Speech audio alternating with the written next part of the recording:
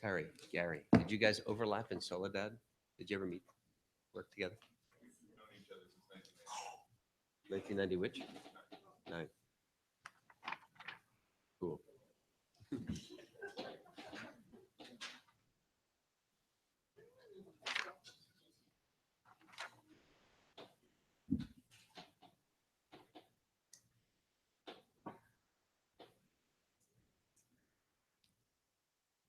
I'm going to go ahead and just reconvene. Sure. Okay, the time is 5:45. We will reconvene our meeting of the Mountain View Westminster School Board of Trustees. I'd like to report that no action was taken during closed session. Excuse me. Thank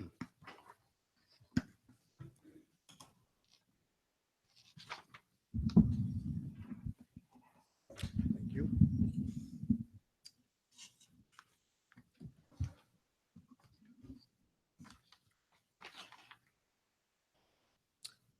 Moving on to the consent agenda. Do I have a motion on the floor? I move that we accept the consent agenda as presented. A second. Moved by Trustee Wheeler, seconded by Madam Wilson, to approve the consent agenda as presented. All those in favor? Aye. All those against? Motion passes unanimously. Thank you, trustees. Communications. Do we have any communications from in general? Sure, just a couple of items real quick before we go into special recognition. Starting June 1st, our board meetings will be located in the auditorium over at Crittenden. And so that will take place all of next year too. So just wanted to put that out on the record. We'll be sending out more and keep reminding people, but just know in the backup site will be ground in the event that we need to. At this time, I do want to turn it over to Ms. Robinson. I think today is a great day. The weather is nice. It's not too hot. And we were fortunate to have last year's Teacher of the Year in here as well as this year's Teacher of the Year. And so I will turn it over to Karen to announce who that is.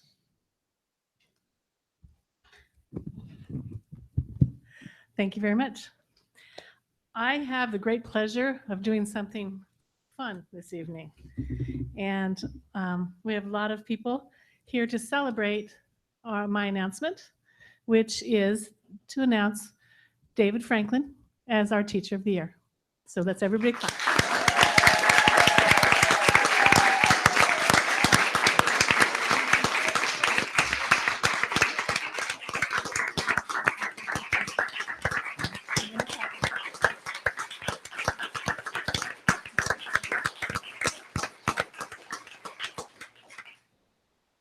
So I'm going to tell you a little bit about David. He's been with the district for 14 years. He has taught for 17 years. 15 and 18. I guess we have to count this year then. Oh, we were. Yeah, no, I was kidding. All right. So David represents the best of teachers and the teaching profession. He's inspiring and creative. He's always bettering himself. When new strategies or technologies are offered, David is an early adopter and often becomes a leader for best practices. His passion for his work makes a difference in the lives of his students, the staff, and the school, and the district. Making his instruction relevant to his students is important to David. The projects he creates with his students often end up becoming traditions on the grade level. One colleague said, "If all classrooms look like this, I would want to go back to school." He makes learning an adventure every day, and when you walk in his classroom, you feel welcomed because you are. David is dedicated to the well-being of his students and the school, and has been called a beacon of light for the community. He's an advocate for those needing assistance and works to provide that assistance, including making home visits. David takes it upon himself to learn things about students' cultures in order to make those visits successful. During summers, he visits his incoming students, as well as working with other students to minimize the summer slide. All in all, David Franklin is known for his selfless actions, generous spirit, and dedication to enriching the lives of students. We are proud to name him as the 2017 Teacher of the Year for Mountain View Wisman School District.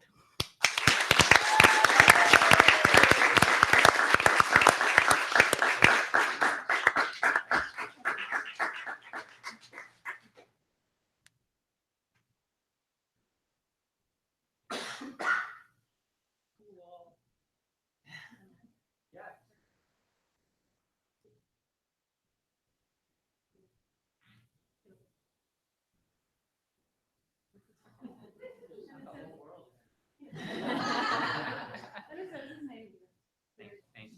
you.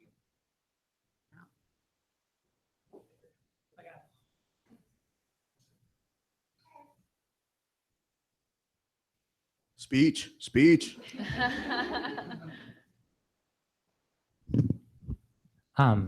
Thank you. Thank you.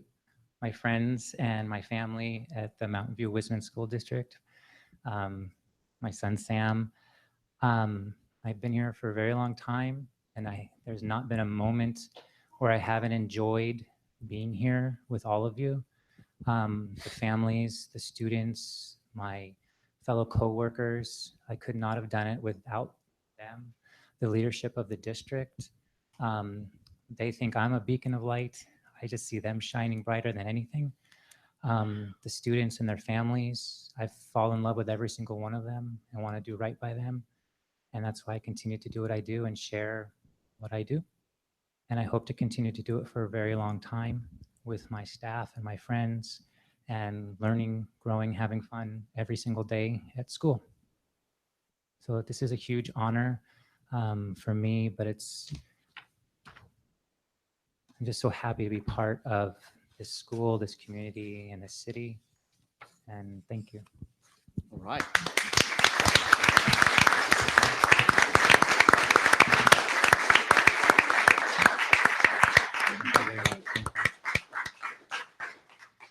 And I So know a I couple asked for a point comments. of personal privilege so I could say something. I brought a couple props with me tonight. I don't know if you remember this, David. So my son was in Mr. Franklin's first second grade class at Bub, and it was 15 years ago. This bear, which we called bow tie bear, he's got a little bow tie, is something that David Franklin encouraged all of the children in his classroom to get a stuffed animal. He said, even when you're in second grade, having something that you can hug and that makes you feel good is good. My son kept this on his bed till he went to college. And now it's on my bed. So thank you so much. Another thing I did the first year in our class, we remember Mr. Franklin would tell us how much he loved SpongeBob. And I remember we had a party where one of the parents changed the lyrics of the SpongeBob song and passed out, a sheet with lyrics, and we all sang this new SpongeBob song. And ever since then, I've had this SpongeBob Christmas ornament that reminds me of Mr. Franklin every year. And I want to say one more thing. I gave Mr. Franklin a card that my son wrote to him last night. He's at college tonight doing another study session for finals. And he said, congratulations for being chosen Teacher of the Year. And there are some students for whom you are a teacher of a lifetime. Right.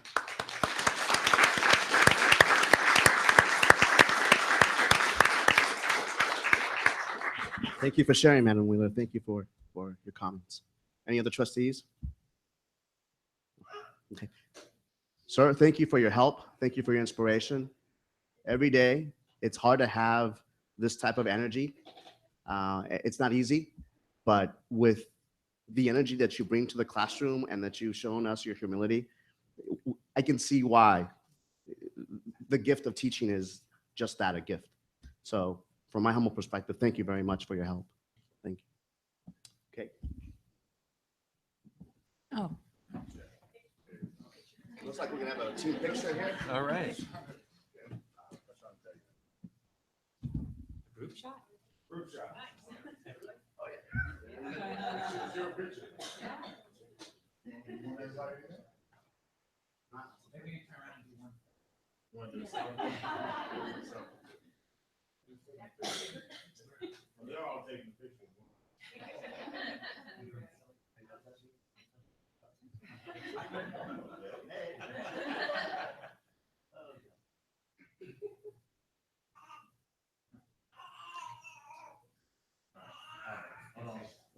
Selfie? You've got the arm. I do. I know. You want them and trustees in it too, right? Many people. You guys waving in the back?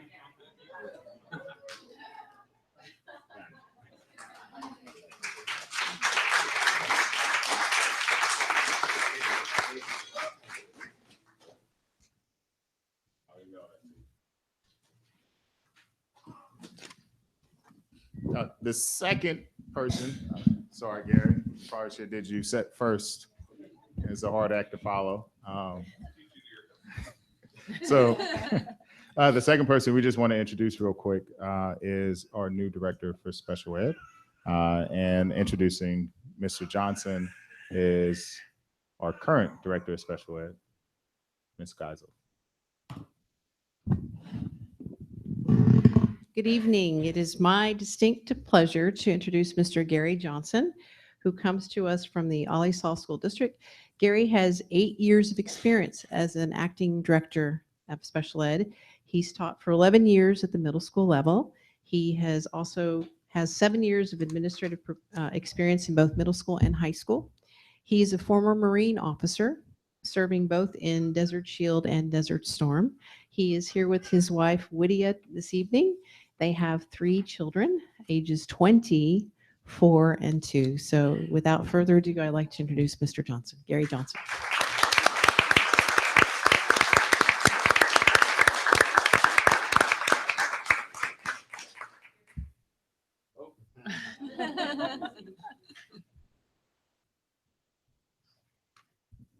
Good evening, board, colleagues, community members. It is my honor to come here tonight. And I'm very proud and excited to be joining this team and this community. My wife and I are looking forward to moving here shortly in a month or 2. And I am so very much looking forward to working here. I've been talking with Carmen several times. We're working on a transition plan. And every time we do that, I say, gosh, I wish I could just come up there right now, but got to finish out the current contract and then we'll get up there. But thank you very much for the opportunity. Thank you for the honor. I appreciate it very much. And I look forward to working with all of you very, very soon. Thank you.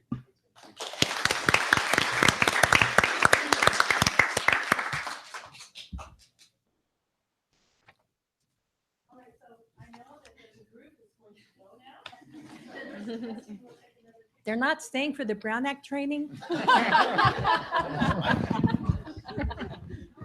Love of learning, lifelong learners.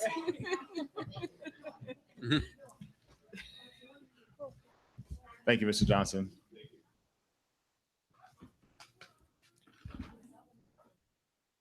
So, sorry, go ahead. I was just gonna go into community comments. Oh, yeah. So is there any, this is the time reserved for community members to address the board on items that are not on the agenda. If you have anyone on the committee that'd like to do that, by all means, feel free to step up to the podium. Again, if there are none, we'll move on next. But we didn't do items 7, A, B, and C yet. I think that's what Dr. Rudolph was Oh, going is that what you were going to? I thought we had before. There's no one here from Employee organizations of the community. unless y'all want to talk about this. That's not, do we have enough people to committees? Matt walked out. to. Yeah, he left with the other group. So if we have no members of the committee wishing to speak, we'll move on now to reviewing discussion of the Brown Act and implications for board members. Dr. Rudolph. Yes, so Mr. Tunick has been here before. Was also our parcel tax legal counsel. And so I'm going to turn it over to him for him to do what was requested from the Board of Trustees as a training to just go over the overview of the Brown Act.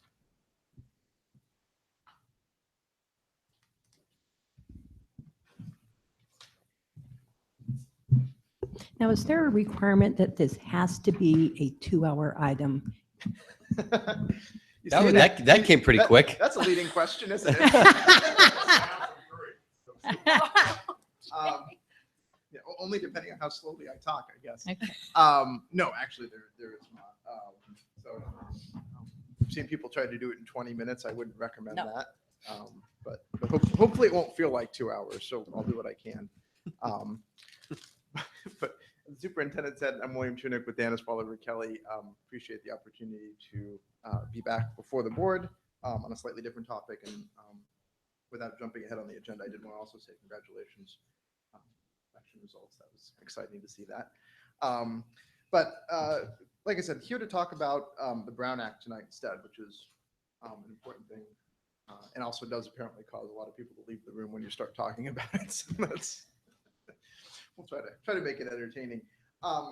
So the superintendent asked me to come in and kind of do an overview of the Brown Act, how it applies, practically how it works for board members, because I know that always, it sounds great when we do the presentation, and then usually we do these, and then within the last like 2 or 3 weeks after the presentations, we get all these emails from the board. Well, what about, I was thinking about it and I went to do this the next time, and is that a Brown Act violation? A lot of that type of stuff. So we'll try to get into some of the practical parts of it, but also just kind of do an overview of the whole thing. And obviously, if at any point there are questions or you want to discuss, please just feel free to interrupt. So we'll start with a little bit of kind of what is the role of the Brown Act, kind of the purpose, which you're probably all familiar with, but I think it's a good place to start. What is a meeting, which sounds like an obvious question, but it's actually probably the most complicated part of this whole thing. Then we'll talk a little bit about agenda requirements, the rights of the public at board meetings, closed sessions, which is also another important topic. And then since you've all attended this training, we don't really need to talk about violations of the Brown Act, but we'll talk about it anyway. So with that, we start with sort of the legislative intent, and I promise I think this is the longest quote we have of a statute in the whole presentation. But this actually comes out of the Brown Act itself, and it talks about what was the legislature's purpose, and actually now this is in the Constitution as well. Unfortunately, or maybe for better or worse, the purpose of the Brown Act is not to make it easy for a board to function, which becomes apparent as we start talking about some of this stuff. It's a balance, but it's not. What the purpose is obviously so that the actions that are taken by an elected body, this applies to all local agencies, are open for the public. So the public can see the discussions, the deliberations, the actions, all of that stuff. And obviously for anyone who works in a private corporation or with private groups or anything, you have that freedom if you want to pick up the phone and call somebody else who's on the governing body to say, well, we want to do X, we want to do Y, or what do you think about this? That's fine. But when you become an elected official in a local agency, suddenly that normal ability to kind of exchange information or discuss really becomes prohibited in a lot of cases by the Brown Act. And I think that's a little bit of a tension, especially now where electronic communications and text messages and emails so fast and so easy to send those communications. It's even harder, I think, sometimes to be aware of what might be an issue. So the other thing about the Brown Act, that maybe from an intent perspective, is it's also a little bit of what it isn't. I think sometimes there's a conception or misconception that the Brown Act is about procedure in board meetings, that it's about what is a consent item and what is an informational item, what kind of Robert's rules apply, all of that stuff. None of that is actually, or very little of that, I should say, is actually in the Brown Act. The procedure of meetings is for the most part left to the board to figure out or to decide how it wants to do. The Brown Act is sort of a little bit more 30,000 foot view. It's sort of, as long as you do it in public, you can figure out how you want to do it.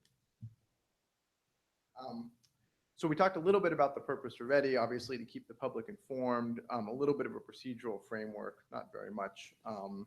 Although actually I should say it's probably more than it used to be. as with all bodies of law, and especially dealing with public agencies, you of course have you have the general law that gets put in that an agency and elected official does something that a court says is technically legal, and a legislator thinks maybe it's not the best way to do something, and then you get a very specific law that comes in that says from now on you can't do what that person did.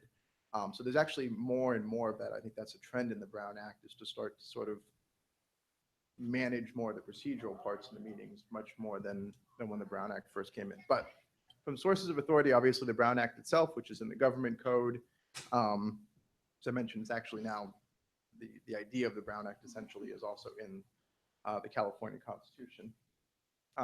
For school districts, we're also talking about the education code. There's portions of what you might think of as Brown Act type requirements, especially obviously when we get to stuff, requirements dealing with students, that's actually more coming directly out of the education code, not coming out of the Brown Act.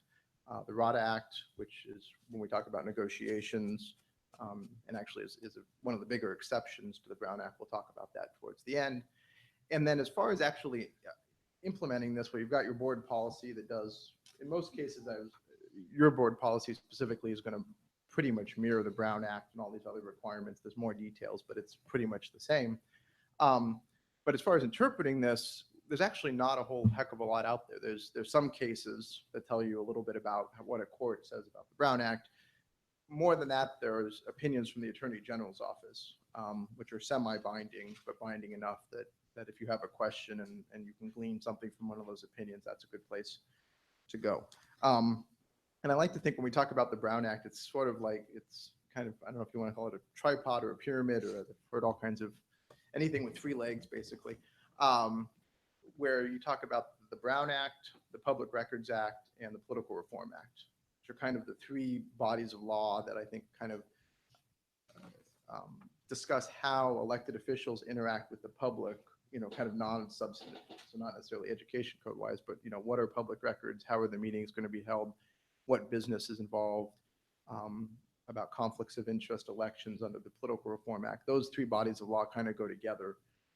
We're only going to be talking about the Brown Act today, although the Public Records Act and the Brown Act do, for obvious reasons, those are both about openness and transparency. You do see a decent amount of overlap, and we'll talk about that as well. One other thing that I think is kind of a good place before we get into how it applies is talking a little bit, and we're not going to do, sometimes these presentations, you'll do Brown Act and sort of a governance workshop at the same time, and we're not going to talk too much about that tonight. But I think it's important to think about how a board functions really as a board. The authority is vested in the board as a whole, not in any individual, which means that in order for the board to do anything or for that authority to be exercised, it's got to be done by the board. Which of course, again, when you're dealing with this tension of individual members trying to act collectively, but having to do it under in the requirements of the Brown Act, it becomes even more important.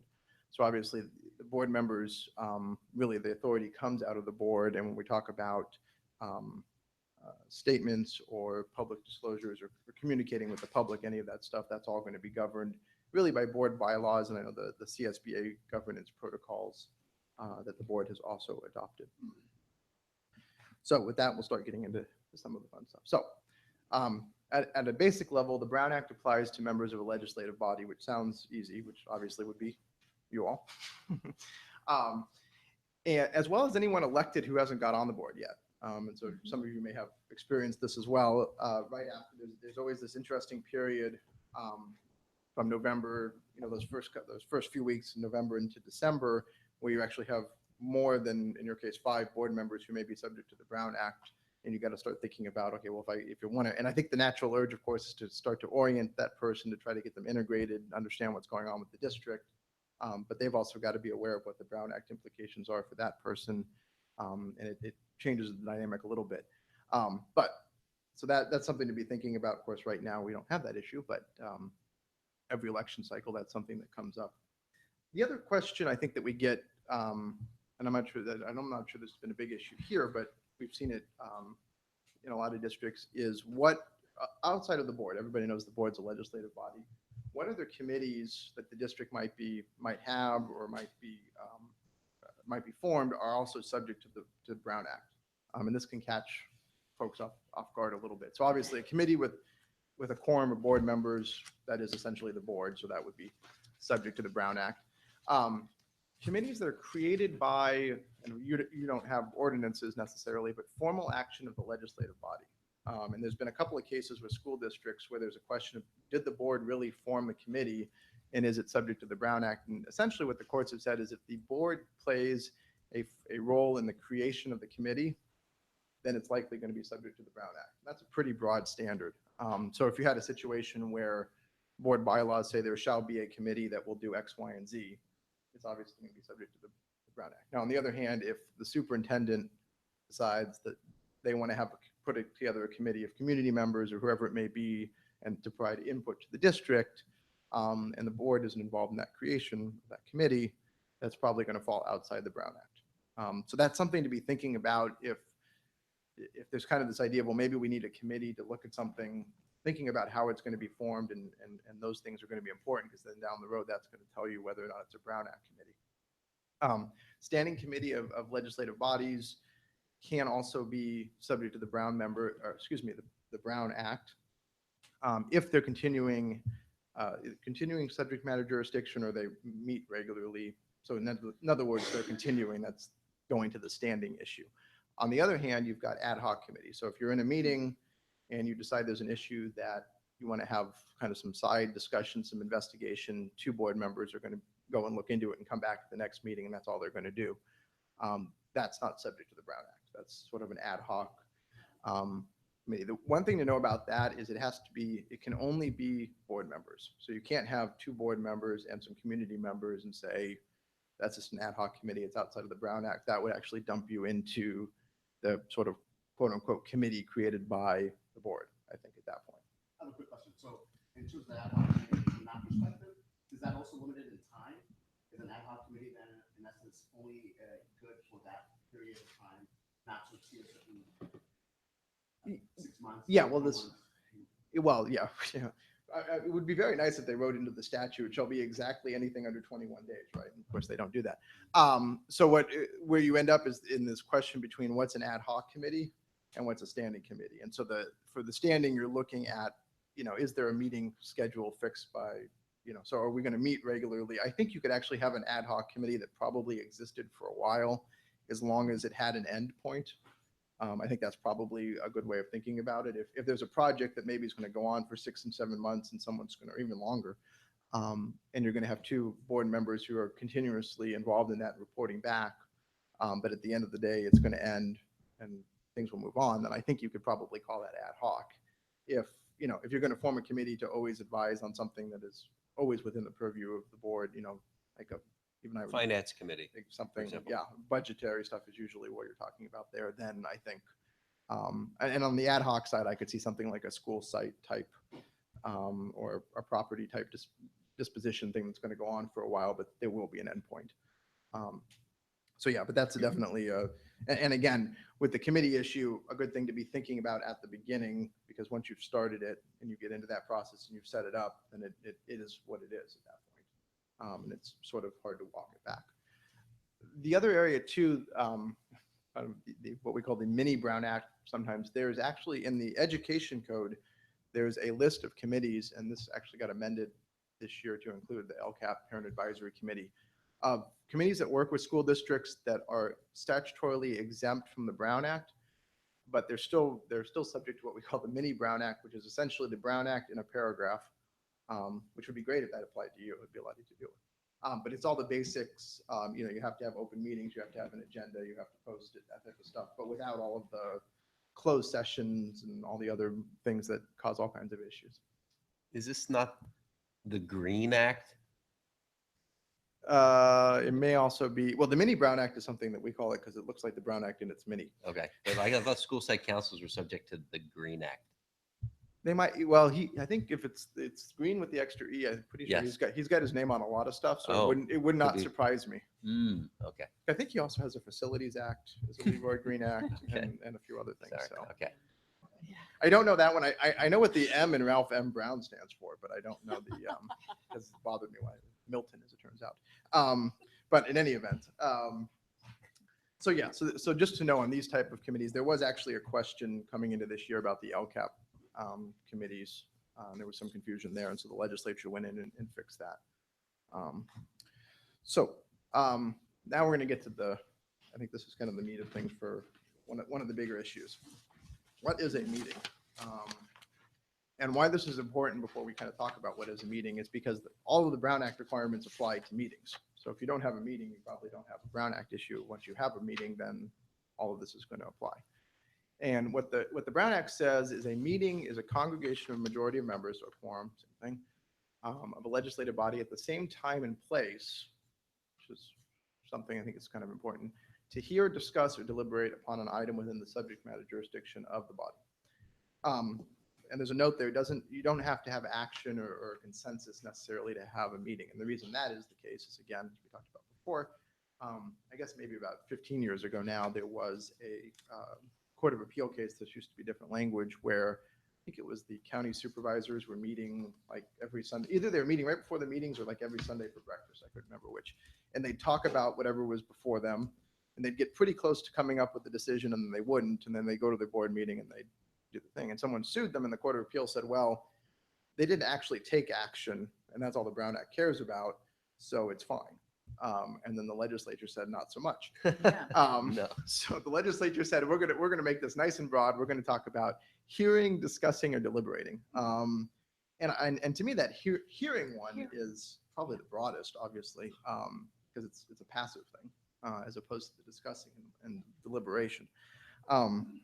So that's kind of that's a very broad net to throw. And then on top of that, when we talked about, just to go back, we talk about a meeting that requires the same time and place. So you all essentially have to be in the same room. And of course, so then the question is, well, what if you're not all in the same room? Can you all talk about something? And this is where when we talk about serial meetings, which I'm sure you've all heard about, there's a prohibition that's also same section of the Brown Act that talks about a majority of the members using a series of communications of any kind, including intermediaries, to do the same thing, essentially, to discuss, deliberate, or take action. What I also think is interesting here is you don't have the word here, doesn't show up here. Here doesn't show up here. Are you going to elaborate a little bit more on what here means in this Yes, context? yeah. Okay, good. So that's actually, that's actually, I think, an important takeaway. I think what here is, and we'll see as we get through here. I think the reason it's not in this section is because there's this idea that the board can receive information, essentially hear information, outside of a board meeting if you're not in the same time and place, and that's perfectly fine, because we're going to talk about what staff can do in meeting with members of the public. It's that discussion as a serial meeting where you have the issue.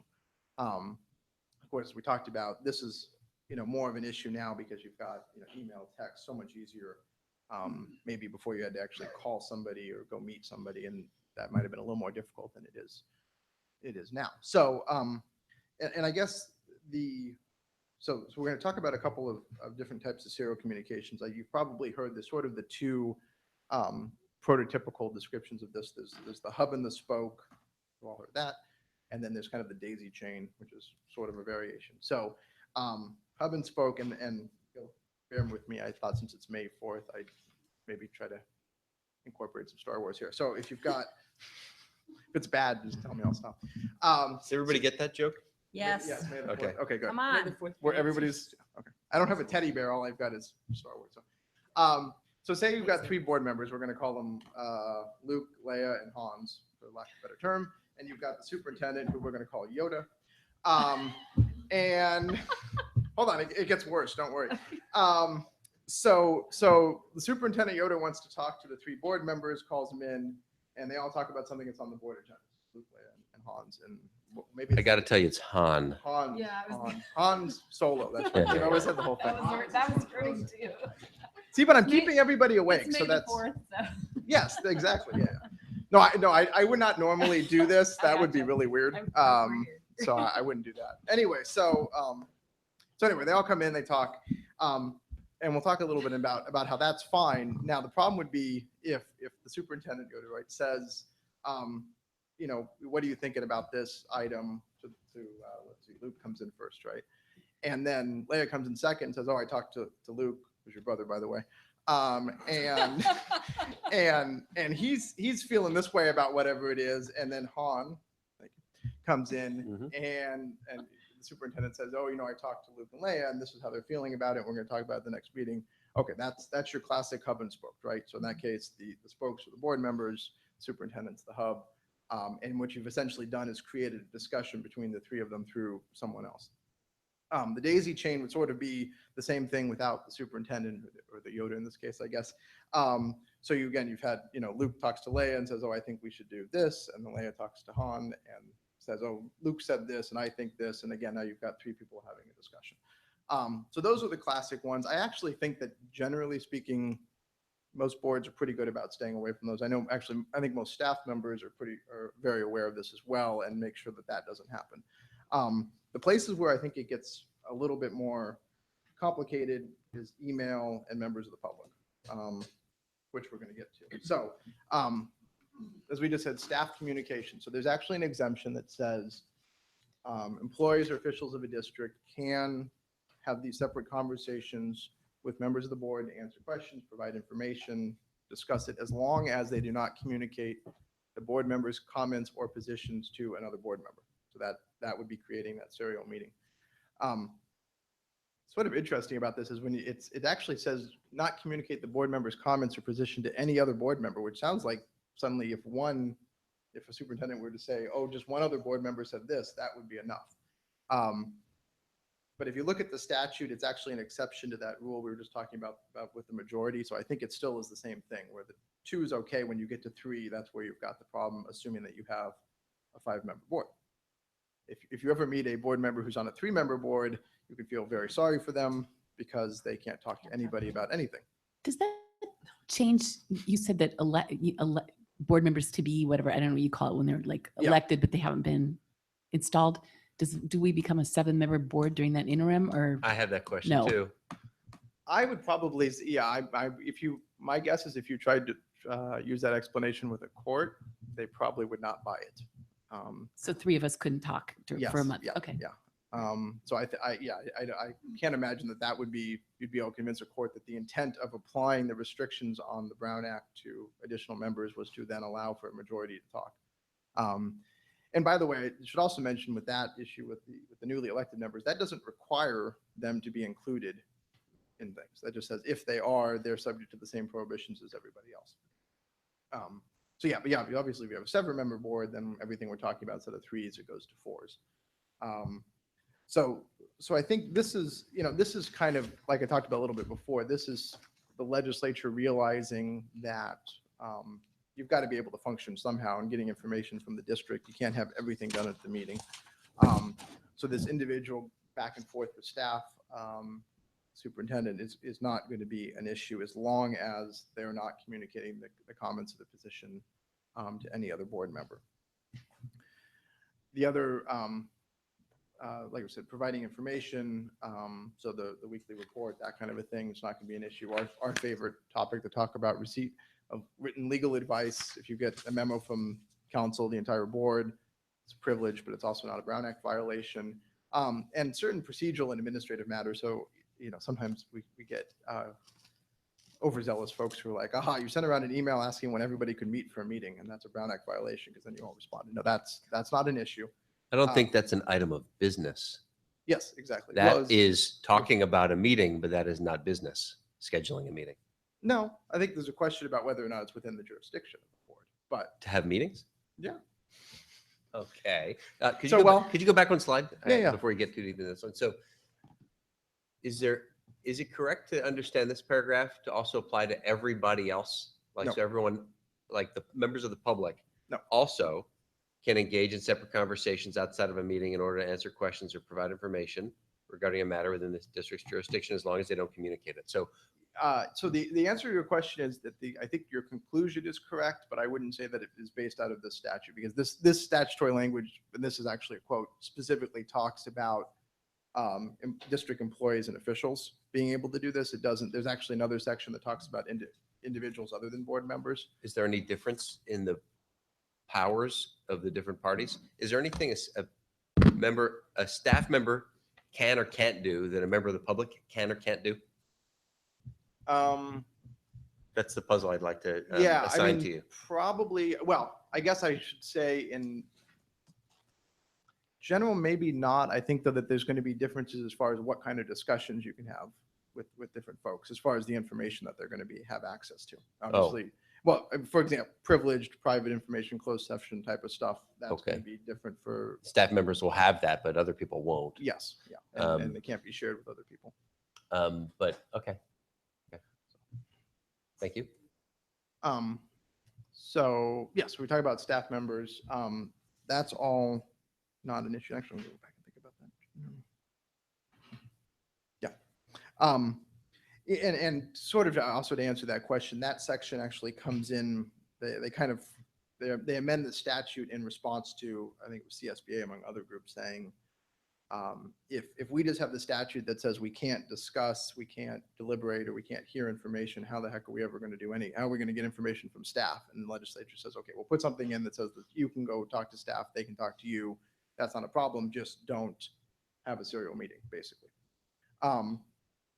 So we're talking about the private briefings. All of that is fine as long as we're not worried about that. So electronic communication. So emails between two board members are fine, usually, right? Again, assuming a 5-member board. The thing to think about with an email between two board members is that in of itself is not going to be a problem. But if one of those board members has spoken to somebody else about the same thing, and if the board member sending that to the other board member isn't necessarily going to know who the recipient has spoken with, right? So there's a little bit of a concern there. And maybe I meant to kind of stop before I got too far into this. When we talk about emails too, I think the other two things to be thinking about here is that emails in and of themselves can be problematic. In the presentation we do about public records, we start with, the E in email it stands for evidence, right? So, and not in a bad way, just that they're easy to create, they're hard to control where they go and when they exist. And I think there's not the same, sometimes writing an email is a little more of a casual, informal process than sitting down and writing a letter or picking up the phone or whatever it may be. But they exist and they're there forever in most cases. So just something to always be thinking about when we talk about email. But so between two board members, that isn't necessarily going to be an issue. An email to the entire board. If it's coming from staff, if it's just providing information, that's not in itself going to be a problem. I think the concern always there is the potential for someone to hit reply all by accident, or on purpose, but usually by accident, and respond to everybody. And once that happens, then you've got an issue potentially. Sort of depends on what's said, but definitely could be an issue. One thing that if it, in an extreme situation, what you can do to work on that is a lot of times using BCC to send something to everybody. Even if somebody hits reply all by accident, it shouldn't go back to everybody who was on the original list. The Facebook post is sort of an interesting question. I don't think we haven't got a court necessarily to tell us exactly how they're going to come down on this. But if you've got two board members who comment on a Facebook post and a third happens to read it, do we have a discussion among three of them at that point? I don't know. I would say reading it is probably closer to hearing than discussing. If that third board member were to comment, then I think there's not much difference between that and an email between three board members. So we haven't got a court to go there yet, but that's going to be an interesting question. Except that it's public. Yeah. That's a yeah. big difference. Well, yeah, in theory. People don't you know- necessarily know whether you saw it. I mean, I don't True, always yeah, go but on Facebook. Well, Emails are definitely not public. Yeah, but Facebook and yeah, you know, but could be I- totally public. there was a I think it was a city council that tried something kind of a similar situation where I think there were some emails going around between city council members outside the board or outside the meeting, and they said, well, we're going to bring them to the board meeting or the city council meeting, and we're going to put them out publicly, and everybody can see them, and they can see what we said, and that takes care of the problem. And of course, no, that doesn't work like that. So I think even though it isn't, well, first of all, whether or not it's public on Facebook might depend. Yeah. But even if it was, that, the fact, I think part of, when we talk about the agenda requirements, part of the idea with the Brown Act is not only that it's in public, but people know Yeah. that if it's something Right. they're interested in, or they have something to say, or they want to know what the board is going to say about it, they know when and where to go to see that. And even if it's in public, they may not know, that this Facebook place is the place to go to see it. But yeah, it is, that's going to be, I think, and obviously then you've got First Amendment rights of the board members and all kinds of other things that get mixed up in that, which is going to be interesting. So that, Yeah, so a similar thing that's more old-fashioned is newspapers. Yep. So if there's a newspaper story and two board members are quoted about something an issue that's going to come before the board, And the third one reads the article. and Yep. yeah, a third or any more board members read the article, then, I can see that being problematic. And has there not been any, not directly. And I mean, obviously all kinds of interesting First Amendment issues at that point. But again, I'd go back to, I think you could probably make an argument that, again, it's about the hearing. In that case, it's reading, it's not hearing. But there's not a discussion necessarily going on between a majority at that point. So now if the reporter called 3 board members and on the third one said, oh, I talked to the first 2 and they told me X, Y, and Z and A, B, and now I'm going to, go tell the third one, then maybe that's more of an issue. And that actually Well, starts it's definitely a hub and spoke. well, yeah, but then we get into an interesting question with members of the public, which is where you have the intermediary essentially creating that Right. issue without the board necessarily intending for it to happen. How do you deal with that, if that makes sense? Because the newspaper reporter, Could spring it on you. well, theoretically, but they're also not subject to the Brown Act for the most part. Like Oh, Right, only we are, Yeah. but and staff for the most part. But yeah. staff talking among themselves can't violate. the Oh, no, Brown no, Act. but the staff. Right, I mean, staff is, yeah. we are the instruments of the, Yeah. of that. And so, but what you said, okay. It's no different than any member of the public, right? Yeah, That yeah. So newspaper that's reporter. actually, and so that's where we get to the next one, right? So this is the Mr. Tunick? Yeah, of So course. a component of that I think one rationale of the Brown Act, other than the one you were describing to us about allowing members of the public to know that, an item is going to be discussed, but one component of the Brown Act is for the board members to know how each other thinks about something, so I don't know how this fits in here, whether, there's legal language about it or what, but my sense is if, say, 3 board members said in a newspaper interview Mhm. that they believe so-and-so about this issue, that you're letting all of the board members know ahead of time what their opinion is about an issue outside of a board meeting. Yeah, and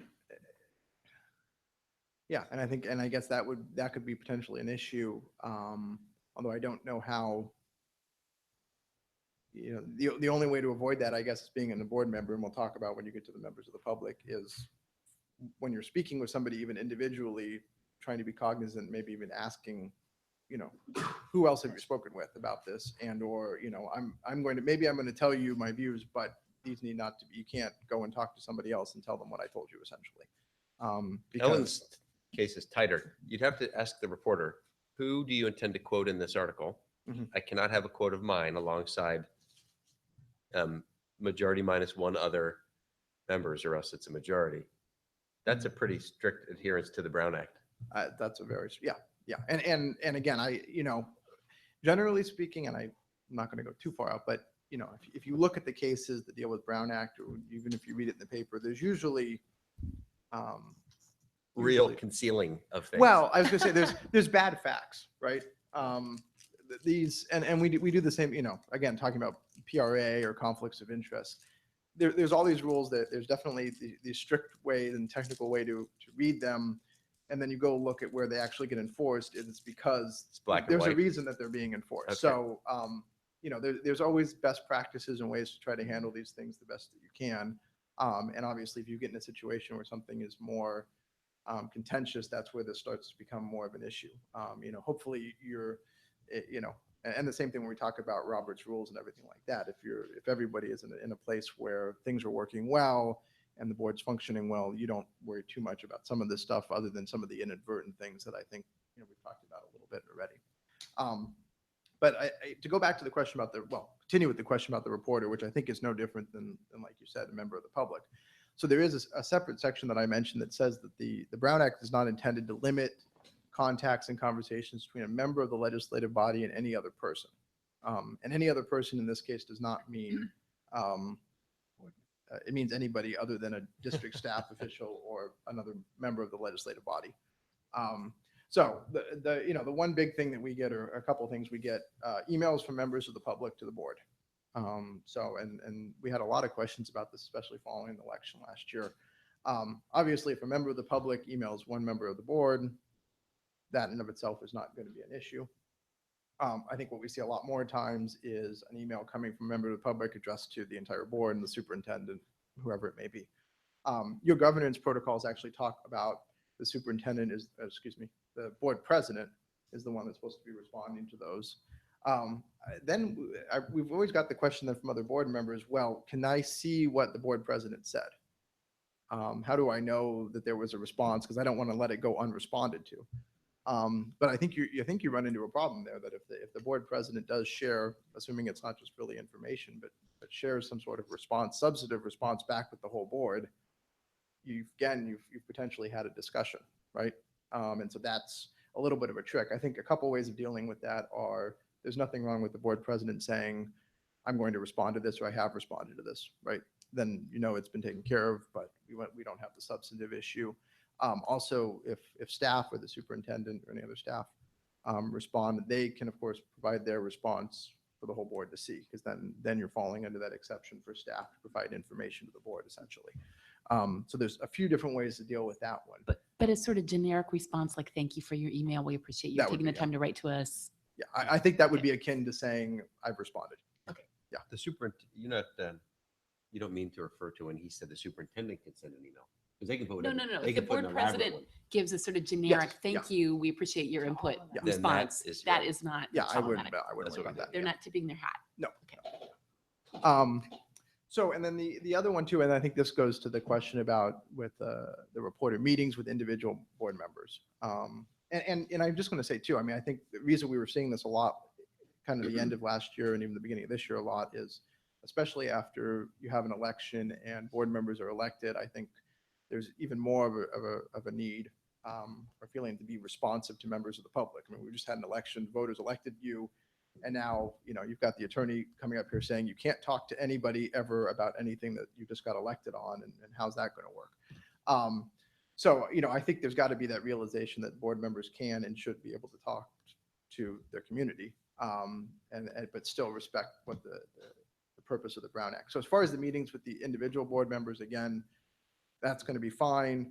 The question is, where does it go from there? And of course, you can't necessarily control somebody, but I think a couple things to do. One is, mentioning to people, hey, I would like to know what you have to say. I'm interested. Why don't you come to public comment and tell the whole board? Because I think it would be helpful for the whole board to hear this. As far as telling them, I'm gonna come and I'm gonna listen. I want to hear what you have to say. I may not have a lot to tell you in response, but I do want to hear what you have to say. That's perfectly fine. Getting that information is not a problem. Like we said before, asking, have you talked to any other board members, or are you going to? Or even going as far as say, I'm going to tell you something, but you need to be careful. You can't tell anybody else. The other thing, or not anybody else, but other board members. And I think part of the motivation there too could be, generally if someone's coming and talking to the board, there's there may be an outcome that they want to see happen. And that there's a reason they're talking to the board members about it. They don't want to be in a position where something they've done to help or try to provide information at the end of the day calls into question the ultimate thing that they wanted to have accomplished. Because as we'll talk about at the end, if a violation of the Brown Act can sometimes lead to invalidation of board action. So it's in their interest usually not to create a problem that's going to raise questions about something that they want to see happen in the first place. So I think those are some ways to deal with this. And also I was going to mention, just on the CPRA, when we're talking about emails with members of the public, and especially after the elections, we saw a lot of emails to board members who were still using private email addresses, maybe because obviously that was if they were campaigning, that's what they were using. And of course, you all now know with the San Jose case that came out a few months ago that those may also be subject to Public Records Act requests. So I did want to mention that quickly. So that's actually sort of kind of the end of the serial meeting part. I wanted to stop and ask if that's a good place to kind of stop and ask if there's any questions or more questions, I should say. I'm still a little bit confused about the here part in the context of the Brown Act where it is a violation. And what I was really thinking of is the superintendent's committee, the school areas task force. And if people, if a majority of board members attended that meeting, but just sat in the back and observed, is that a problem? You're hearing it, you're in the location. You could also just go online and listen, but I had been under the impression that if all you did was observe, it wasn't a problem. So and actually that leads right into where we're going next. There are some exceptions for going to other types of open meetings. Unfortunately, the most of those exceptions, or all of them but one, apply to committees that were not part of the district, basically. There's one that does apply, but it's only as to standing committees. So if there's a standing committee of the board, essentially, other board members can go and observe and not discuss. That's fine. There's other exceptions, which I guess I'll just kind of get into from here, which allow going to other types of meetings or gatherings where it's not going to be a Brown Act violation, even though you've got, all five board members there. The first one being at a general conference open to the public. So that would, I think CSBA is sort of what that's all about for the most part. So that going to those and talking about essentially district items or district topics is not going to be a problem. Going to open publicized meetings organized by local organizations. So maybe Rotary Club would be a good example, neighborhood councils, that type of thing. That's not going to be an issue. Social or ceremonial occasions, technically an exception, but one I think to be careful about. Explaining how something is only social or ceremonial can be a little bit tricky because it tends to kind of bleed over, but maybe a groundbreaking would probably be a good example of something like that. Which one of those covers a city council meeting? The one on the next slide. Oh. But thank you. It's like he's got my slides. This is great. Good segue. Yeah, so open and notice meeting of a body of the same local agency or any other local agency. So that's your city council exception. And then the last one, like I mentioned, is the standing committee one, which doesn't come up as often. But actually, I think in reading that exception, when it says you can go, but you can only be there as an observer, I think that is sort of a nod to that language about hearing that we were talking about, that they understand that just hearing would be a problem, except for then you've got this exception that says it's okay. Even if you don't discuss. Now, an important thing to remember about all of these, and going back to the first one about CSBA, these exemptions only apply if the discussion is done as part of the scheduled program. So it's not like once you go to a city council meeting and you're sitting in that room, you can talk about anything, it's fine. It's got to be something that's on the board agenda, or not, excuse me, in that case, the city council agenda. Then the discussion is fine, but nothing else. Which is going to be tricky, right? I would think. So public comments don't count. They're not, well, they're on the agenda, but could 3 independent board members make a public comment about their position on a matter as it relates to the city and the school district? Not on the agenda. Of the school, of the. During public comments on items not on the agenda time. Probably, you could probably make a interesting argument about the fact that under the city council's agenda, that anything within their jurisdiction is technically open for comment, right? So that covers it. Agendized. Well, it depends because you have to disclose fully whether or not you're there as a member of the board or a member. Well, Does yeah, that matter? Does that even matter? Well, no, you would have to do that under your board protocols that talk about when if you're not, essentially, if you're not the board president, you're making those discussions, you've got to be saying, and even if you are the board president, if you're not there on behalf of the board, I don't know if that would necessarily make a difference for Brown Act purposes. I would not recommend doing it under public comment or having 3 board members go up under public comment and comment about the district. I think that's a little bit of a gray area. Although, again, going back to the purpose of the Brown Act, it's open, but the question is if the public wanted to know what the board thought about something, would they know that was the time to go in here? And maybe not. So and the other thing about these, not only have to worry about it being part of the scheduled program, there's also sort of the reality and maybe the practicality, I should say, and the optics of the situation, which is that, assuming that 3 board members go and you're all sitting together in the audience, there may be an opportunity for discussion that could not be part of the scheduled program. The other thing is you may get folks who see 3 board members sitting there and the first thing that goes off in their head is Brown Act violation, whether or not it's an exception. And then you've got just an optics issue, whether or not it's illegal or not. I would say that, the easy ways to deal with this are a couple of things, obviously, only having 2 board members going, having someone as a designee, whether it be the board president or the superintendent go, and that avoids all of these issues. I know that's not always practically the best way to handle it, but in most cases, that's probably the best advice or best practice, I should say. So for example, if the city were considering developing lots more residential units and one or more of us went to say, city, you need to consider dedicating some land and having the developer, build another school. That's a problem if it's an No. agendized item on their agenda? No, if it's agendized. Yeah, okay. Yeah, I think the question was if it was just in public comment and Okay. your general non-agendized items there. No, if it's on the agenda, and I mean, I think that's primarily going to be the situation where you get that the school district city crossover is going to be dealing with development. And that's perfectly fine. And probably a good time as a matter of fact.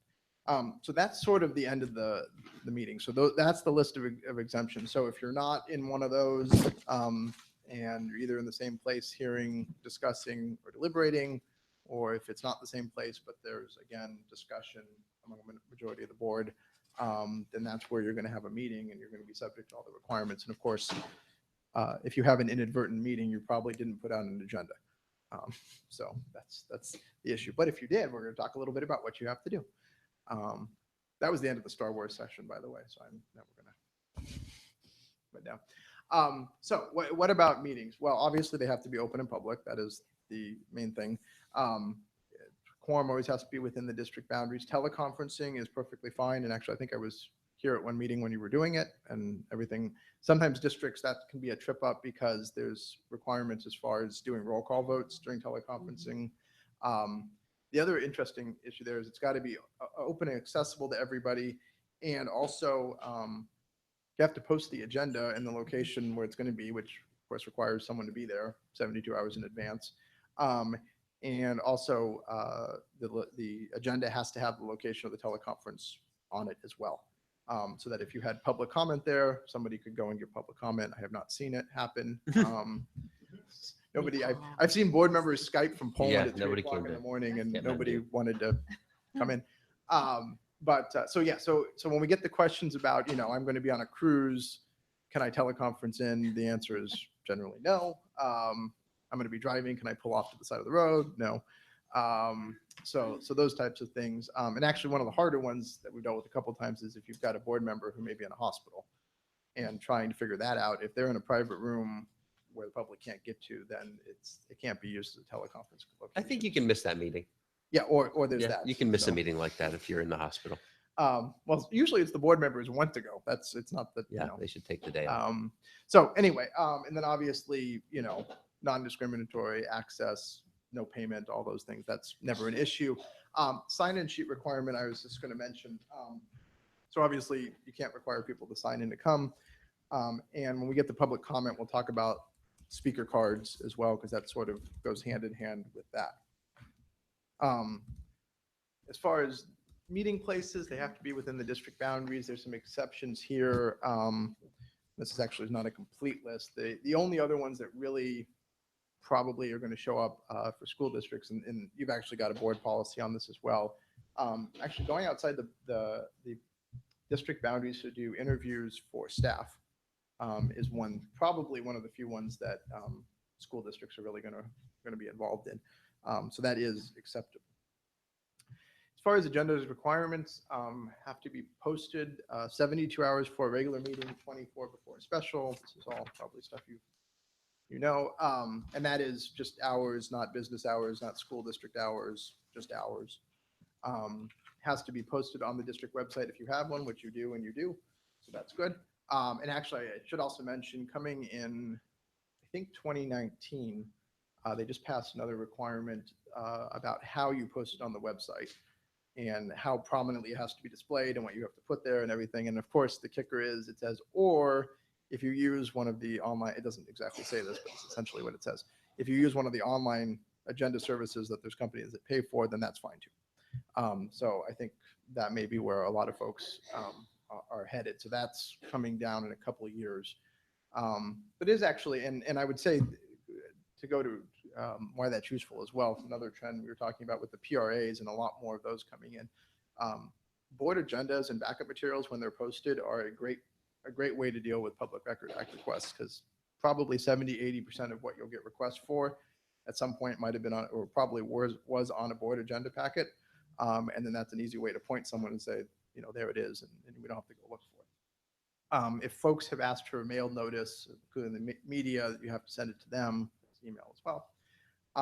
And then as far as when it becomes a public document, obviously most of that stuff's going to be subject to the PRA as well. But when within 72 hours, if information is made available to the majority of the board, it also has to be made available to the public at that time. So that's one thing. And actually that's, well, I think we'll talk about it a little bit, but about backup materials, because that's a good point. Emergency meetings, hopefully you don't need one. When the Brown Act talks about emergencies, they mean real emergencies. They don't mean we forgot to schedule a meeting emergency. So you don't want to really ever have to have one of these. But if you did, you can have it without the notice requirement. You're supposed to let the press know and try to let folks know in advance, but you can have an emergency meeting if there is a reason for doing so. Agenda obviously has to have time and location, requests for accommodations, and then we get to agenda item descriptions. And this is another place where we get a lot of questions. And unfortunately, it's one of these, you know it when you see it, sort of legal standards. So what the Brown Act actually says is you have to have a brief general description of each agenda item on the agenda. And what the courts have said about it is it needs to be detailed enough that if somebody was interested in something, they would either know this is the night that I need to, you know, find a babysitter, do whatever I need to do to be at the meeting or watch it online. Or that if I'm going to say something, I need to be there to say it. Like I need to be able to know that topic is coming up. And if I can't figure that out from the agenda, then it's probably not sufficient. So usually it's not going to be too big of an issue. And if you're putting up backup materials, that's going to obviously help a whole lot. So that's kind of the requirement there. Closed session is going to be different because closed session, the Brown Act includes what's safe harbor language, which is exactly that. So it's language that if the district uses, it's considered to be in compliance with the Brown Act, because obviously when you talk about closed session, and we'll get there in a minute, you have a little bit of a tension again between something you get to talk about outside the public view, but you've got to disclose what you're talking about, and how do you do that without, you know, kind of defeating the entire purpose. So that's sort of as far as the agenda. These are actually, I think all three of these topics are not Brown Act necessarily, but I think come up in the context of agendas. So one thing which we talked about before, as far as consent versus action, study session, retreats, all of those, the Brown Act says nothing about any of that. So that's all actually up to the board to figure out how it wants to handle it. I think so that study session should be board bylaw 9330, probably not 9930. But in any event, so you can obviously consent calendars, your bylaw provides for those. It also talks about actually having study sessions, but that's the only thing. There are no other action items. So that's sort of a bylaw specific type thing. And then you've also have a pretty detailed process in your bylaws for board members to request and place items on the agenda. And so that would obviously be the process there.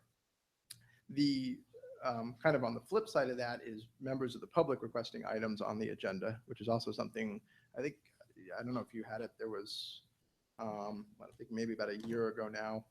Well, maybe, yeah, there were a couple groups that were asking for resolutions to be put on board agendas. There were 2 or 3, some related to the election and some other things going on. And so we got a lot of questions about, do we have to do this or not? And the answer is that the public can request an item be put on the agenda if it's within the jurisdiction of the board, not necessarily of the district, but of the board. And there's actually a case out of San Jose Unified from a few years ago where somebody asked the board to agendize. I think there was a school site that was doing, it was an LGBTQ awareness day, and they wanted to agendize discussion of making it anti-discrimination day or something like that. And the board said, no, we don't want to talk about that. And so they sued. And the Court of Appeal actually said, you know what, the board's position is we don't deal with that level. That's what the school site wants to do, the school site gets to do. We don't, get into that kind of operational things. And so it's not really within the jurisdiction of the board. And the court said, that sounds good to us. So there's actually a decent amount, not decent, but some flexibility or discretion there on the board's part as far as what should come to the board. And then also in your board policy, you have description of how, as far as process, how that gets submitted, what the timing is, whether it goes to, well, for one thing, whether or not it's just a request for information, which sometimes they are, or also if it's an action item or a discussion item. And then, of course, even if at the end of the day, it turns out that the item has to be put on the board agenda, there's no requirement that, that there's a board action on it or presentation or discussion or anything else. So a lot of times you'll see those where the public will request it and someone will come up, make public comment, and that's the end of the agenda item, and then the board just moves on. And that's in compliance with the Brown Act. It would be in compliance to say we've decided to put that on the agenda 10 years from now? No, that probably would not be. What does it violate explicitly? No, so your board policy talks about, I believe what it says is if it has to be submitted within 10 days of the meeting, if it's not submitted for 10 days, more than 10 days before a meeting to get on that meeting's agenda, otherwise it gets bumped. And I think you could make a good argument that if you had something that was submitted and the superintendent and board president have gone through the agenda and are worried that you're going to be here till 1 o'clock in the morning because you've got to get through, you've got LCAP or budget or something like that, I think it would be reasonable to say, you know what, we're going to wait one meeting, we're going to push it 1 meeting. 10 years, probably not. Could we say next year? Probably not unless there was a good reason. If it's June. June, yeah, next year. Okay. So it would probably depend, again, I think the idea is that the district can exercise reasonable discretion in setting that up. And so of course, then the issue always is what's reasonable, and that's probably going to depend on what it is and what else is going on in the district. So as far as, just real quickly on when we talk about action, what we're talking about is obviously decision by majority of the board. And this is probably a good time to talk about, that always means 3. It never means less than 3. Doesn't matter if there's a vacancy, a conflict, abstentions, none of that, it's 3.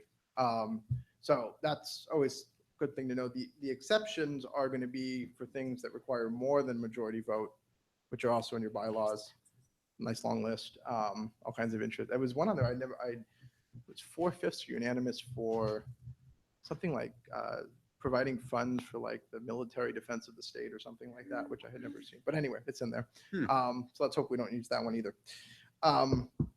Non-agenda item. So this is you've got your agenda out there, and then there's something else the board wants to talk about. Is there a way to do it? So as we talked about, there's the Brown Act kind of understands there may be emergencies, but when it says emergency, it means, again, natural disaster type emergency. So maybe a fire at a school would be the type of thing that would qualify here. Immediate action, there's also something called an urgency item. And where that happens is if something comes up between when the agenda is posted and the meeting, if you get 2/3 of a vote of the board to put it on the agenda, they can discuss it even though it wasn't agendized. But urgency, again, has to something that actually arises in between that time, not somebody remembers in between that time that they wanted to put it on the agenda. So that doesn't count. What you can do instead, and what usually we recommend, is if you're outside the 24-hour window, just schedule a special meeting before, during, after, put it on the special meeting, And then you don't have to worry about any of these other issues. So that's why, and I'm sure you've done that before where you've got the special and the regular right on top of each other. So, and actually this is a kind of a slide between non-agenda items and public comment. So we'll talk about in a minute what the public can comment on, and the question is as far as what can the board do in response. We've already talked a little bit about asking for placing items on a future agenda and the process for that, which is in your bylaws, but also nothing wrong with asking for clarification. Even the reports, although you've actually got agenda items for reports, so that's also not an issue. Even brief statements are not problematic. So again, usually where this comes up, we talk about is where you've got public comment and the board sitting there, and obviously I think as a board member, you probably don't want to present the appearance that, well, thank you very much for coming and talking. We have nothing to say to you. But the fact is, under the Brown Act, there's very little you can say. And actually, I think this goes to one of the other questions, which was, well, but they're here and it's public and it's the board meeting, so why can't you say everything, right? Or why can't you respond? Well, the answer to that again is, well, what about the person who also had something to say about that or wanted to know what you wanted to say? They looked at the agenda, they didn't see it, so they didn't show up. And so I think that's the reason for that. So obviously the way to deal with that is, or one of the ways to deal with that is these things we talked about, asking either staff to be involved, to provide information, put it on a future agenda. And also, I think there's also nothing wrong with when someone gives public comment being clear, and I think it may be on your agenda in some agendas, saying, thank you very much, the board under the Brown Act, we can't really provide a response. We appreciate your input, something to that effect. So that would be, and that actually leads us right into public comment. So agendas have to provide the opportunity for public comment. It's got to be either before or during consideration of an item, so after does not work so well. Although, well, anyway, it doesn't work so well. And then also your non-agendized public comment, but that's only for regular meetings. If you have a special meeting, there's no public comment on non-agendized items. And I think, again, going to this idea that the regular meetings, you're going to get the people who are going to be regularly interested in what's going on in the district, and they're not necessarily going to know if there's a special meeting. They should, but they may not. As far as the limits you can place on public speaking, for one thing, I think I mentioned before, as far as the speaker cards, that's not a problem to ask people to do it, but you can't make them do it.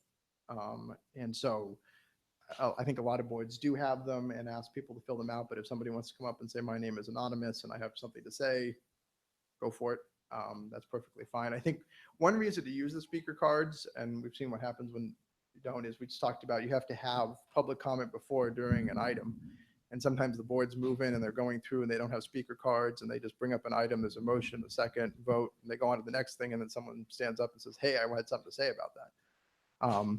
And then you've got to figure out how to deal with that situation. If you've got those speaker cards, usually the board president, superintendent is going to have those. And when that item comes up, to call that person up, and you don't have that issue. So often I've heard people say, hey, state your name for the record, or one of the board members, in effect asking. Yeah, and I think it's perfectly Is fine. it okay to ask, or It's should we asked, just not even yes. ask? No, Okay, it's but perfectly in fine to return. ask. It's not that required for them to No, respond. yeah, but if they say I would rather not, Okay. that's fine. But yeah, no, I think there's nothing wrong with asking. I think it Okay. actually makes for, and I would say probably a good 70-80% of the time, everybody knows who it is anyway. Right. Right. So, but it's still nice. I don't know. I think it's a good thing to ask. So not a problem to do that. As far as the time limits, you can also place limits on per speaker, per item.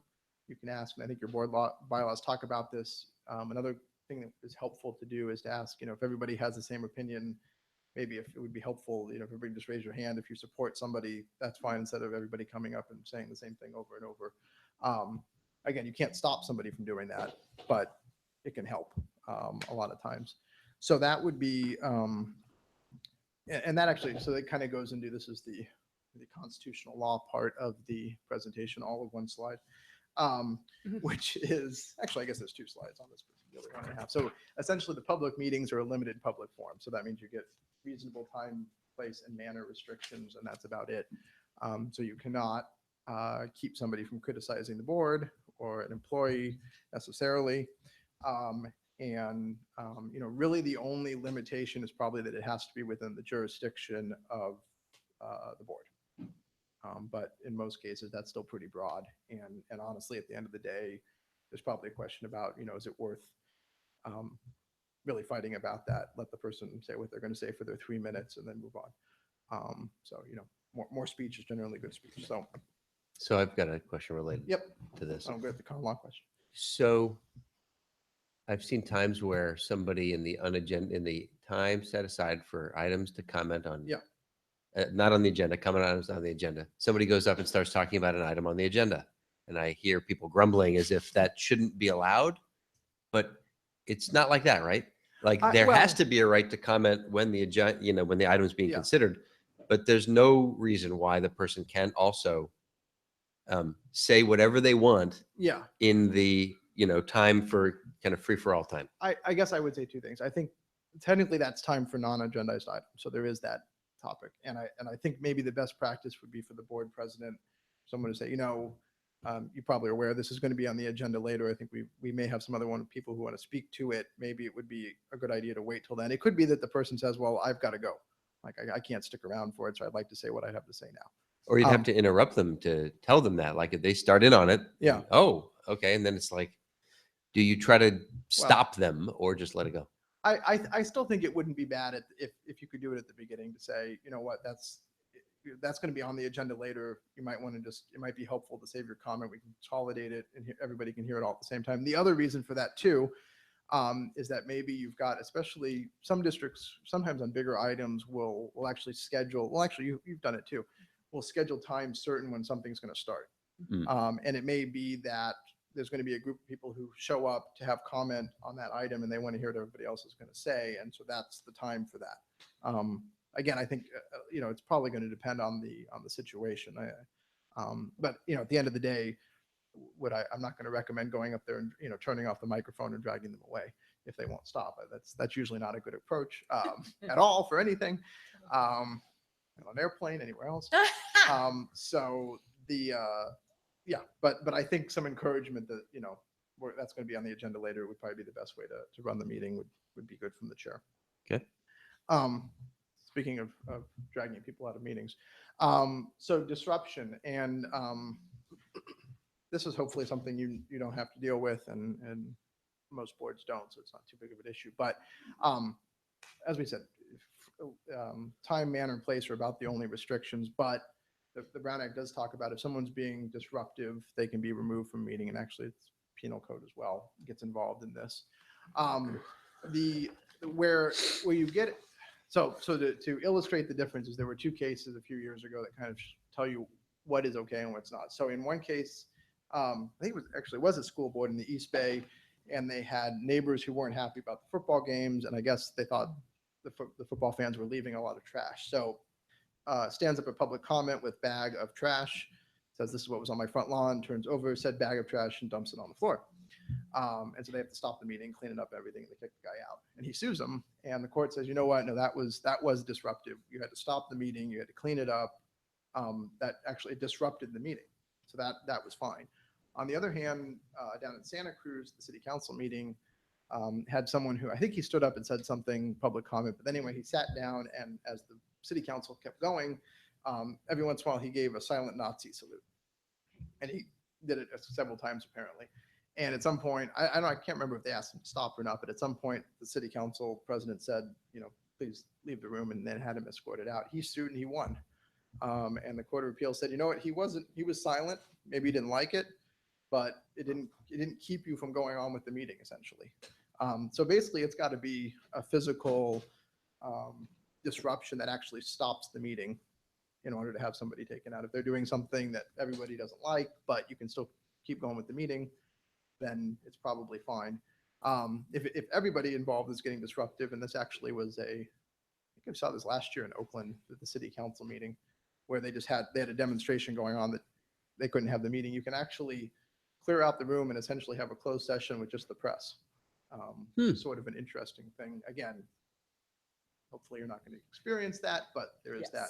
One thing to mention on this, and I think it's going to be interesting. So there, you might have read about this. There's a case right now in Fresno that is pending. I think it's in trial, where the Fresno Unified School District had, during public comment, they had individuals, I think members of the public, who were coming up and saying particularly derogatory things about one of their teachers, that she was in adult films and all kinds of other stuff. And it happened over and over. I think she asked the board to stop it, and the board said, well, technically you're a teacher here. It's within our jurisdiction. We can't really stop you, that type of thing. It went on. She then sued the district. It might have been under slander, but I'm trying to remember exactly the cause of action. So she actually sued the district for not stopping him, essentially, or harassment, it might have been.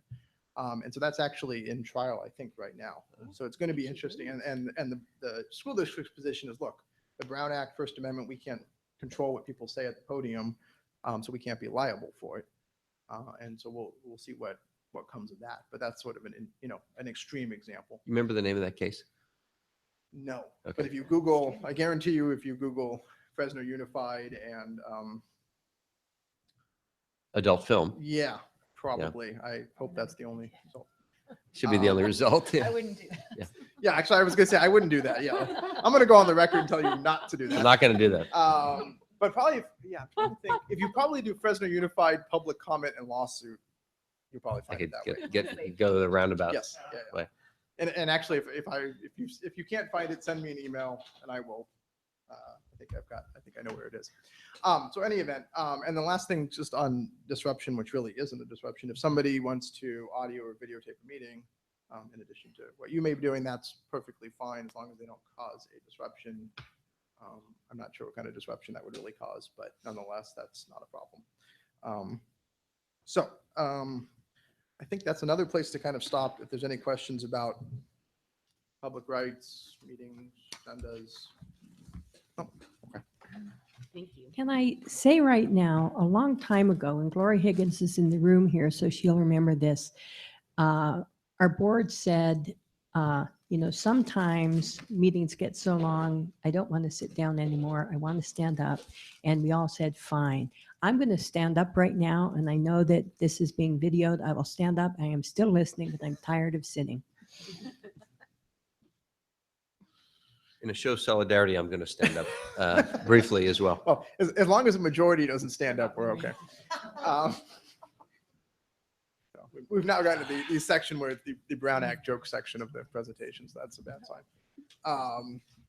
And that's perfectly fine too. The Brown Act doesn't say you have to sit down. So I get to stand the whole time, so that's not so bad. Okay, so we've talked all we've talked about is how everything has to be done in open and in public, and and now we're going to do a 180-degree turn and talk about closed session, which are the things that the board can do not in front of the public. And there's really, we'll talk through kind of all the exceptions or the grounds for closed sessions, but there's essentially three reasons. And again, this is the legislature at least realizing that if you're going to operate as an entity, you've got to be able to do some things outside of the public eye. So usually it's going to be either for privacy reasons. So that's employees and students, generally speaking. If there's going to be a disadvantage, usually connected to liability or negotiations, that's going to be the other reason you can go into closed usually. I mean, it's more specific, but these are kind of the basics. And then safety is probably the third one, which school districts, for the most part, don't have to deal with. That's more of a city issue or other local agencies. But those are kind of, I think you can put all the exceptions under one of those three basic ideas. And the legislature realizes there's good reasons to have closed sessions on some of those things, but it's got to fit within one of the enumerated closed sessions that we're going to talk about. There is no such thing as this is too sensitive to talk about an open session exclusion from the Brown Act. So, that's, and actually I would say a lot of the times if there's concern about it for that reason, that probably means it's something that should be done in open session. So we'll talk about that in a moment. Laura has a question, I think. I thought we had real estate and contracts were part of it. Yeah, and so I would put that when I said negotiations, and we'll talk about the Okay, got it. Yeah. But basically any place where if the party that you're dealing with were to know what your internal discussions, that would put you at a disadvantage. although actually we'll talk about real estate. It's actually fairly narrow. But in any event, so you've got those exemptions, and then along with that, and we talked a little bit before too about what the agenda has to say, and this kind of this tension there between, well, you get to talk about it in closed, but you got to tell people what you're talking about, kind of not really. So the Brown Act actually has safe harbor language. If you use that, then you're going to have then you're essentially in compliance with the Brown Act. The two things to think about when you're dealing with that, one is as far as standing closed session items, and what I mean by that is having every closed session item on every agenda ever. So that way, just in case something comes up, it's there. And I think that would probably not be a great idea. If you've got a pending litigation matter that's been going on and on and on, or negotiations that go on and on and on, there's nothing wrong with keeping it on the agenda for a while. I think, having everything on there, then at some point a court might say, well, are you really providing the public the notice of what you're talking about? The other issue is for some of the items, when you're agendizing them, and also sometimes there's disclosure requirements that can be oral instead of written, making sure that you follow those requirements so that the disclosure before the closed session is proper and doesn't call into question the closed session itself. So that's, we'll talk a little bit, but in the written disclosure on the real estate negotiations, that's one. The labor negotiations, you want to be careful on those two. Also on the anticipated litigation, knowing which one of the anticipated litigation categories you fit into, because there's different disclosure requirements for each one of those. And you don't want to use the wrong one. Although actually, there was a case last year down south where the court said, well, they agendized it as, I think it was anticipated litigation. They meant to do initiation of litigation, but we're going to call it close enough. And it's so substantial compliance was accepted there. So that's kind of as far as the agenda. As far as procedure, this is actually another interesting question. The Brown Act doesn't really talk very much about this. Who gets to be in closed session? And the short answer is whoever needs to be in closed session gets to be in closed session, but nobody else. So obviously board members, unless there's a conflict of interest, can be there. Administrators, if they're relevant to what's going on, which the superintendent's going to be a lot of things. Legal counsel for the litigation matters, or if there's something else related, negotiators.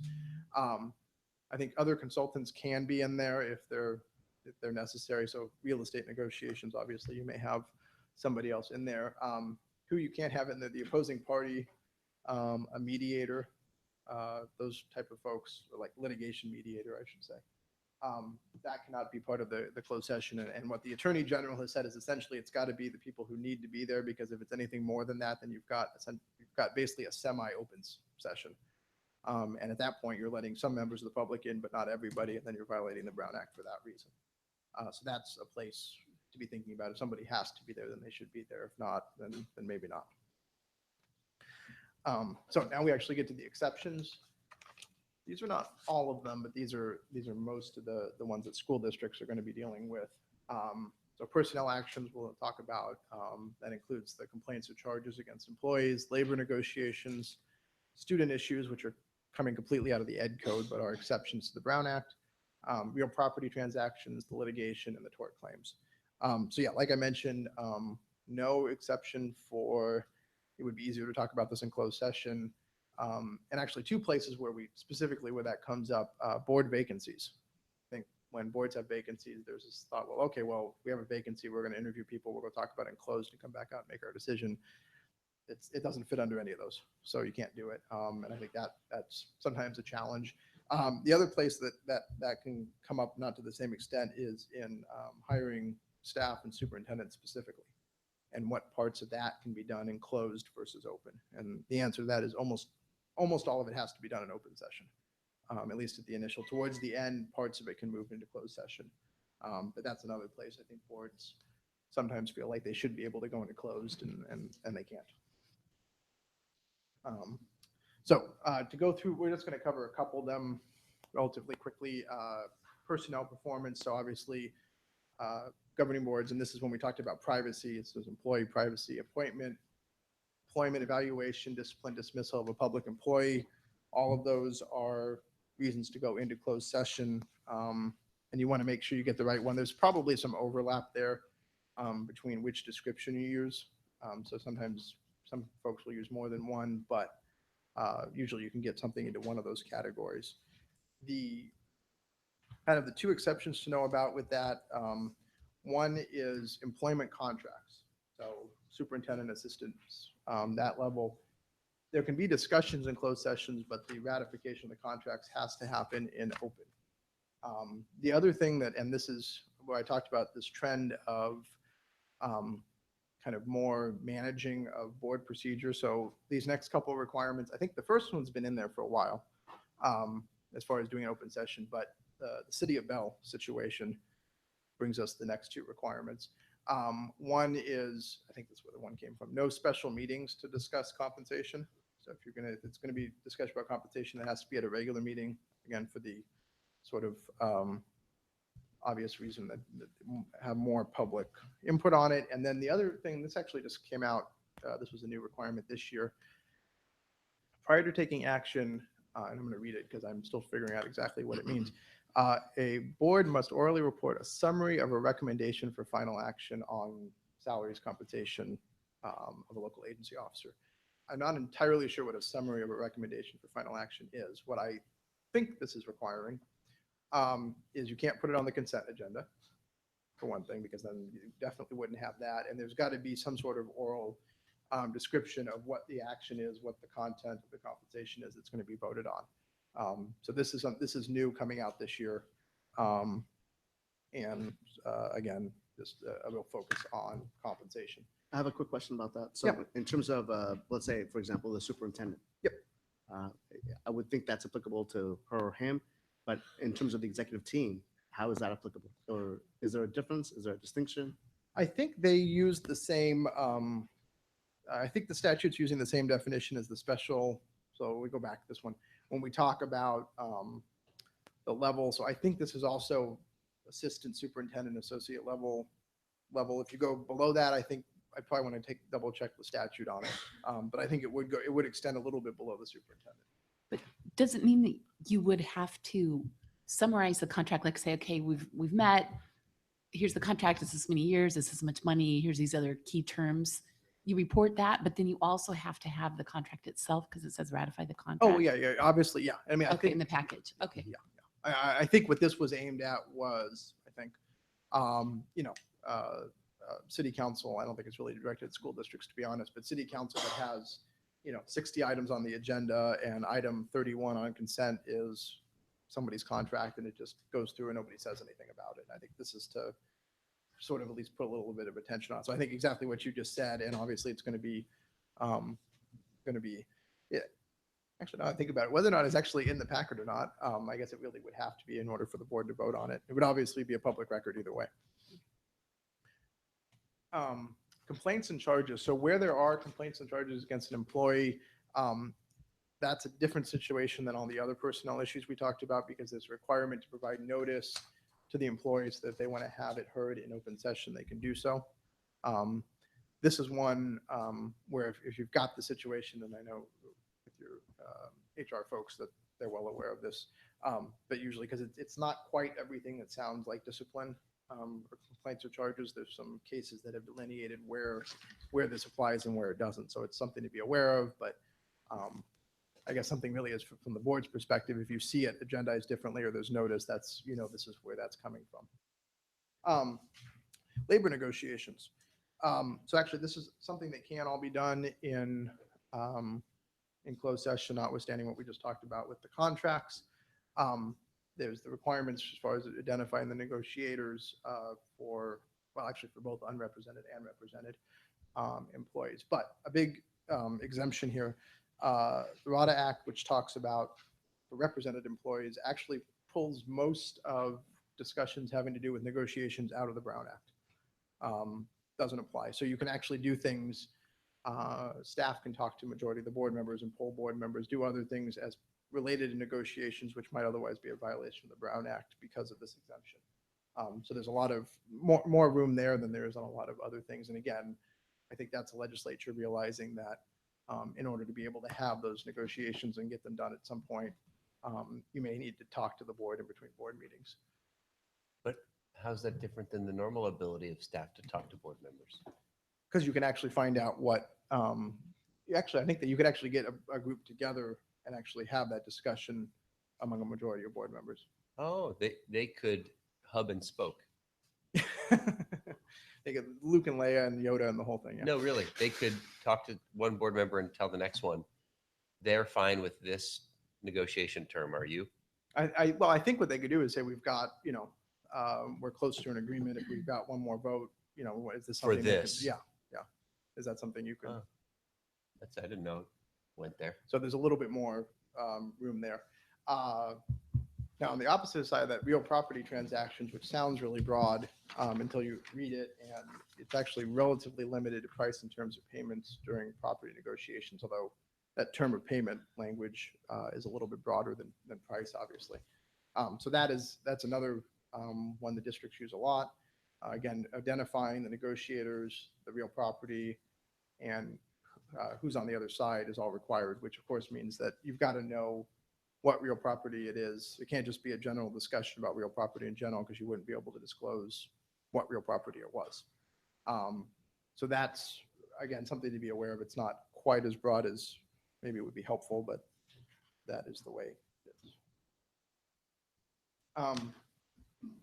Pending threatened litigation. And as I'm looking at this for slide 38, there probably should have not been quite as much text on this an hour and a half in. But in any event, so again, recognition from the legislature that in order to run an entity which is going to need legal advice and be dealing with liability and litigation, you have to be able to talk to counsel outside the presence of public, because otherwise it wouldn't work very well, would be the point. So a couple of issues. First, does counsel need to be present? The answer to that is no. We generally recommend, if there's a memo, that's always a helpful start. I'm going to hope that that's usually the case. Also, I think something we see a lot is either counsel on the phone or counsel being available by phone if there's questions, and then instead of having somebody here if it's really not necessary. As far as when it's considered pending or threatened, and I think some of you have looked at it. So in the Brown Act, this is a good 2-page section that talks all about what are the different types of, what does it mean by pending or threatened? Because obviously existing litigation is pretty easy. There's a lawsuit going on, you disclose the lawsuit, you go in and talk to your counsel. But you have to have either, so like we said, formally initiated or significant exposure to litigation. And this is ultimately left to really sort of a combination of advice of counsel and the board's understanding of what's going on, whether or not they think there's that significant exposure. A place to be careful is that if it's facts that a plaintiff is aware of already, there's a requirement to disclose those before you go in and talk about it in closed session. So if you're not, essentially, if the disclosure doesn't give anything away, then you have to make it before you go into closed session. If there's obviously a lot of cases where you're going to be talking about something where the potential plaintiff may not know exactly what the potential issue is, then you don't have to tip that person off by disclosing it before you go in and talk about it in closed session. Again, that would sort of defeat the purpose. The other exemption too is also if you're deciding whether to initiate litigation against another party, that can also be done in closed session. There's a special exemption for that. And then finally, if you're going to meet to determine whether or not you should meet in closed session, you can actually do that as well. I think that probably doesn't happen all that often, but that is there. So did that one make sense? I know that's a lot in one slide. Go ahead. You go ahead. No, by all means. Well, I just wanted to go over the one where you said that counsel does not have to be present, and you recommended that they either be available by phone or be on the line. Is that a requirement, or is that kind of a gray area, like good idea, but? As you read that back to me, that does sound quite self-serving, doesn't it? But Yes. Yeah, I think that's more, well, I would say for two reasons. One is to the extent that there's ever a concern about really was there a significant exposure to litigation. I think the fact that the district had its counsel available or on the phone or there was a memo, that all would seem to support the idea that yes, there was. So if there was a memo or some kind of written advice. Yes, that's probably, yeah. from Yeah, counsel. I mean, something, again, it's not a requirement, but I think that would go to showing that, yes, there was a significant exposure. We had taken these other steps, whatever it would be, which of course would all be protected by privilege, but nonetheless, that would be there. So, but also, yes, I think as a recommended best practice, I think not a bad idea. That's And kind you of mentioned the middle ground. privilege thing. So really it would be a very good idea to have the lawyer at least on a conference call, because then it is attorney-client privilege Well, but you'd be conversation. within, But you're covered either way. yeah, Well, I Because mean- if there's a memo there, I'm sorry, I don't mean to interrupt, but if you have a memo there from the attorney saying, well, X, Y, Z, that in itself would be part of the privilege because that's attorney-client information being exchanged on advice to potential action. yeah. So I guess I would say you almost sort of have double coverage because, I mean, the memo itself is going to be attorney-client privilege. When you go into closed session to discuss something, you're protected by closed session. If the attorney was there, you'd be probably protected by both. Attorney-client thing. If somebody tried to discover what was discussed in that meeting where we were discussing the memo, that wouldn't be covered by attorney-client privilege. It would be discoverable. right? Well, it could be protected by the Brown Act, though. Oh, As- and then as it's not confidential. discoverable. Yeah, Okay, yeah, yeah. okay. So I mean, you get there either way. I would probably argue the attorney-client is probably a stronger privilege if you're concerned, but the Brown Act does say it's all confidential and it can't be disclosed, so. But the Public Records Act probably doesn't, it's not written to extend to confidential documents, right? No, so the Brown Act and the Public Records Act sort of intertwine and basically say anything that's exempt under one is exempt under the other essentially. Okay. And of course, attorney-client privilege is exempt from both. Okay. Or under either. Did you have a? Yeah, so I have a follow-up question Yeah. in terms of exception, real property transactions. Oh, yeah. So if I understand this correctly, and I might not, that's what I'm asking. No, must identify in open session the negotiators, the real property being discussed, and the person with whom district is negotiating. So that's pretty plain language. I can see that. But in terms of the follow-up, let's say now by then you had closed session discussions to deal with the pricing and the flexibility regarding payment or the options for that. Mhm. Once you come to that decision of being able to finalize that, at that point you have a contract. Yeah. Right. So is the next step then to come out and explain that to the public in terms of what was negotiated and how it came to be, or do you just ratify? How would you deal with that issue? Well, yeah, so I don't think, we're going to talk about reporting out in a moment. But as far as, I think in that case, you're probably going to be looking at open session approval of the contract, at which point essentially it's, all the terms are going to be public at that point. Mhm. And you can debate about the pros and cons if you had to, as to why you voted on that contract, yeah or nay. Well, so there's, you could discuss the pros and cons of the contract in open session when you're voting on it in the context of that, and we'll talk about in a minute. What you can't do is that the discussion that happened in closed session is not disclosable absent the board deciding they want to disclose it, basically, the board as a whole. So that is, and I guess it can be, it gets a little bit tricky when there's something that's discussed in closed and open, which a lot of things happen to be, but what happened in closed has to, it's not quite Vegas, but what happens in closed stays in closed, and then what the discussion in open, and a lot of times it can be a lot of the same things. Right. But the reference is the issue. And this is actually, it's, again, kind of akin to attorney-client privilege. Just because something is discussed in closed session doesn't mean that it's privilege, Mhm. right? It's going to otherwise be a piece of public information that happened to be discussed in closed. What's privileged is the discussion that happened in closed and information that's learned because somebody is in closed session. That's Can you go over that again? That was complicated. so in other words, you can't take something into closed session and say, now that we talked about it here, you can't talk about this anywhere else, right? What you can't do is you can't talk about the fact that it was spoke about in closed session. The fact that it exists otherwise is still public information. Does that make any sense whatsoever? Is everybody? How about a Okay, general maybe I'm example? just a little tired. Yeah.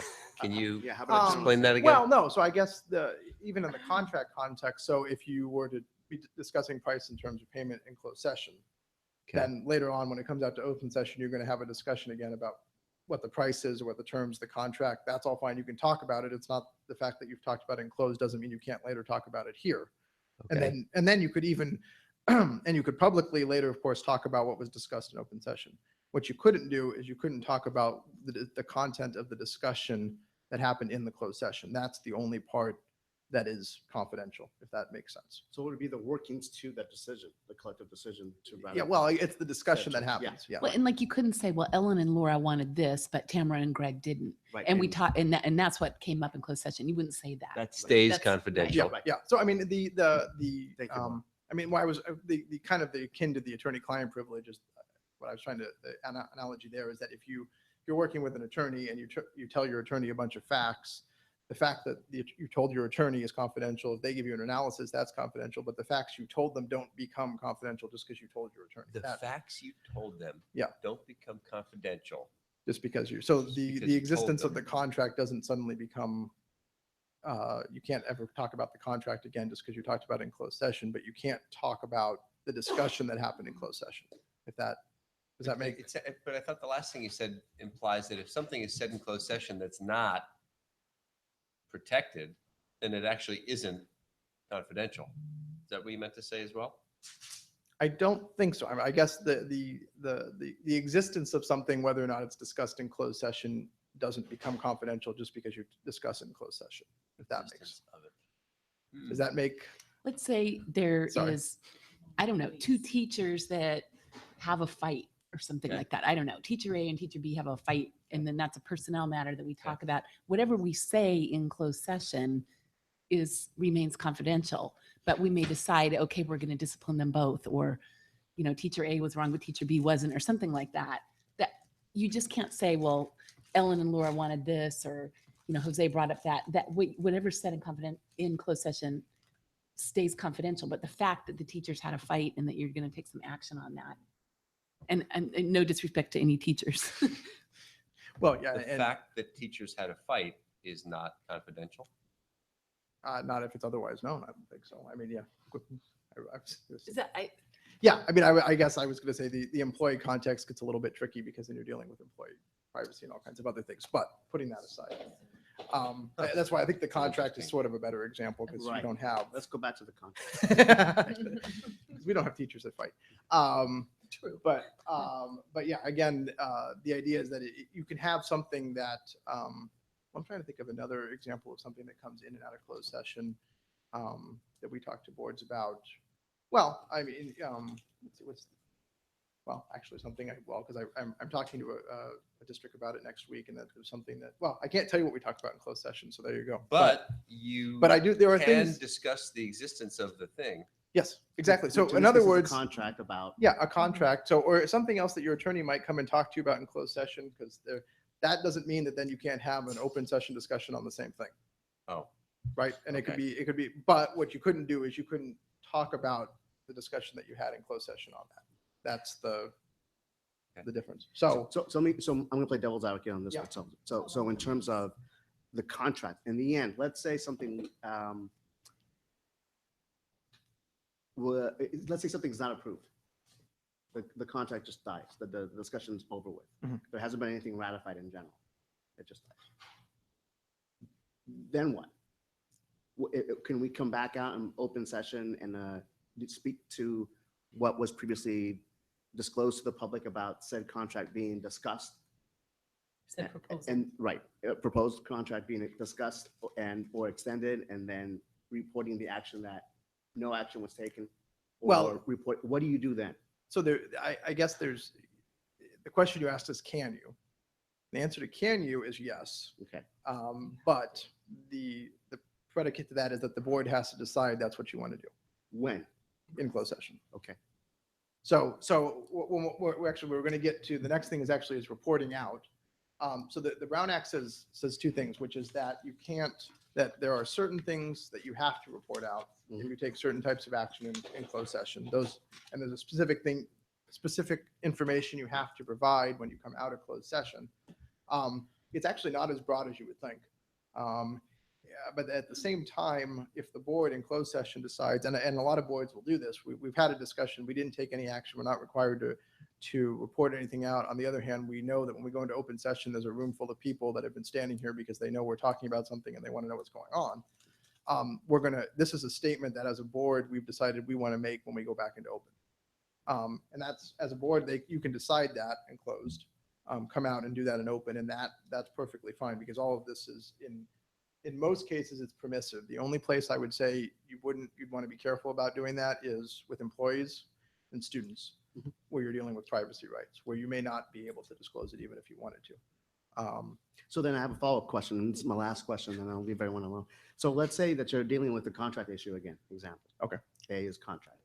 extension of lease options for company A. You disclose at the beginning who's involved and all the particulars as much as you can, according to the limits of the Brown Act. Fine. Then you have subsequent discussions in closed session. And then afterwards, you come to a resolution. But along the lines, when you have the posting of the closed session meetings and said subject matter, you have a generic description, a descriptor per se, a phrase that just says, I don't know, lease property discussion or. Oh, it doesn't say company A. Right. So how do you deal with the company A part? Do you include that in that said descriptor, or do you leave it excluded because you have the right under the Brown Act to use certain type of language to describe the actions? Because pending what you say will then then affect or could possibly affect the example you gave earlier about people knowing when to show up to speak about said subject matters during closed session. Yeah, and I think so. I would say two things. I mean, I think what you want to do is you want to look at in the safe harbor language, which is actually, I think it's repeated in the section that talks about exceptions of property transactions. And it talks about, well, I don't know if it says persons or entities with whom the district is negotiating. So whatever that language says, that's what you would follow. I guess what I would say as far as when helping people to know when to show up, I think this is one of those areas where the legislature has sort of, there's a little bit of a balance and they've gone the other way to some extent, because I do agree with you. It is sort of an odd situation that you have public comment on closed session items when a lot of times from the agenda items, you're not going to be able to tell what's being discussed. Mm-hmm. So it's kind of not a guessing game for the public, but I think that's the legislature realizing, look, we can't give that much information, because if we do, that defeats the entire purpose of having the closed session in the first place. Not only that, a lot of this information is going to be something that's eventually going to become public, and usually public before final action. And so the public's going to have their chance to say something about it if and when they get there. But that means assuming that it's moving forward. Yeah, It doesn't just exactly. die on Yeah, the vine. yeah. Okay. So, and I guess and maybe kind of a little trick of combination questions is, well, if somebody shows up during non-agendized item and wants to talk about something that the board knows is on closed session and the public doesn't, how would you deal with that? And my answer is you'd probably let them talk. Thank you. So, extremely detailed hypotheticals, by the way. So, but that's good. So it's like we said, reporting out, this depends on the exact requirements. We'll jump ahead. So personnel actions, it's going to depend, usually title, not name. There's some requirements around dismissal and waiting for the time for any sort of administrative remedy to run. So again, you'll know that. Staff will be able to help with that. It's not too big of a deal. Settlement agreements are sort of an interesting one. If you are the last party to, the district's last party to accept a settlement offer, it gets reported out then. If the board signs first and it's still waiting for somebody else, you can actually wait and not disclose it at that time, which I always thought was sort of an interesting quirk of the Brown Act. But I think the idea is that if you're negotiating a settlement agreement with somebody, the fact that you've signed it before they have may be a disadvantage. And so that's why there's not a requirement to report out. Well, it ain't over till it's over. Huh? It's not settled until it's settled. Yes, exactly. Right? Yeah, well, yeah. All parties have to sign. So anyway, so that, Yeah, again, but there's a verbal agreement. yeah, but until it's signed, it's not signed. Well, okay. Not binding. So again, the reporting out, it's really going to be more specific, but like I said, if the board decides as a whole that they want to make a statement, that's fine. On the flip side of that, individual board members, and actually this applies to staff as well, can't disclose information from closed session. So, and again, this is what we were talking about, information that has been acquired by being present in closed session. So I think going back to our previous conversation, when we talk about confidential information acquired by being there, obviously the discussion, knowing the information about the discussion that took place was only acquired because of the presence in closed session. And I think that would also apply really to any other information, whether it be about students, employees, anything else that you learn because you're in closed session. And again, that applies to board members and staff who happen to be in closed session. As far as kind of from a consequences point of view, and it's sort of kind of a combination here. There's obviously there's legal, there's injunctive relief, disciplinary action against an employee. You can't discipline a board member, but apparently It's actually the only place I've seen this. You can refer the board member to the civil grand jury for this violation, which is sort of interesting. Actually, it might be the criminal grand jury. I take that back. But I think the kind of the non-legal issues here are the bigger ones. One is from a practical standpoint, kind of as a board functioning standpoint, I think it's probably going to impact how future closed sessions proceed, and probably not in a helpful way. And then the other issue too is exposing the district to potential liability, either for disclosing something that's private and can't be disclosed, or, we talked about a lot of the other reasons to be in closed session are an advantage, liability negotiations, all that type of stuff. Obviously, if that information were to make its way back to the opposing party, that could do harm to the district at the end of the day. So that's, even if it's not the initial person who gets the contact, but it's a telephone game type thing, that could be a reason to avoid it as well. And I think I'm almost there. Okay.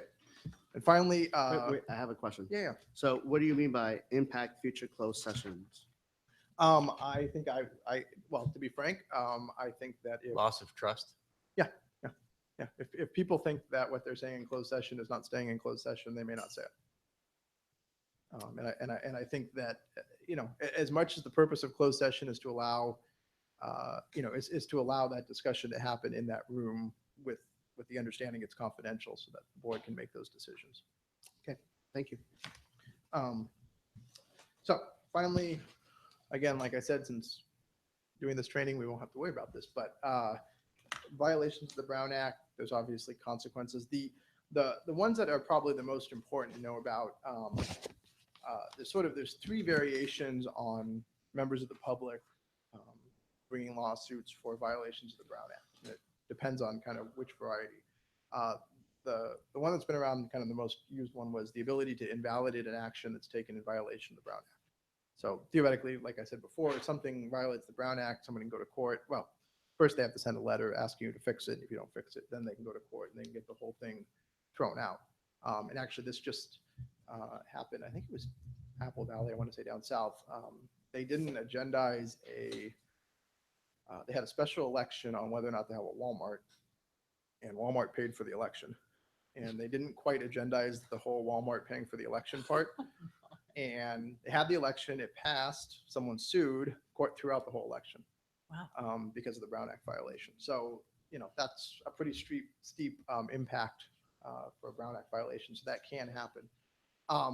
The other one that's been around for a while is injunctive relief. There's concern about ongoing violations. That is pretty hard to show and doesn't happen very often. I think most agencies, once they find out that there's a potential problem, fix it. So that you don't see too much. The new one, well, not new, maybe 5 years now, is declaratory relief. So it used to be that if there was a potential Brown Act violation, but there wasn't an action, and there's also some other exceptions, essentially the courts didn't have any jurisdiction to do anything about it. And there was actually, again, a case went up, the court said we can't do anything, the legislature said, okay, we'll fix that. And you got a section that said you can get declaratory relief if there's a violation, even if there's nothing to invalidate. And it sort of mirrors the invalidation provision in that there's a very detailed process for submitting a cease and desist letter. So if somebody has an issue, they have to send a letter to the district. The district has so much time to decide basically to respond. And if the board wants, it can actually, there's the specific language it uses that basically says, we understand you think we violated the Brown Act. We promise going forward we won't do it anymore. And you have to adopt an open session. It's a public record. If they do that, then the person can't sue. If you don't do it, then they can't sue. And for all of these, what we talked about, these types of lawsuits, if they're successful, the plaintiff can recover their attorney's fees, which is not uncommon for these types of statutes. So that is definitely, and we have seen that declaratory relief one. I think it's used now the most of anyone, and we do see those letters from time to time. So if you get one, just know you've got 30 days to respond. So to get on that if it comes up. And I think with that, There you are. I think I'm done. In case you forgot The what I look like. court-ordered taping of the closed session, does that just get taped and then it gets submitted to the court to hear, or does it become No, I public? Or think what that happens? that's more It's probably more where you've got an ongoing violation issue. And I think for the most part, I have to go back and look at the statute. I'm not even sure it's happened that often. I think it's more that there's taping going on so that if there's another allegation, the court can go back and look at the Oh. tapes. So yeah, and actually, I guess that may be an example of where the attorney-client privilege might actually be a little stronger as far as discovery into that type of material, even if you had, because when you have an allegation of a Brown Act violation, that opens up a little bit of the cloak of confidentiality on some of these things. And attorney-client would not be the same. So I would think that if they just store the videotape or the DVD or CD or what have you, that would be mostly like an in-camera review. Oh, yeah, Exactly. yeah, yeah. If Exactly. you ever, yeah, but I think the idea is that you do the recording, and then if there was ever another allegation of the same type of problem, the court would take a look at it. Okay. But otherwise, I would not suggest that. So yeah, I think that's it. I appreciate it. I hope a couple minutes early you tolerated my Star Wars jokes. And I hope it was helpful. If you have any questions. Thank you. I Board do. members, do you have any questions? Yeah, I have one. Go for it. During your presentation, I remembered that a little while ago, I saw City of Palo Alto council members, submajority, write a letter to the city council. It's called a colleagues memo. So I found it I Googled it. So to city council members from council members, A, B, and C. Mhm. How is that legal? Well, without getting into specifics. Three of them Yeah. explain their goal, their recommendation, background, all these things. And I assume it was not done at a public meeting. I don't know exactly how it was delivered. It has, the date on it. I don't know. I didn't look up if that's a meeting day or not. Yeah, I'd have to, that definitely seems. I'll like- send you this Fine. link, and I'd be interested. I mean, there's times when I'd like to share my thoughts with board members, and I don't know how to do, like, what the rules Mhm. of govern this and how I could follow that. I or anyone could follow this Yeah. pattern and share some perspective longer than, like, I don't know, handing it out in a meeting or like having to print something, read it. Or, this seems pretty professional, but I don't know what rules govern it. Yeah, and I'd have to take a look at it. I think that would be out of the ordinary, I guess I would say, to do it that way. And I'm not sure that really complies with what the intent is. It'd be Right. interesting to Okay. see what they were I'll thinking. But find out a way to again, share I it with you. think that, the board meeting is kind of, the Brown Act says that's your chance to talk and discuss with your colleagues, with your other board members, because the public needs to know what's going on. I'll take a look, but And would now still be- it's posted on the city's website. Yeah. So, like, maybe they got together and wrote it and then brought it to the meeting, but then also asked the clerk, to like, or, ask staff to Mhm. post it or something. yeah. But I'll share it with you. Okay, yeah. Okay. Thank you, Greg. And before you leave, William, are there any members of the community that would like to Oh, yes, comment. comment on this subject matter? If so, by all means, feel free to step up to the podium and share your perspective. I just had one real quick question. Does it apply, they have to report like how many superintendents they interviewed or how many different properties they negotiated in without saying the names of everybody? Or just, do they have to say, yeah, we looked at 15 different people. Sorry, no respect, but, so And this is something that, Rich, will you please fill out a card and Yeah, no.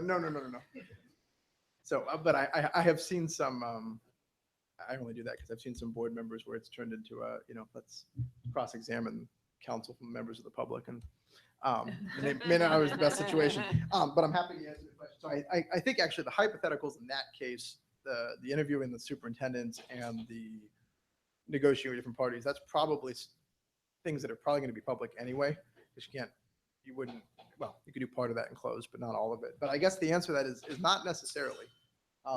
That if the Brown Act says you've got to report out, you've got to report out, but it's pretty narrow on what you have to report out.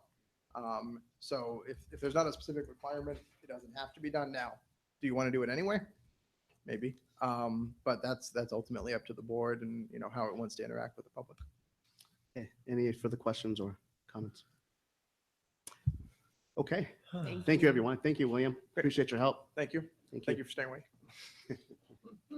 May the fourth be with you, William. Moving on to B, Proposition 39, Energy Expenditure Plan Review. Dr. Clark.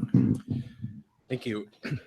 If the board recalls, Proposition 39, which is the Clean Energy Jobs Act, which is passed in 2012, was an opportunity for the state to help encourage job growth in the state through the idea of creating jobs through the energy market. What most school districts have done is kind of changed out some of their energy equipment inside school districts, lighting, better windows, better HVAC systems. But one of the requirements is that you had to bring forth a plan to the board, get it approved, and then submit it to the state for approval. We as a district have not done that in the past. We've been, no comment.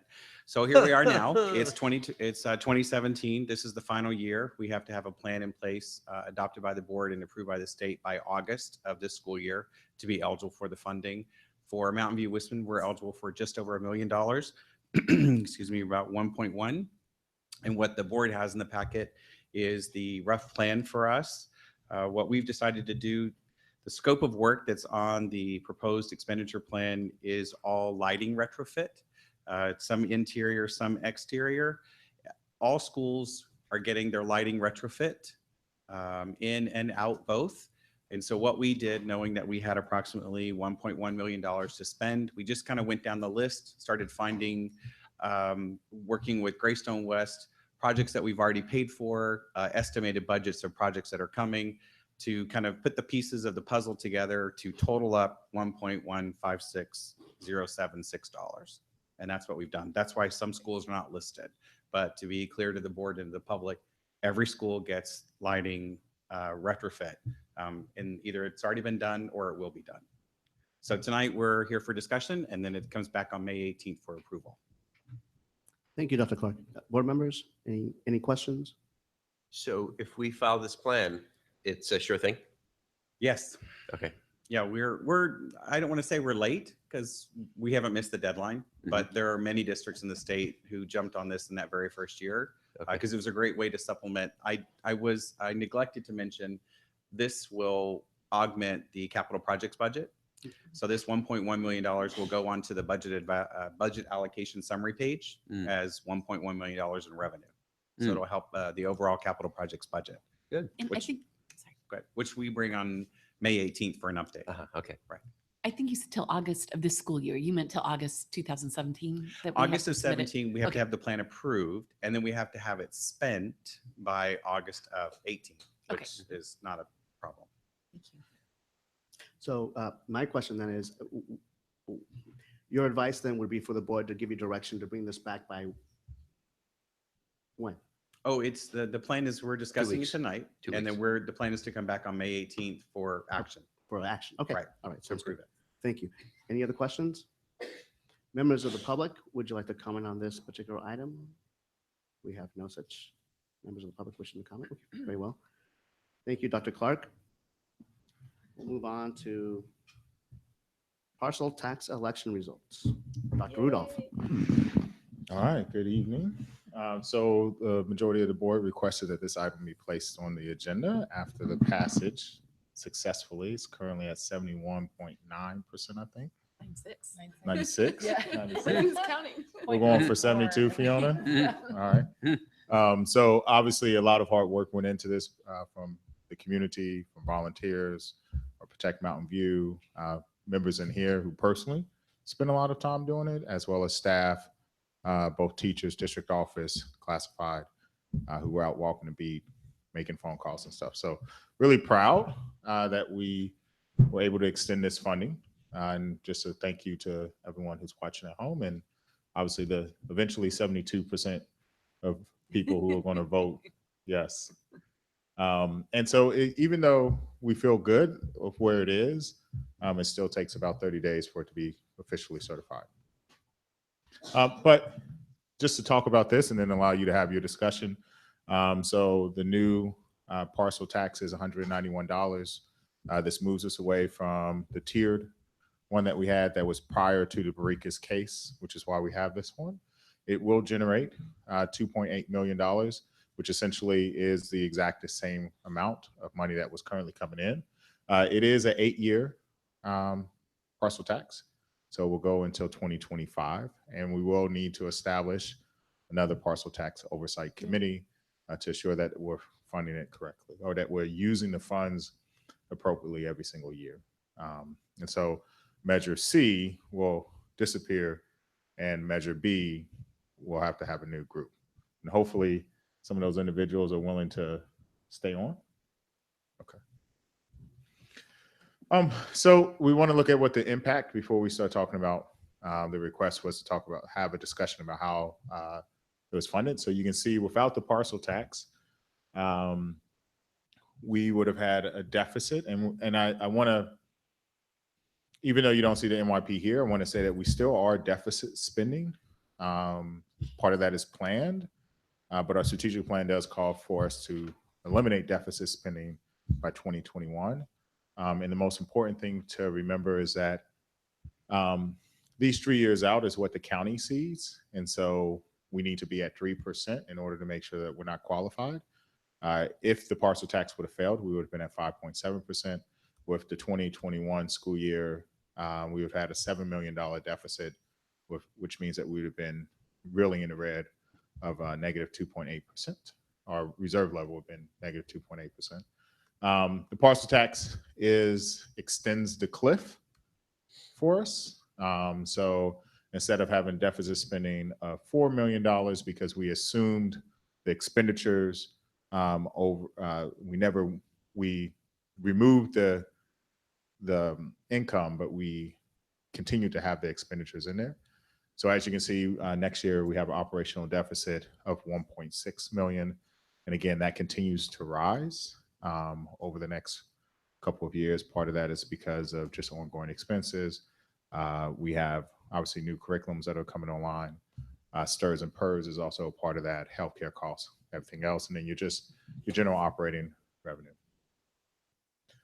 And so this is our last slide here, which is, so what does Measure C currently fund? And so as you can see, it does pay for the at-risk supervisors at the middle schools and the 2 Title I schools. Pays for check counseling. It does, there were school site office staff, so it pays for the school clerks at every single school. It does pay for the music teachers. It provides physical education, Yosemite, Walden West, the art program. So it does pay for a wide range in groups of individuals. There are about, library techs are in here, it's about 33 individuals who are paid for out of the parcel tax, just in some different type of capacity. And that's 33 plus the other expenses that are up there. And so now I turn it over to you so that you can have a discussion. I wasn't really sure where you wanted to take it, but this is your item. And so that's really it. Thank you, Dr. Rudolph. Trustees, any questions or comments? I just wanted to thank everyone who was involved in getting this passed. I think part of the reason why we wanted it on the agenda was in case it didn't, so we could talk about next steps. But I'm so delighted that we don't have to have that conversation. And it was really a community-wide effort. There were many staff members, the administration, teachers, board members who volunteered outside of their regular, their paid time. It was like on their own time. Many community members, every single PTA, and parent organization from all the schools, community members that, whose kids had long since graduated, or people who never had kids in the schools, donors from developers, vendors to the district, local businesses. I mean, it just really was a very broad grassroots effort, and I'm proud to be involved, and I'm delighted with the results. It's going to be great for our kids and our community. Yes. So thank you, everybody.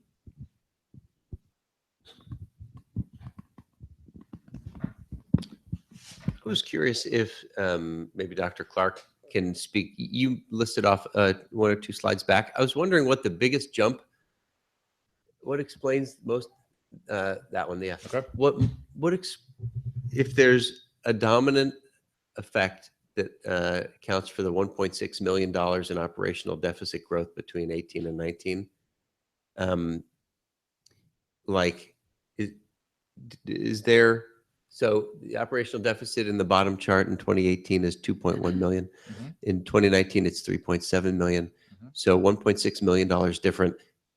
That does not include any increases in pay. Correct. It probably doesn't include, there's a lot of things it doesn't include. Is it almost all PERS and STIRS, or is it almost all some other thing? I mean, there's a curriculum adoption that account, you know, it's $1 million, you know, in this year or that year. Mhm. I mean, if the next year is bigger than 4.5 million, then it's not those one-time things. What's the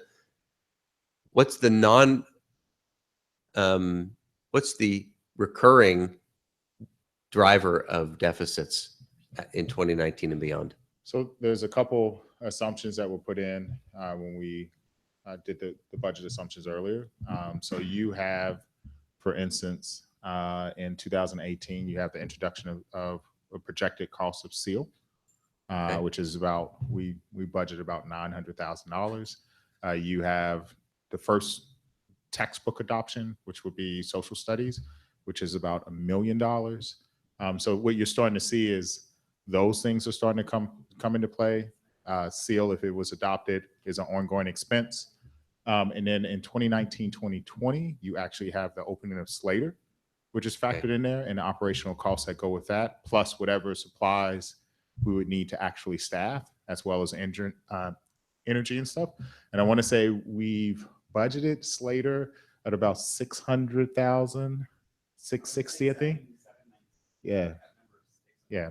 Okay, so that's 719 and it goes forever. And SEAL is budgeted as about $1 million and it goes forever. Yeah, starting in 2018. And then you have the increase in STIRS and PERS, which is also factored in. So that ramps up. In 2021, I believe it hits what the new max is, but that's assuming that they don't move. Make it higher. Yes, which they said they could if it was necessary. So okay, all right, that answers my question. Thanks. Okay. Mm-hmm. Any other trustee with a question? Come. Any member of the public that'd like to speak to this, by all means, please step to the podium. You don't have to if you don't want to disclose your identity. I'll fill out a card. The next slide up talks about parcel tax funding routine maintenance. Can you speak to that a little bit? What's it funding? So I do know custodian, there's a couple custodians that are in there. Is it all custodian?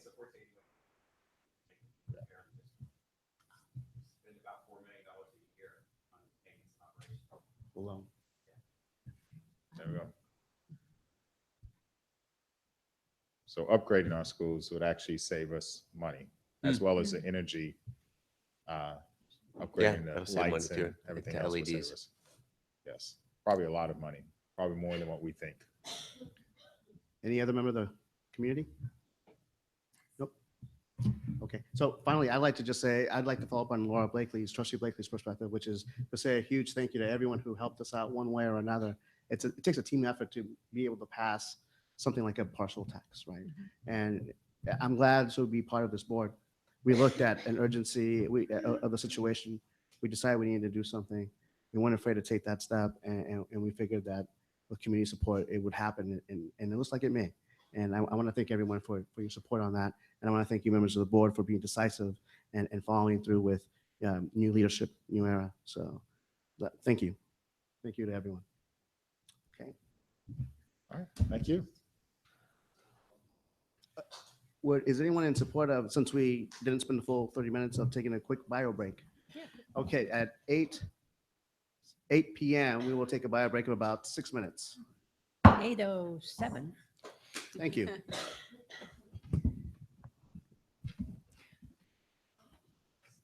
And I'm sorry, I commented if you were asking for questions. I tried to wait. And I apologize for that. Oh, no problem.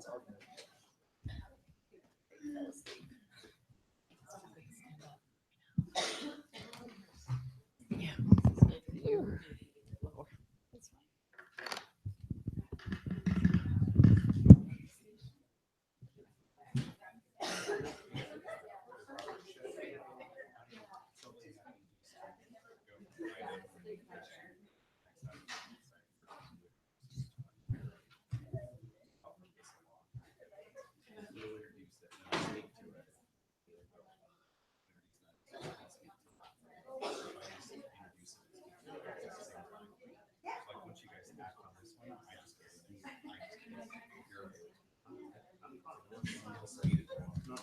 Is there anything preventing a motion that approves A, B, C, D, E, F, G, H, I, J, skip K?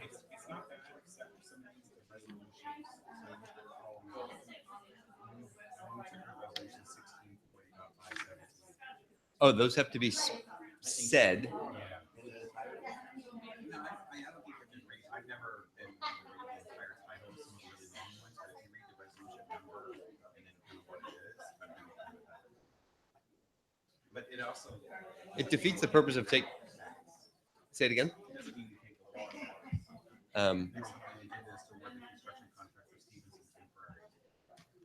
All in favor?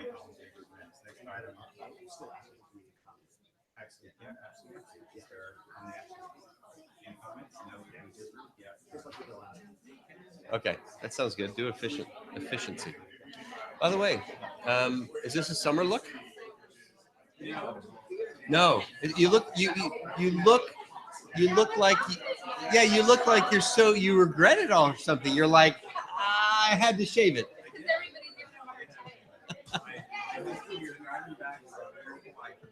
Uh-huh.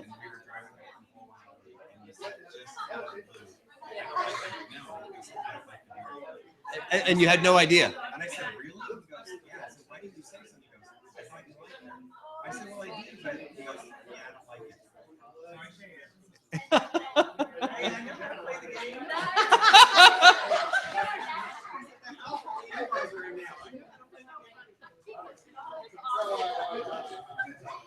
So glad I asked.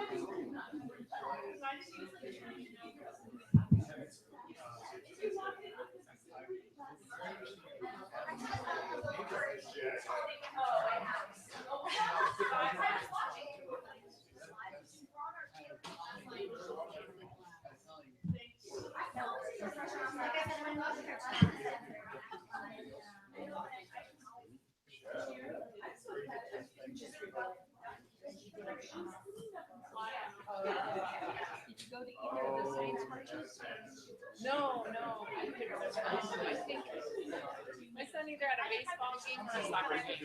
Like Saturday, we actually have 2 soccer games and a baseball game for the Dodgers. So yeah, most weekends are kind of challenging. Yeah. Did you? No, I was doing. Yeah. That's what I kept saying to you, none of the portion of politics is local. Yeah. That's what I kept saying to people.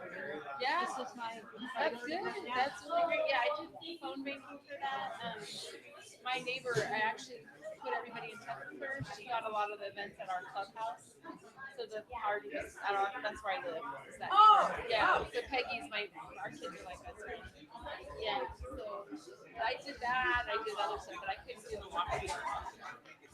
I actually enjoy it. It's weird. So when I can't do it a lot, it's really hard. It's sports, you know. I love your tribute.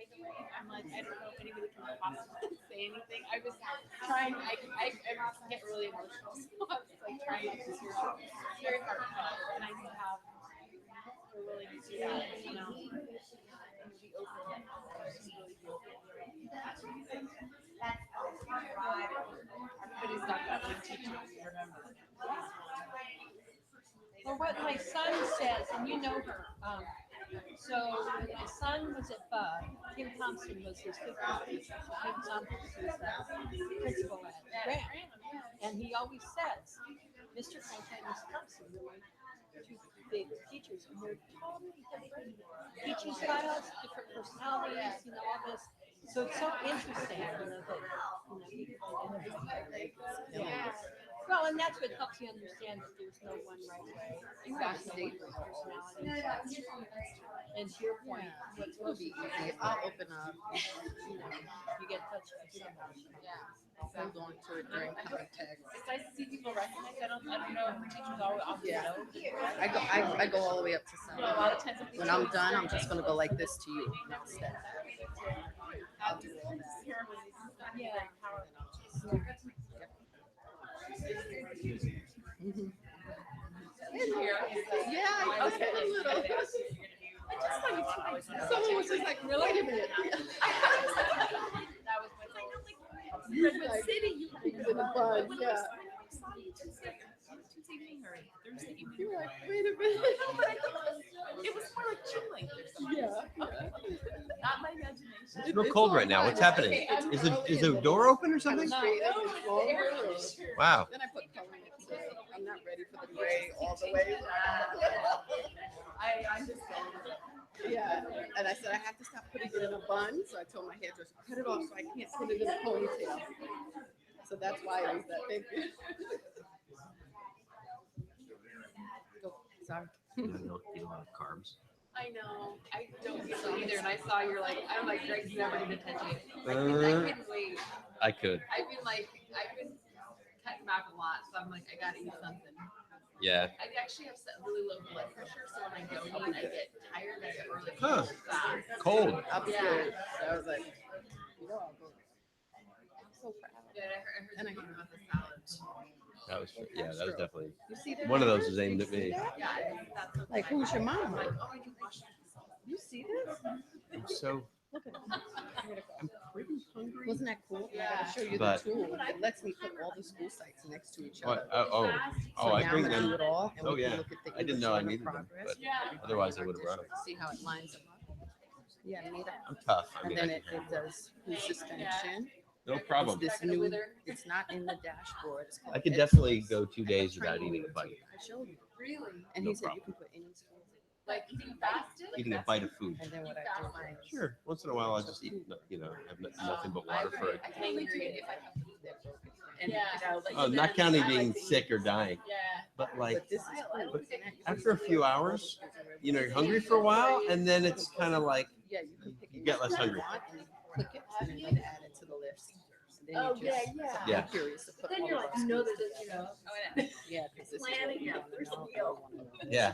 Probably. You're like, let's see, Yeah. I'm gonna have a hamburger, and I'm gonna, Burger. yeah, I'm gonna have one of And I these. don't normally like burgers, Yeah. but bacon or something crazy, Yeah. right? It's a spicy burger. Nice.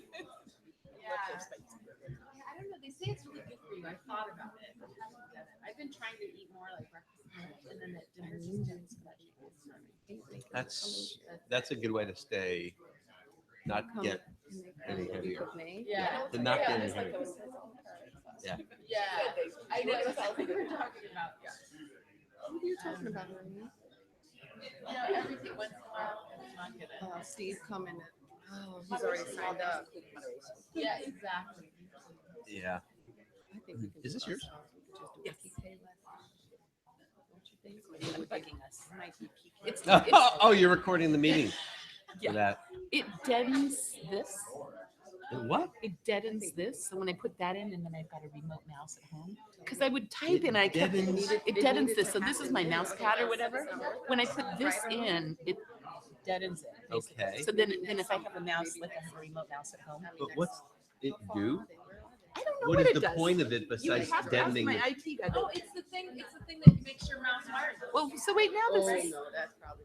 Well, now it's working, but usually it doesn't work when I have this But thing in there. it's, that is Well, that might be so fun. that's Yeah, maybe for the wireless. the other end of the mouse. Of a But mouse. they also he did some, maybe it's my IT guy. I asked He him. made It it works. so So that- see now, like I can't do this. It deadens it because I use it. You At want it work, to work that way. at work, I put it in a docking station. So I've got 2 screens and a keyboard. But maybe that's it. Okay. But when I take it out, and it's okay. When it's in, it doesn't. It's like the wireless USB connector. Hmm. Yeah. 8:19. Yeah. That's a little long. The time is 8:19 p.m. We will reconvene our meeting of the Mountain View Westminster School District Board of Trustees with a presentation by Heidi Smith, Sobrato Early Academic Language, SIOP. Take it away. Great. Thank you so much. Again, good evening, everyone. We're excited a little after 8 to bring to you some information and inform our conversation. You know me, Heidi Smith. Thank you, Jose. And this is my partner. Hi, Arlene Sam. And Hi, Arlene. we're excited to talk about that early academic language seal and sheltered instruction observation protocol. And we're going to start with giving you an overview of what we've done this year and what's going to happen in the next 5 years. So if you look at this slide, we're going to give you an overview of SIOP and SEAL so that you see the progression of what we're doing, what we've done so far, and what's going to happen by the year 2021. So how did we get here? Just to build a little context, prior to the creation of our strategic plan 2021, we had our SBAC results, right? And the why are we here is why is this important? Why are we even considering looking at programs to support our English language learners? Well, as you remember from the data reports, right? 83 and 82% did not meet, right, the standards in both ELA and math respectively. So that definitely calls for us to have a sense of urgency about this. And it's been great to engage with you in the process. Besides that, we also have to consider contextually, well, what are our needs, right? So that's one, access to the content areas. We're not doing well on the state performance exams, and those are the content pieces.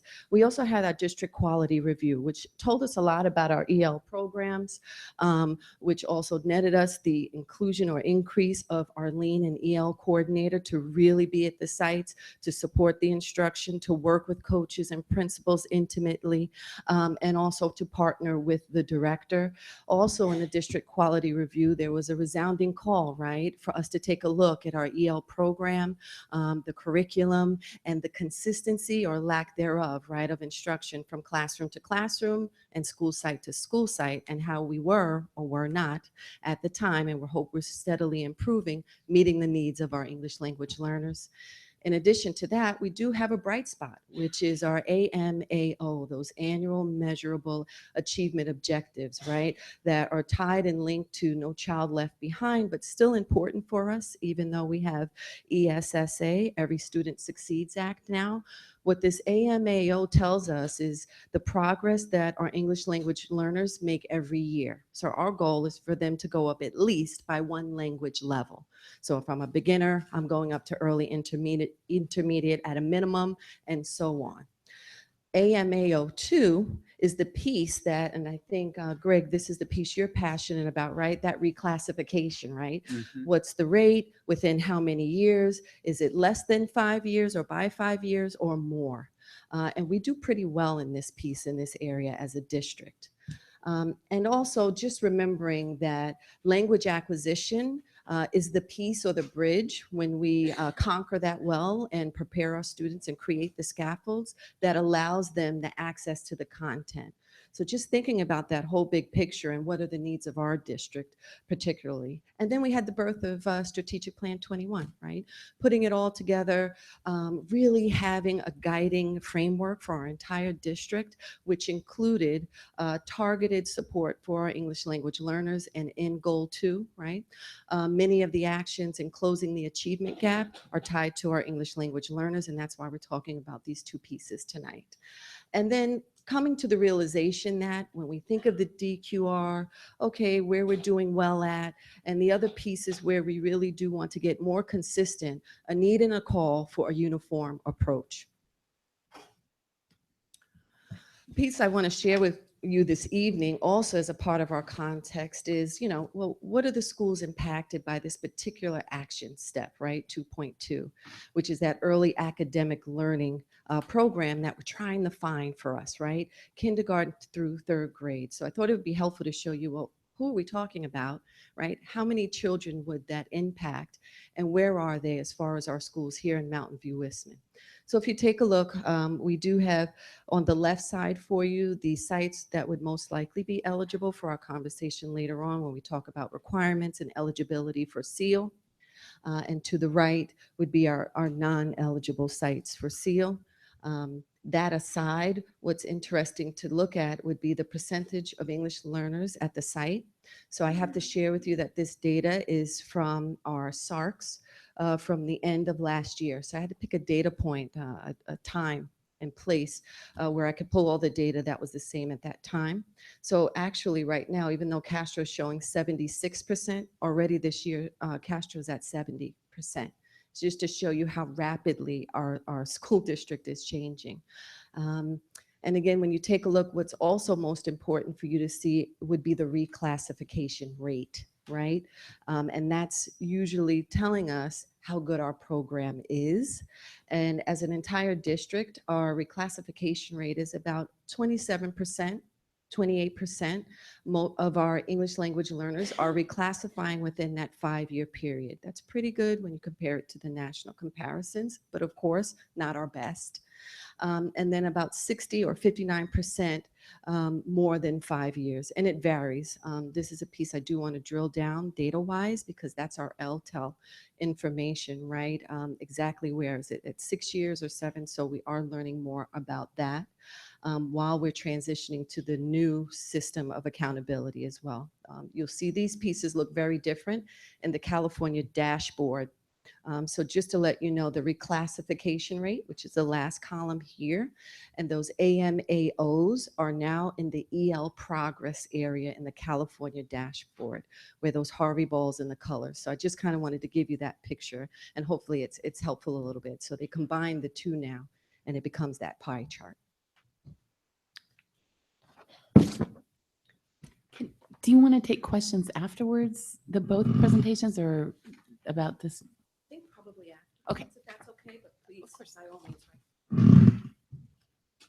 So one of the things that we were looking at this year was the implementation of SIOP. I don't know if you're familiar with SIOP, but SIOP has been around for over 20 years. And it's something that it's good for all teachers. It's good for all students. And we believe that this was one of the best items that was implemented, that will be implemented with our students next year. So if you look at,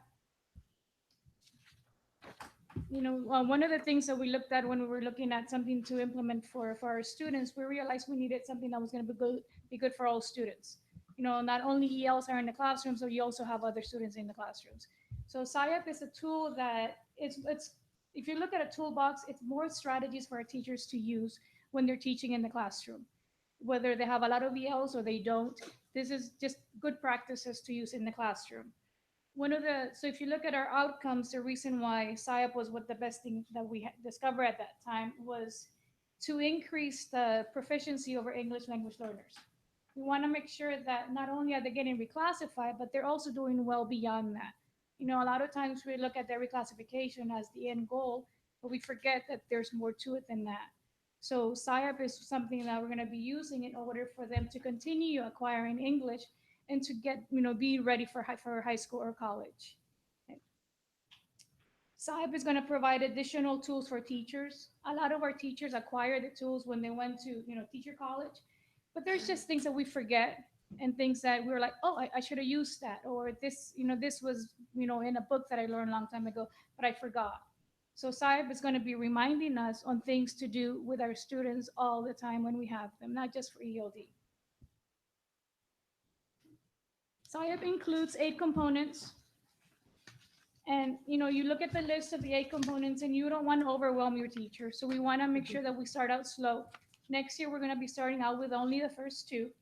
We want to make sure that we get really good at the first 2 before we start talking about let's do all 8. Okay. The 8 components are lesson preparation, interaction, building background, practice and application, comprehensible input, lesson delivery, strategies, review, and assessment. You will, if you look at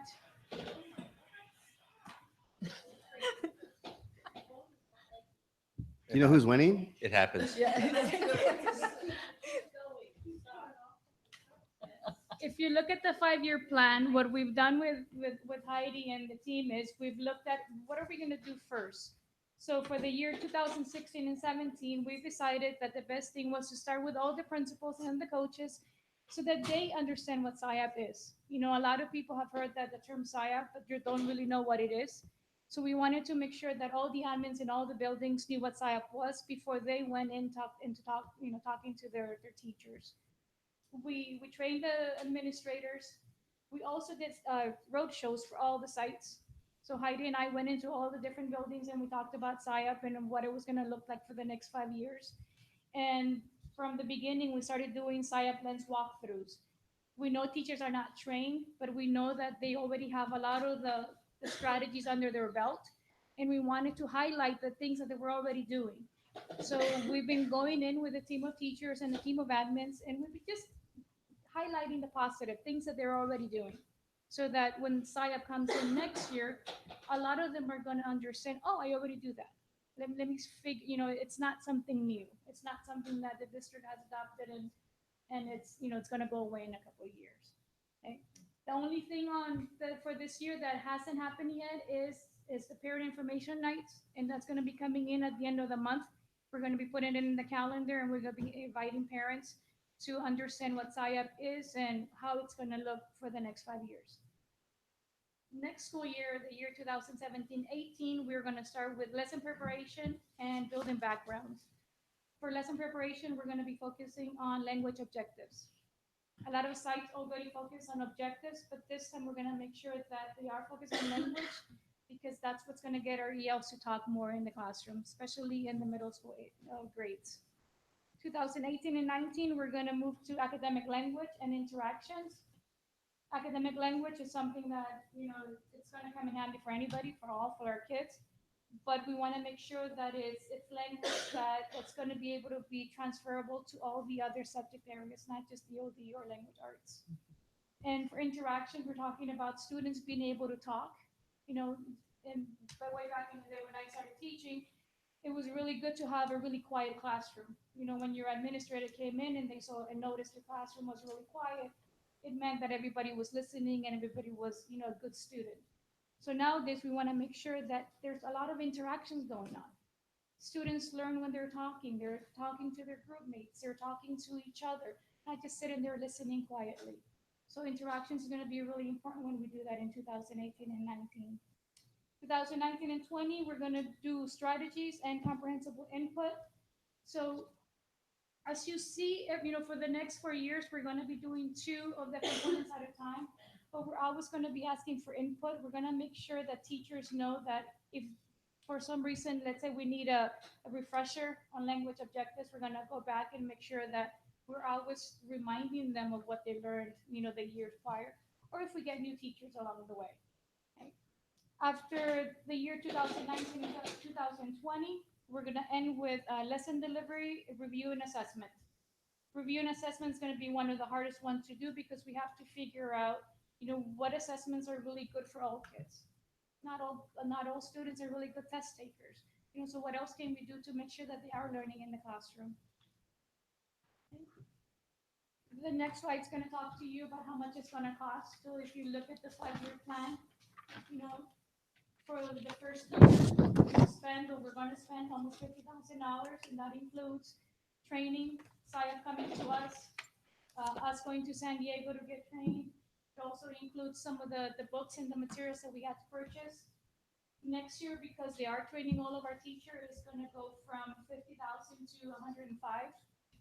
They're going to come in for 2 days, so that all our teachers not only get to learn what SIAP is, but they're also going to get to plan lessons before the school year starts. The year after that, same thing, because we are doing the second 2 components. It's going to cost the same amount. And if you look at the progression from 2017, 2018, 2019, we're going to be, just doing the same thing. We're going to be reviewing and learning 2 new components. The year 2020, 2021, we're going to do another 2-day training, and we're going to end SIOP, making sure that I was going back to review for teachers that were not on board when we first started.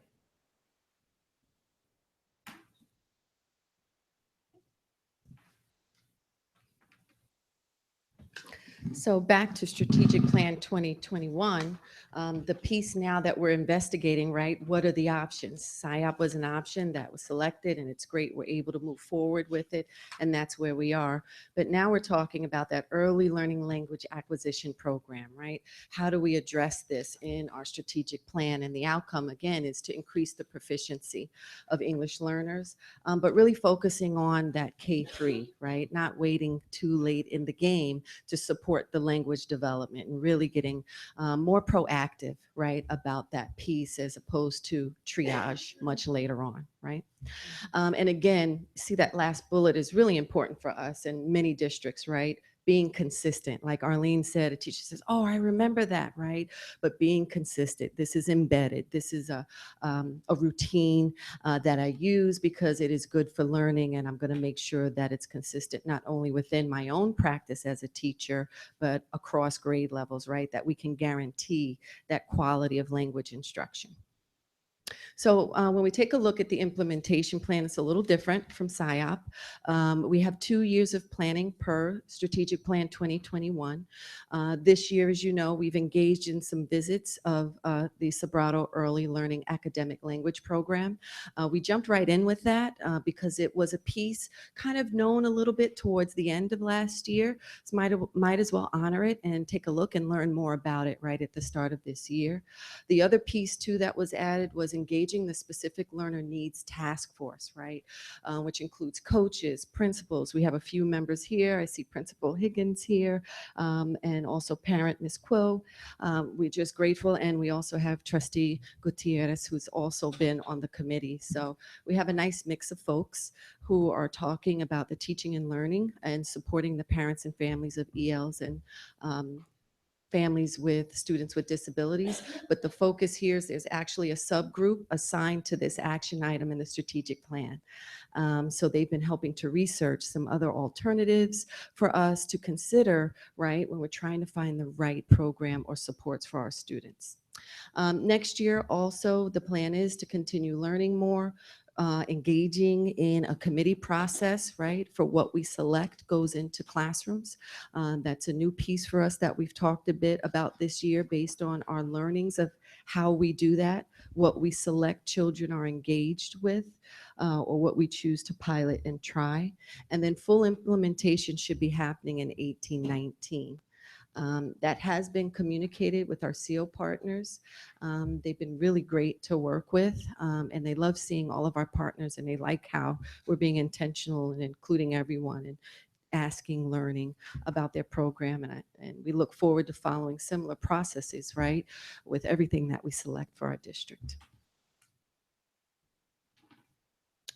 So SEAL, let's talk a little bit about that.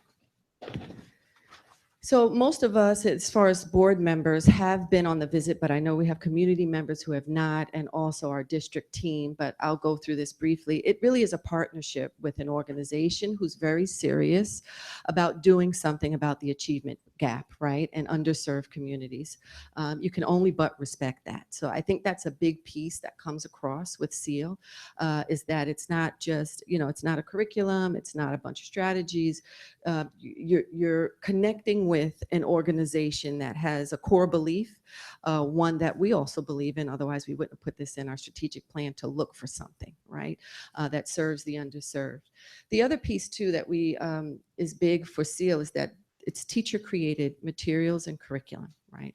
So I don't think we'll be dipping into Kathy Bauer's pocket to buy some more books, but rather teachers will build it for us. So it might be, as far as the book part, we won't have to buy a lot of things new, with the exception of those manipulatives, right, that are $3,000 to $4,000 per classroom per year to support those hands-on artifact areas that we saw in classrooms. Bearing in mind that SEAL is fairly new, they're doing their work. Most of their replication sites, meaning they got the model down, they did start in about 2008, and they're claiming replication beginning in 2013-14 for most of their sites now. And then they do focus on those 4 pillars. And again, what SEAL brings to the table is that partnership with the parents. They also, the articulation, which you have seen during the visits, right?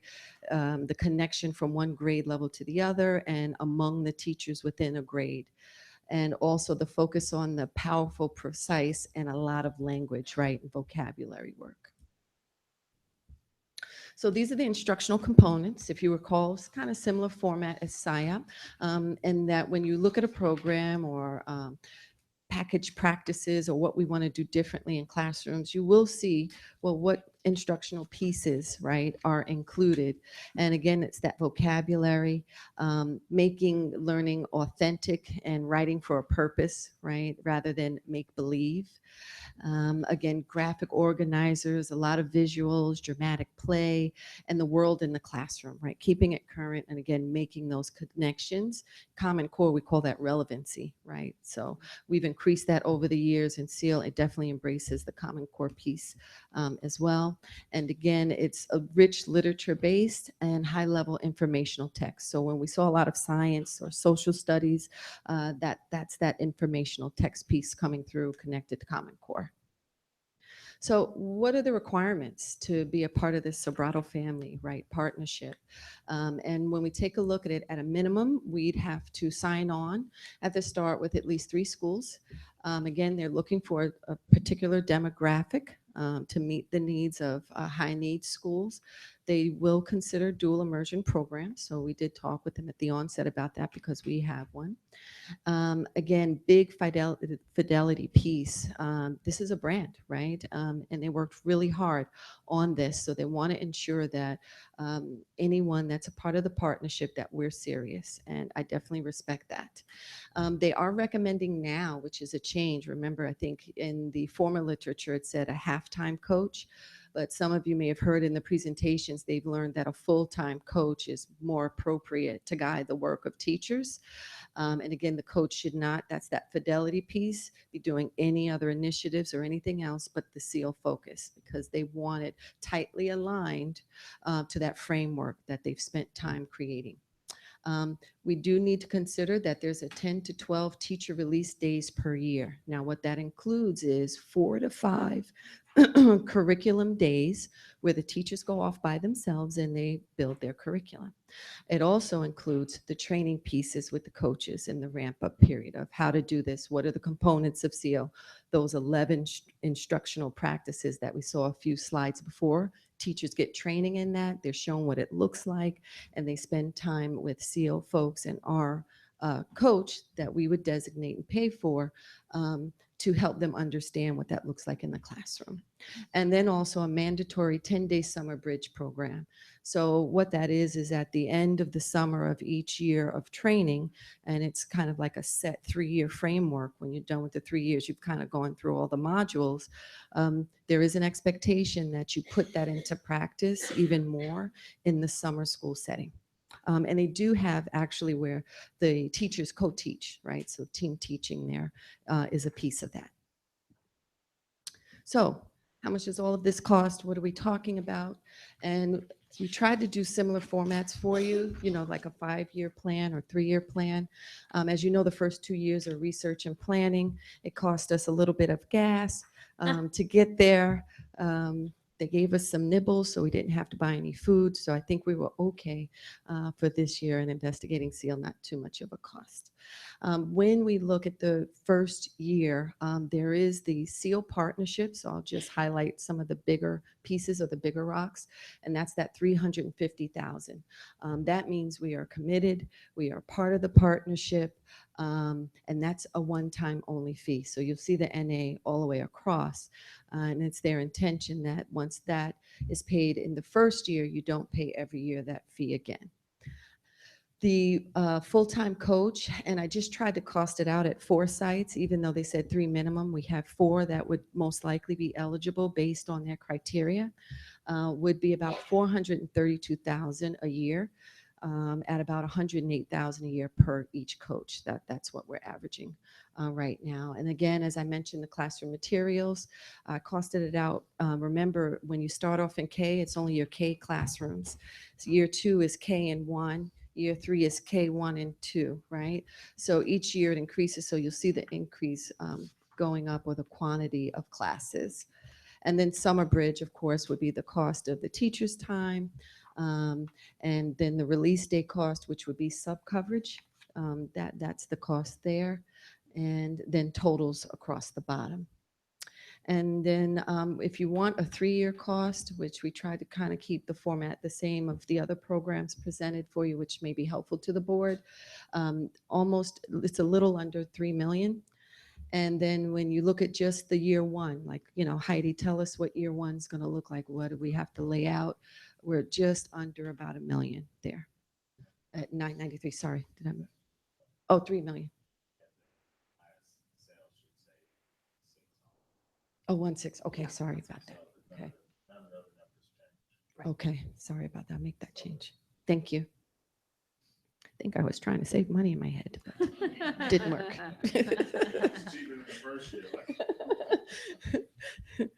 And, Arlene was instrumental in the visits. A lot of you saw me there as well, too. But it's great to have a partner. And the importance is transparency, and that we're both in the know, because we're supporting the entire district. So Arlene will talk a little bit about who was engaged in the visits, right?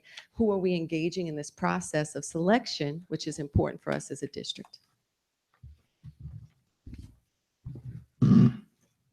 So because SEAL knew that we weren't ready to implement or weren't ready to do anything the first year, they allow us to take a small number of teachers or parents or board members to different visits.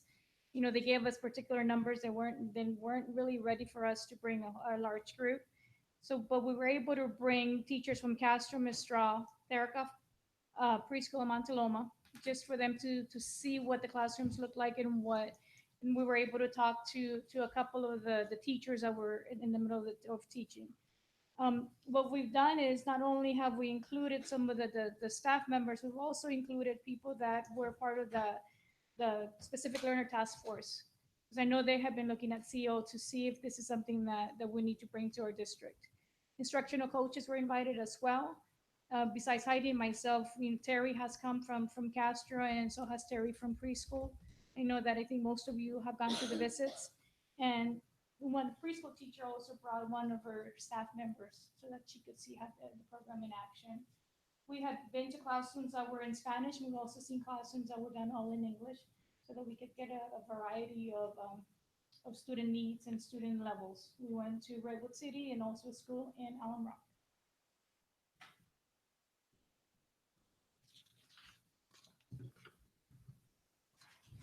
Okay. So when we go back to Strategic Plan 2021, it calls for an evidence-based program. That means show me the money to Heidi. So what we want to do is look at that data. That's our evidence. Probably about 15 years ago, we were really big on research-based, right? And the difference now is that the research starts the inquiry for us and highlights what might be good, and then now we look at the evidence. So too is the difference when we evaluate classroom teachers, right? There used to be a lot of focus on what the teacher was doing. Did she do this in this order, right? Now there's a switch to, we want to know what the students can say or do. So just to kind of let you know, like, where are these shifts coming from and the mindset behind why data is so important for us. So I tried to select the schools that we did visit. I thought that would be helpful for you. A few of you had questions, and I think when we visited, other folks maybe in the audience had questions about data. If you recall, when I mentioned SEAL in their replication year, that's really important because you want to be fair with the data that you're looking at a school. So if it's a K1, 2, and 3 program, right, the first assessment year would be grade 3. So you really want that program to have had enough time for that kindergartner to travel up to 3rd grade, and that's a fair assessment of the program. So if you look, quite a few of them have replication dates outside of the window for us to use data right now. However, next year's data would be their first cohorts to get a look at. But the exciting piece is we do have one model school, and they have been piloting it since 2008, and I think probably for 2 to 3 years after that, and they mentioned it in the seal visits as well, that's when they got the model down pat. So I would say if there's anyone to look at, Hoover is safe to take a look at their data. And what we want to look at now under the new Common Core standards would be the California dashboard piece. So you could see Selby Lane. Not all of you visited Selby Lane. Selby Lane was newly added to the Redwood City visit, kind of borders Atherton a little bit. So for those of us who went, I think Greg and Tamara might have gone to that one. Everyone else you may not have visited. They just added that site. Very similar to some of our schools, like the mixed demographic. And again, that one was newly replicated. If we look at Hoover Elementary, and if you remember our dashboard system, we go in colors, right? Blue is where we want to be, right? Yellow, orange, and then red are those levels that are cycling down to the levels of achievement that tell us we need to do something more about this. So as you can see, Hoover right now, and I looked in that category, right? So it'll say all student progress, right? There's many different data suspensions, if you remember, that Kathy showed us. We're really looking for EL progress, right? Because this is an EL piece, and right now they have a slice of red. Bless you. What's really nice to do with the dashboard is put a couple on a clipboard, right? And you can compare any multiple or variation of schools right next to each other and like the colors. So it's kind of helpful, right? So remember, blue and green is what we want. Blue, definitely most desirable. What I thought I'd do for you is kind of show you a sampling of our eligible sites and rate that against our Hoover, the one that we do have data.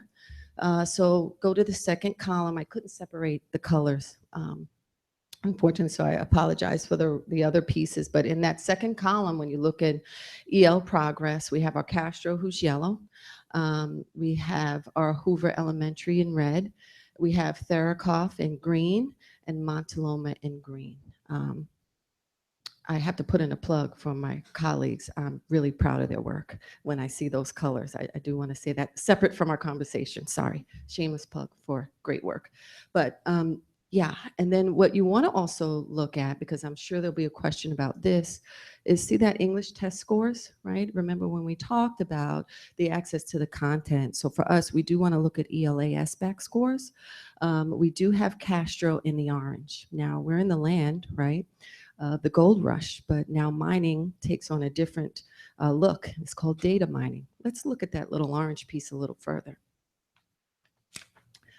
So that orange was for all students for Castro. Does everyone see that first line there in the orange, which was lower than the Hoover, which would give us an indication, okay, maybe right there is where we get it, right? SEAL is something for us to get access to the content. And then I said, okay, well, let's just be sure of this. So when we take that apart, go a little deeper, the data mining, we uncover that at Castro, the English language learners are outperforming the all students. See the yellow? And this is in the same exam or column that was reflected in the slide before, but now Castro's yellow. And when you look at the status, right, so you remember that little chart, there'll be a status and progress. Castro right now for English learners on the ELA SBAC is low.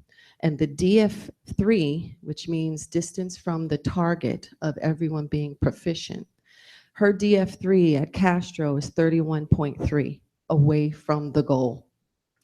Also, what you want to look at is the change in the last column when you're checking out that dashboard. Kind of lets you know how a school is growing or a subgroup from the year prior. And Castro has made a jump of plus 12.7 percentage points. Okay, now let's take a look at Hoover when we want to be sure of data mining and getting a true picture and a story. Let's compare like to like the English learners. Great, yellow. all students at Hoover actually are in yellow in comparison to Castro. And then when you look at the English learners for Hoover, they are low, just like our Castro, so similar, but you want to look at the numbers. So if you look at the DF3 of Hoover, Hoover is further away from the target than our Castro school is. And there was still an increase, which is good. 8.6% is actually significant. You know, district-wide, we had 6 percentage points, huge, right, across the board. So that's good work happening. I do have to give kudos to the team at Castro. They've got 12.7 increase there in comparison to our Seal site right now. So what are our next steps? Well, remember, we have some planning years. I want to thank the forethought of the strategic, SP 2021, where they said maybe you want to take some time on this piece. We have other pieces working. Arlene mentioned, how much we give to teachers at what time, right? Being strategic, where they can do well and then master and move on and embrace something new. So I think that was really great thinking, and it's allowed me the time to learn about these programs as well. But let's continue the work with the Specific Learner Needs Task Force. We have a subgroup that's working diligently along with me being there as well. And all of us working together and following up on recommendations, right? So right now we have SEAL as an option. What are the other options, Heidi, right? So we do have a group, and they are prepared to share some of the options for us to think about and consider. And again, we have to think about going back to the slide of what does the partnership mean? Who is eligible, right? If we're thinking of SEAL, SIOP is already in motion. That's the only reason why I'm not mentioning it. And that's for all sites, all levels. SIOP touches all pieces of our teaching and learning environment. And are we comfortable with selecting a program or, partnership that only addresses the needs at certain schools? So we want to think about that, what that means for us, of students at certain sites. So when we look at who's in K3, where are my English language learners at? And I think that's where some questions may be coming later. Is that the way we want to go? And then lastly, really evoking the power of the PARC process, right? That we talked about this year. How could it help us engage a little bit more as we do have a second planning year? Thank you. Thank you, Heidi. Trustees, any questions? Questions? Yeah, I have a lot of questions. I think I'll let other people go first. I've got a number of questions. Go for it. Okay, well, I'm going to go backwards then because I Yep. was writing notes to myself. So I'll try to go with you. yeah. I thought what you said is that Hoover Elementary in Redwood City is the one that it is at full implementation. It's been implemented for since I guess 8 2008. years. Mhm. And then you showed us the test scores for Hoover. Let me get to that slide. Yes. Yeah, and scores are going up, but they're still low. And it makes me wonder about, if this is a school that's used SEAL for a number of years, what explanations are there for why their scores are where they are? I can take that back to the SEAL partnership with Anya. I don't like to speculate of the scores of why and where they are. What I can say that in 2008 and 2009, we had a different target and assessment system, right? So we were under CST. And within this time span, what I do know and cannot correlate or attach, but what I can tell you about what was happening in education is a shift to Common Core. I don't know what that means. I would talk to Anya, the educational director, a little bit and say, can you tell me more about that? I do know, I think when we visited SEAL, Anya mentioned who was the presenter. It took them a few years to get like the model down pat. And, you know, when you are trying to learn best practices for students and children, you try something, okay, maybe a part of that works. You kind of chunk it off, keep it going, and then you implement something new, right, until you come up with. And what we do know of SEAL is they have named their, 2013 as replication years. So what I recall from the presentation was some of that happening, and she was very transparent about the process of how they built this piece to where it is today. So I will note that. And that's something that we can definitely inquire further based on them working directly with Hoover, right? And maybe talking with the principal a little bit. Yeah, About what and their I thoughts are. appreciate you comparing them to Castro because, a mirror image of this is how well Castro's been doing the last couple of years. And, compared to, highest performing schools in the district, their scores aren't comparable. But it was fascinating to me to see that comparison, though, between Hoover and Castro. And I know Castro is excited about starting SEAL. So, who knows what'll happen there. Regarding the slide that says SEAL partnership requirements, Yes. 10 to 12 teacher release days per year. So are the SEAL teachers going to have different release days or release curriculum than the other teachers in our school district? Yes, that's correct. And we did ask that question, right? So when we have our other trainings, how does that kind of work out? And we really need to prioritize the SEAL piece for them because the teachers are fully immersed, right, in unpacking the curriculum and recreating it, right? So that would be separate from their peers and dedicated and very targeted. Yeah, and so they're not having to do SEAL on top of their regular professional development. Which is, Well, that would include, so remember we have our strategic plan pieces, right? So that's RTI. Those would be pieces that we would have to sacrifice in order to create that focus for SEAL. yeah. Yeah. That's what it sounds like. Correct. Now, one thing we know about our community is we like a lot of communication and we like a lot of involvement. So I'm wondering, I'm looking at your implementation chart where you're starting to set out what you're going to be doing. And I know that your task force has been working on this, but I haven't seen your plan for involving more for SEAL. For SEAL, okay. For involving more parents or communicating to more parents about this new thing that's going to be coming into the district. So what's your plan for that? I think we definitely can do some work there. I would like to see that work decided as a committee next year in our second planning year of how and when do we engage the parents in this piece. I think that'll be heavily dictated by the PARC process. But besides the PARC process saying, hey, guess what? We are looking for this piece. Our strategic plan is very public. There should be no secrets about the intentions of the district because we have a wonderful guiding document that has been very clearly communicated and shared openly with our school community. So I'd love to rely on that piece and maybe work with our public informations officer about some ideas and the committee on that. Yeah, and I think just that classic, parent information night kinds of things. Okay. So the last thing, which is not a question, it's a comment you asked, are we comfortable with doing this just at 4 schools and not at all of our schools?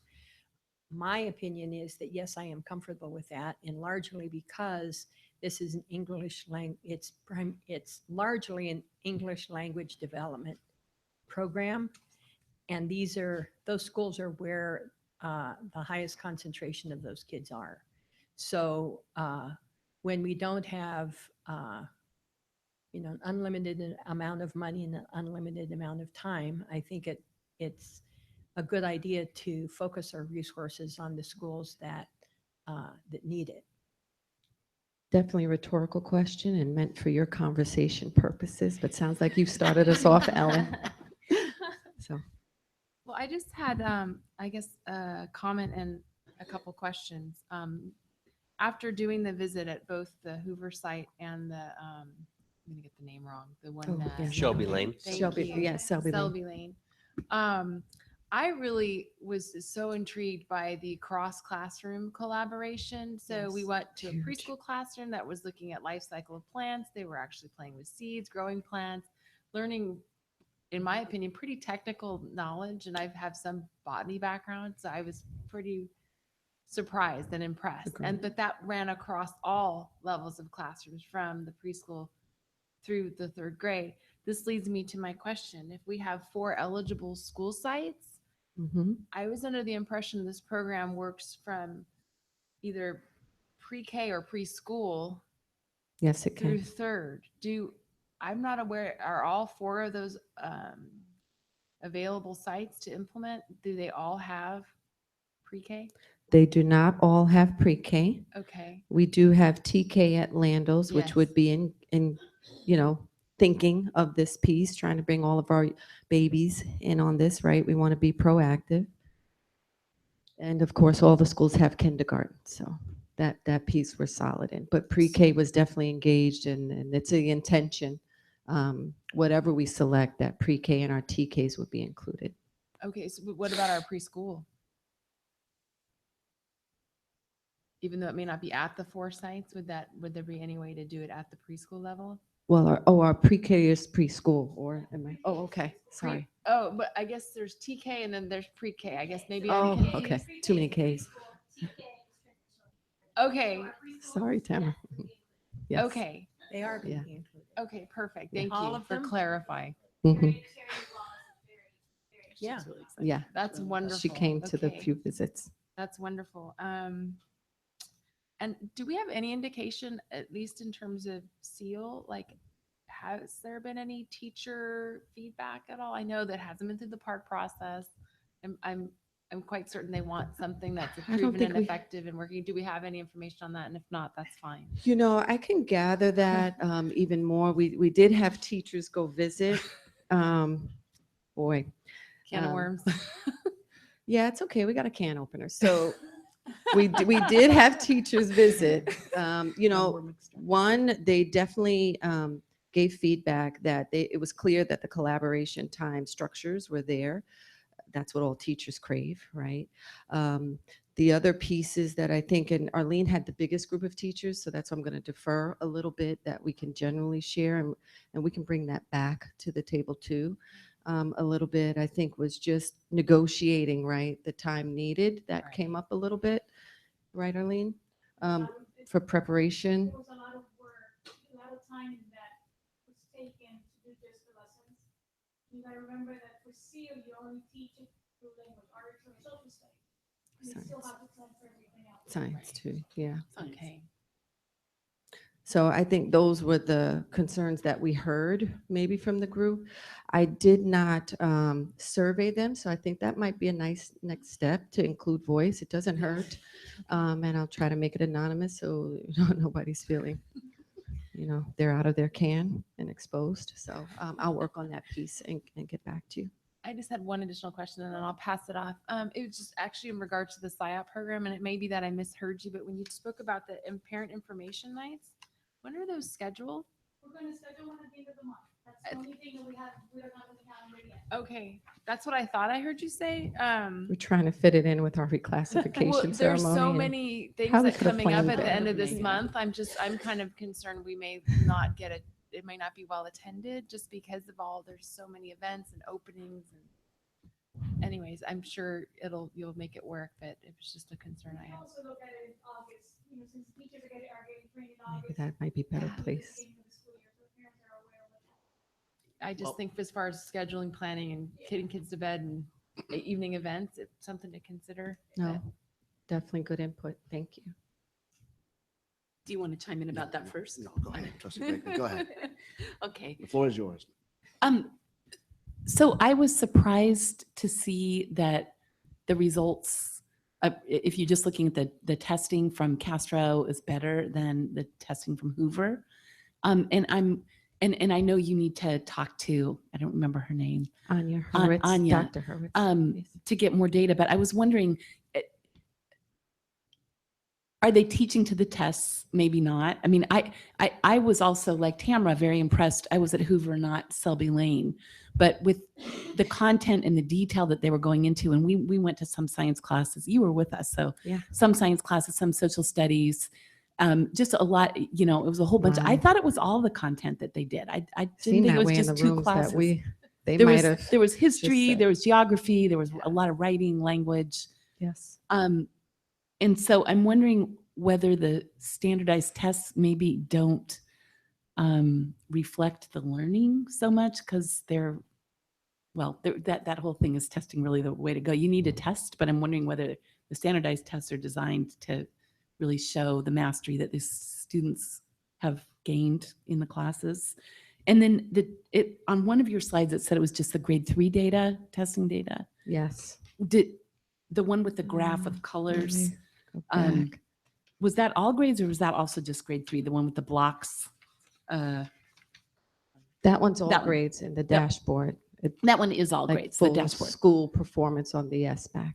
So that's all grades. Because I was wondering whether, like at Mistral sometimes, and I think I've heard it PAC also, sometimes the mastery that comes out on tests shows up in later grades. You don't expect them to do, especially with dual immersion. You don't necessarily expect them to perform as well on an English only test in 3rd grade when they've been doing this dual immersion thing, but by 5th and 6th grade, they're doing at least as well as their peers. And I'm wondering whether some of that might be true here. as Just well. reminded that Hoover is a K-8 school. The dashboard is still fairly new to me. I've been spending time playing with it, so I can delve even deeper into that piece. I haven't seen the disaggregation, but I can learn more about that. And they're still developing those tools. I'm sure a lot of people want to kind of pull that piece apart in the dashboard, but Hoover is K-8. Okay. So there Because might I'm be just that wondering, like, if you difference looked there. at grade 3 and it was really red, but by grade 5 you were getting some more greens and yellows, that would be interesting to just to know, It would. right? So I'll put by grade. And then also, I don't know if they look at EO versus DI, because I know that they have some English only strands there as well as some dual immersion strands. So if there's a difference. I did not see any disaggregation of that yet. Well, and in they the may, I mean, I know dashboard. everybody's just trying to figure every out the day there's a dashboard. new tool in there, so I'll check around a little further tonight too. I'm just curious. And then on this slide, where you showed which schools were eligible. Yes. I'm really curious why Landals, well, you've got Mauna Loma at 33% ELs and Landals has 32.5. And then also the reclassification data was a little bit different, but is that the cutoff? Like, what is the hard cutoff? Because it seems so close. The other piece of the cutoff is the socioeconomic piece.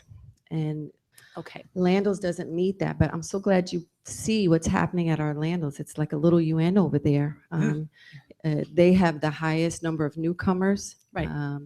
They really put a lot of effort into their L's, and they're soaring, as far as the number of English learners at Landals. That definitely is a piece for them that is becoming big work. Yeah. Okay. But I just the- was curious because The SED piece does not meet that requirement, but I'll talk to Anya about that because the English learner piece there is becoming stronger. They're well over 30%. Looks like they're continuing to increase. Well, I was just so surprised. From the site visit, I wasn't necessarily expecting, but that old adage of good teaching is good teaching. And I just thought it would be amazing. I mean, it would make me want to go back to school. It was so much more engaging than anything I ever had or anything my boys had when they were in grade school. And, I think it's great. And we really need to focus on the language learners because that's been a big piece of the achievement gap in our district. But I also think it would just be amazing for every kid. So I agree with that. I agree with you. Hands-on learning is amazing for all students. That's what we want. We want the high level of engagement. Those are pieces that are good. Dr. I Rudolph? just want to point out that one thing we don't know, because we will implement this before the opening of Slater, is whether or not some of these sites will actually move off the list or if they will stay on. because we don't know what the demographic impact is. But it's chances are Landos could shift, Montaloma could shift. So we would need to figure out how that looks, and then also talk with Sobrato about if we start something 1 year and the demographics shift drastically, which I don't know if that will happen or not, but if it did, what that means. And if Slater comes online and qualifies, does that mean that Slater is also part of it and is at another school? So just keep that in mind, because it is an unknown factor. Can I add something to what Trustee Blakely just said? Because I think if I heard it without any context, I might not understand it.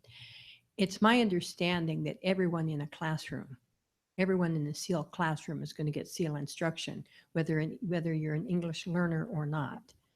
Yes, yes. Wouldn't it be everybody, because it's the whole school, right? Those grades, It's all the those grades grades. at that school. You wouldn't just have 2 classes with SEAL, and like if you're in a 4-strand school, and 2 classes with the regular standard programming. But that's just for the pre-K? Yeah. They have TK over there. TK. Transitional K. Maybe I'll just say it out. So I do have some homework here. Greg, do you have any Jotting my questions? notes. I have comments, no questions. Okay. Okay. So my questions are, were you able to get the stats from Jose Manzo at Oak Grove? Because when we went to go visit, we being the superintendent, myself and other members, he had statistics about how they did with the test scoring early on and then subsequent years. So Okay. if you haven't had the chance to talk to Jose, No. I would talk to Jose. Okay. And if you don't mind, I can give you his email address, or the super's also been able to speak to him about that. Sure. Because he had some positive He had results. data. Okay. Yeah. and That he would had- be and- helpful and for he had us. data, because I think that's what we were looking for in the presentation. Okay. I know one of the issues that you look at too, when you see the scores, obviously they have a high volume of students. And when you have that much need in the school, I can tell you, in my humble opinion, you're not going to get immediate positive results because the volume is just so darn high. You have a bigger team that needs to be buying into the program. Whereas in the other schools that we have here, our populations are much more smaller. So the impact that you can see from both the Castro community and Landos is amazing in and of itself. Along with Montaloma, they can hold their own, and we're just trying to get them to do better. So I want to look at it from that perspective as well. I know when I spoke to a lot of the Castro teachers, actually they spoke to me. I didn't speak to them. They brought it up when they had attended the SEAL presentation. I wanted to say about 85% of them were on board. And then for Mistral, Castro. I didn't ask them. They Okay. came to me. When they went to the SEAL presentation, I want to say about maybe 86 to 88%, because I didn't get like 3 teachers from the upper grades. They were all on board too. So if you wanted to take a poll of teachers, Yeah, I by all think means, that that's would our be next helpful. step. And having them also participate in the visits would be good. But that's just my 2 cents worth, right? So I'm not trying to promote or deny or I don't know what, but I'm just trying to be objective. to No, try I and think get the that's best what results. happened. That's Yeah. more data. And I know Castro principal and our preschool, as we mentioned, Terry, loved what they saw for sure. Right, Right? right. So my only and the only thing I'd like to follow up on is options. I brought this up to you a couple months ago. We, Yep. we need to have more options besides SEAL. So I'm looking forward to find out what those options are. And what I want to know is, because right now the majority of the board, I think, has said, hey, we're interested in this program, and we see the benefits to it. But what I want to see also too is, you all are the experts. What's your take on all this? What in terms of options? And when you have those other options, I'm hoping you'll be able to provide us some examples of which schools with these programs have done Great. right. Have done great. Right, like- yeah, or just in general, right? Because that was my main concern when I brought that up to you Yep. at the task force, which is it's great to be pursuing something like this, but reality is, what's the backup plan, right? Mhm. You have a strategic plan, that's great. We have goals, that's great. SAP was implemented, that's great. It's going forward, that's great. But what's the backup? Mhm. Because we have to look at that too. So I'm hoping we can get more substantive results on that as well. Sure. Any members of the community have any questions or would like to Or comment wanna on comment? the subject matter here and come up to the podium? No? Okay, if not, any other questions? Greg had some comments. Or comments? Greg, sir. Yeah, comment for it. time? Go for it. I really like my visit to the SEAL schools. I thought in each classroom we went into, I was impressed by how engaged the kids were. I mean, they were really well behaved. Like I would spend a lot of time in my kids' classes in our district, and none of them had the same sort of like everyone's listening the whole time we're there going on. So they definitely had a lot of things going right. I am confused by how Hoover can be in the bottom row of the 5x5 chart after 8 years of SEAL. I don't understand that, because by observing the class, I thought these guys are going to be doing great on, English ability and everything else. And they're dark, red, they're the lowest tier. I don't understand what it's, it is grades 3 through 8. So, and even the 8th graders have had it for like almost their whole time there. I don't get it. And Castro's doing better. Mhm. And I'd want Castro to do even better. But I'm not certain this is the way to do it. And, I'm sure that if we looked around, we'd find schools with a lot of kids learning English that are at the top level. And Okay. I'd like to know what they're doing. Mhm. Top one, second one, and see the options. Yeah, well, and that's the key, right? So when you're just looking at one school because it has information available on said website, yeah, I don't know how they're parsing out the info, but that's something that we should follow up on. We should have beforehand to figure that out. And now we're going to get that information later on after she speaks to the person at Yeah. SEAL. But we also have to get the information from Oak Grove, though, because I have it closely. that's somewhat available. I just want to point out, the data that Jose was talking about is reclassification rate. And the reason why we're using third grade is because every district has different reclassification processes. And so to measure the AMOs and everything else is a little bit different. So this is really the only true benchmark that we have. And so the good thing about having one additional year is that we will be able to see what happens this year Curious. at that particular at those schools, because we'll be able to see an apples to apples comparison, and then be able to compare. But I mean, part of this is also Oak Grove is not Mountain View. Mountain View is not Redwood City. And so it'll be as fair of a comparison as possible, but I think we should just keep those things in mind. But we should, at the end of this year or in the next couple months, once the state releases the data, have comparison data. And that was one of the struggles we had in the beginning, was because some schools some districts use STAR, some districts use all these other variables for reclassification. And so because we didn't, and we just changed our process, it was hard to say apples to apples. Thank you, Dr. Rudolph. Any other questions? I just Or wanted to comments? say I'm really glad that you're looking at that, because I mean, it seems obvious, but it was surprising to me too to see the red. And so I'd like to. I was surprised too. Yeah, I'm glad that you'll drill down a little bit better, but I'm also thrilled with what we're doing. And maybe, it may be the right answer is just keep on doing what we're doing because we're getting the results. I don't know. I don't want to shift to a bright, shiny object if it's not getting the results, but it did seem super engaging, but also a lot of work for the teachers. And so I'm glad that you're doing the tough analysis. Thank you. Thank you. I think what I heard tonight is we like to see students engaged and joyful, right? Using rich language, right, at elevated levels. Can that happen at MVWSD with or without SEAL? Well, it and should. keep looking for good. It should happen, even with no SEAL. Yes, sir, Right? President. Sir, it'll happen. I mean, that's a given. Or else they can't compete once they get to Mountain View, Los Altos High. That's my concern. Agreed. Right? Yeah. That's my concern. Right now, they're not cutting it. So if we did a little Wordle, I heard engagement, hands-on, right, and some joy. Thank you, Ms. everyone. Smith. Thank you. Thank you, board. Review and action. Who's up? Initial proposals for Mountain View Wisdom School District and the Mountain View Educators Association, CTA/MVEA, for 2017-2018 school year and public hearing. I'm sorry, Emily. I was wondering, I was like, why is she still here?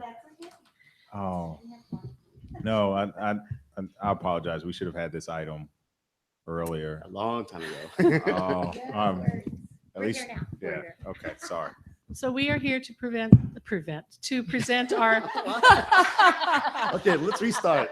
How you doing, Emily? Great. We're Good. still here. We are here to present our Events. sunshines, and although the order is for the district to go first, I would like our guest to go first to present. Sure. And you can just. Yeah.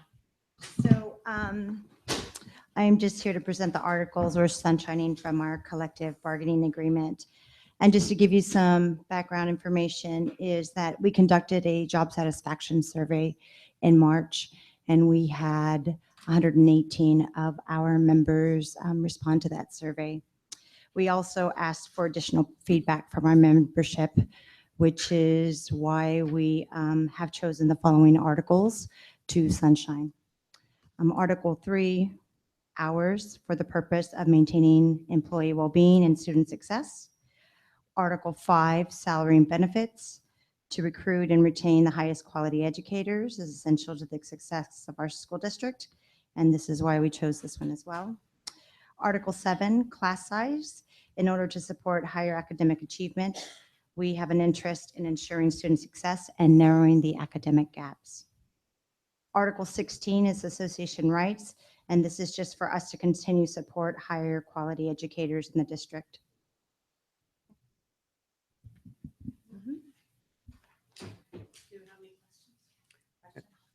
So those are 4 articles, yes?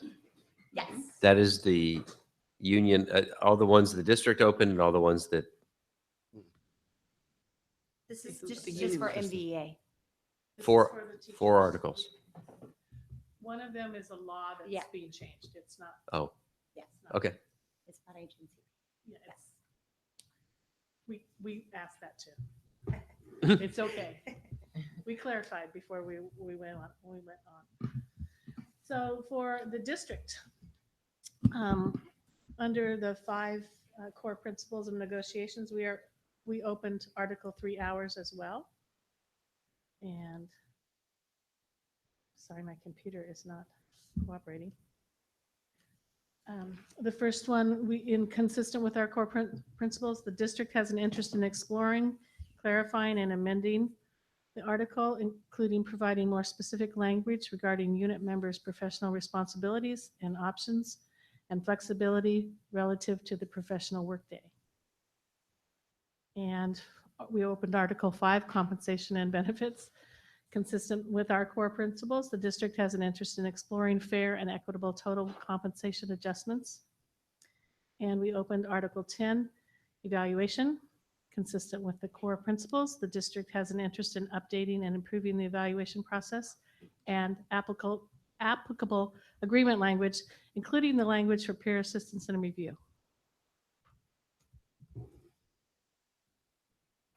Thank you very much. We need to have a public hearing. So at this point in time, it is 9, man, like Claire is just killing me. 9:27. 9:26, 7 p.m. Wait, what? 9:27. 27. 9:27 p.m. We will close this and open up the public hearing at 9:28 p.m.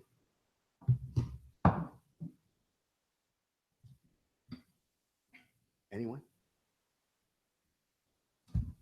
We will close the public hearing at 9:28 with 45 seconds. We will reopen now our Mountain View Wisman School Board Trustees meeting at this time.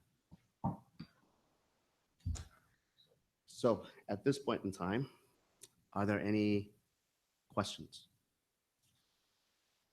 Any members of the community that would like to speak? We have no members of the community here. So we've asked and it's been answered with no one being here. Okay, great. And now we'll move on to any other further questions. If not, I need a motion. I move to approve. Which one am I moving to approve? A. Highlighted picture. That the Board of Trustees approve the district's 2017-2018 initial proposal for reopening of the collective bargaining agreement with the Mountain View Educators Association as presented. Second. Moved by trustee Blakely, seconded by trustee Wheeler. All those in favor? Aye. All those against? Motion passes unanimously. Thank you, board. Thank you, team. Emily, thank you so much. Just for future reference, if you want to speed through this just a little bit, you can say 9B as written or 9C as written. Okay, thank you. So that you won't have to read all of those. Oh, awesome. If you make a substantive change, then you have to read it. Got it. Thank you, Dr. Rudolph. It was 10-8. It is. It is. That was just a It's just hypothetical. mind games. So I believe I'm next again. Are you? I am. And I'm going to combine the two. We have two resolutions that we would like you to read and approve. They're both employee appreciation resolutions, and you have a process for that, so. So you're combining both items 10B and 10C, and you like for us to read the resolutions one at a time. Yes, please. Any questions or comments? Any those. community comments? Being that there are none, let's start with this process. Okay, great.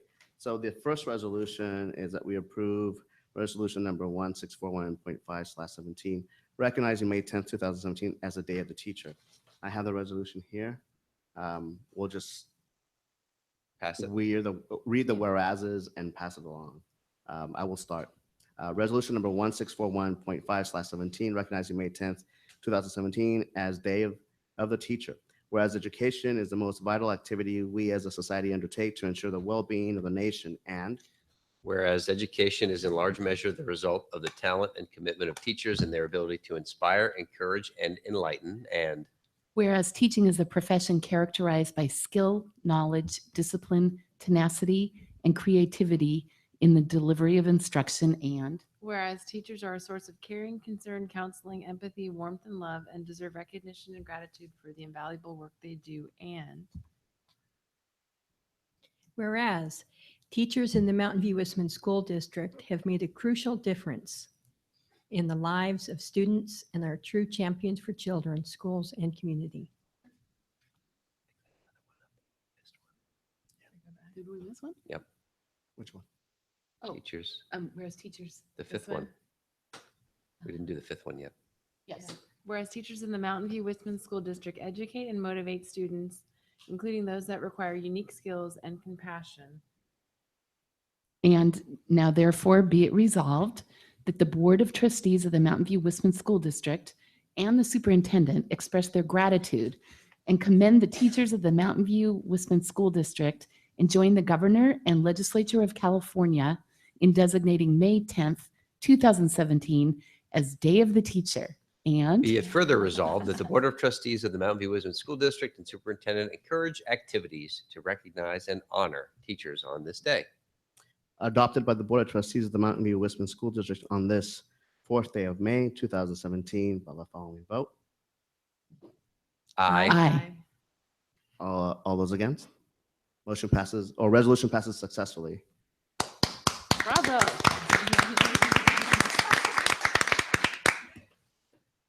Moving on to resolution number. Oh, it was No, Matt. yeah, nobody made the motion. I will, for the record, say I moved. Second. Moved by trustee Wheeler and seconded by trustee Coronado. Thank you for catching that. I'm sorry. I thought it was originally moved by trustee Wheeler and then seconded by Ms. Wilson. are we moving both of the resolutions? Mhm. Did we? Okay, so like retroactively for teachers and now for Or recognizing May Certificate. 21st through May 27th, 2017 as Classified School Employees Week. This is resolution number 1642.5/17. Whereas the week of May 21st through May 27th, 2017 has been designated by the Governor and Legislature of California as Classified School Employees Week, and Whereas classified employees support and enhance the educational process by assisting instructors, transporting students, preparing nutritional meals, maintaining buildings and grounds, and performing all technical, business, clerical, and secretarial functions. And whereas classified school employees contribute to the establishment and promotion of a positive instructional environment and play a vital role in providing for the welfare and safety of the Mountain View Wisman School District's students. And Whereas classified employees provide services that enable the Mountain View Wisman School District to respond effectively to the needs of students, parents, teachers, administrators, and the greater community. And that's Whereas classified employees in the Mountain View Wisman School District are deserving of special recognition for their many contributions in a wide variety of roles to the institution of public education in this county, state, and nation. Now therefore be it resolved that the Mountain View Wisman School District Board of Trustees express their gratitude and commend all classified employees for their service to the district and designate the week of May 21st through the 27th, 2017 as Classified School Employees Week. Be it further resolved that the Board of Education urges the members of our community throughout this district to recognize classified employees during this week and to applaud their hard work and dedication to the success of public education. Passed and adopted by the Board of Education on this 4th day of May 2017 by the following vote. All those in favor? Aye. All those against? Resolution passes unanimously. And I'm going to move that motion. Oh, Second. we already did it with Yeah, one we motion. did both of them We together? didn't All really right. need to say aye 5 times. All right. Again. But we did. Thank We you. did. Thank you. I do want to tell you that the administrators at the district office will actually celebrate Employee Appreciation Day on May 17th. That is the week in between the 2 weeks, because otherwise it becomes confusing Party? to everyone. Whose Yeah. celebration is this? So we celebrate everybody on May 17th. I just All want right. you to know Here, that. Hey, thank you, Emily. You're welcome. Appreciate it. Dr. Clark. Construction contract award for the Stevenson Elementary School temporary campus site development project, among many others. All right. So the first item D is staff is asking board to approve the construction contract for the Stevenson Elementary School temporary campus to the Rodan Builders for the amount of $3,750,000. So moved. Second. Any questions by the board? Any community comments? No. Moved by trustee Wheeler, seconded by trustee Blakely. All those in favor? Aye. All those against? Motion passes unanimously. Thank you, Dr. Clark. Thank you, trustees. Item E is a construction award contract for the Castro Mistral Phase 3 modernization project, which will take place this summer. Award the contract to BHM in the amount of $3,788,500. Any questions, trustees? Members of the community? Motion needed. Move to approve. Second. Moved by trustee Blakely, seconded by trustee Wheeler. All those in favor? Aye. All those against? Did you say aye? Aye. Motion passes unanimously. Thank you, Greg. Forgot to say it. Item F is the award of the guaranteed maximum price to Beals Martin for the Mauna Loma School Modernization and Expansion Project, phases both 1 and 2. If the board recalls, the last board meeting, we brought forth the leaseback contracts, the site lease agreements, the very lengthy documents for Mauna Loma and Huffbub and Landals. This is the guaranteed maximum price for phase 2 work. The contract is for $10,189,598,000.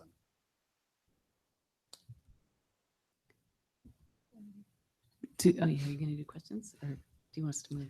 I have a quick question. I'm sorry. Sure. I hesitate because, so here on the packet, the number's not showing. It has amount of $ TBD. I said it was 10 million something. That's not a dollar amount, is it? TBD. No, remember, in order to get the packet out, the request Yes. was to send it the temporary one, Yes. which didn't have the amount, and then on Monday, we sent the revised one out. When did you print yours? Today. President Gutierrez, really? Yeah. Okay, but the number's on the record, so that should suffice. Okay. Correct. All right. And the website, I think, is right, but we'll check. Okay. All right. Thank you. That's why I brought it up. Okay. Questions, trustees? Members of the community? Motion? I move to pass. Second. Moved by trustee Wilson, seconded by trustee Wheeler. All those in favor? Aye. Motion passes unanimously. Thank you, trustees. Next item is G, which is to award the guaranteed maximum price contract to Rodan Builders for Bob Huff and Landals modernization and construction projects. This is phase 2 of that work. This amount was $17,634,833. It's 3 schools. Right. Bob Elementary, Frank Huff Elementary, and Landals. Correct. Hubble. Hubble. Oh, I'm sorry. What did I say? No, no, it's doesn't fine. matter. Hubble. Did I said Hubble? Hubble. No, we're Oh my calling it gosh. Hubble. Oh, I see. Hey, you guys are getting me confused. Any questions, trustees? No. No. Members of the community, any comments? No? Move to approve. Second. Moved by trustee Blakely, seconded by trustee Wheeler. All those in favor? Aye. All those against, motion passes unanimously.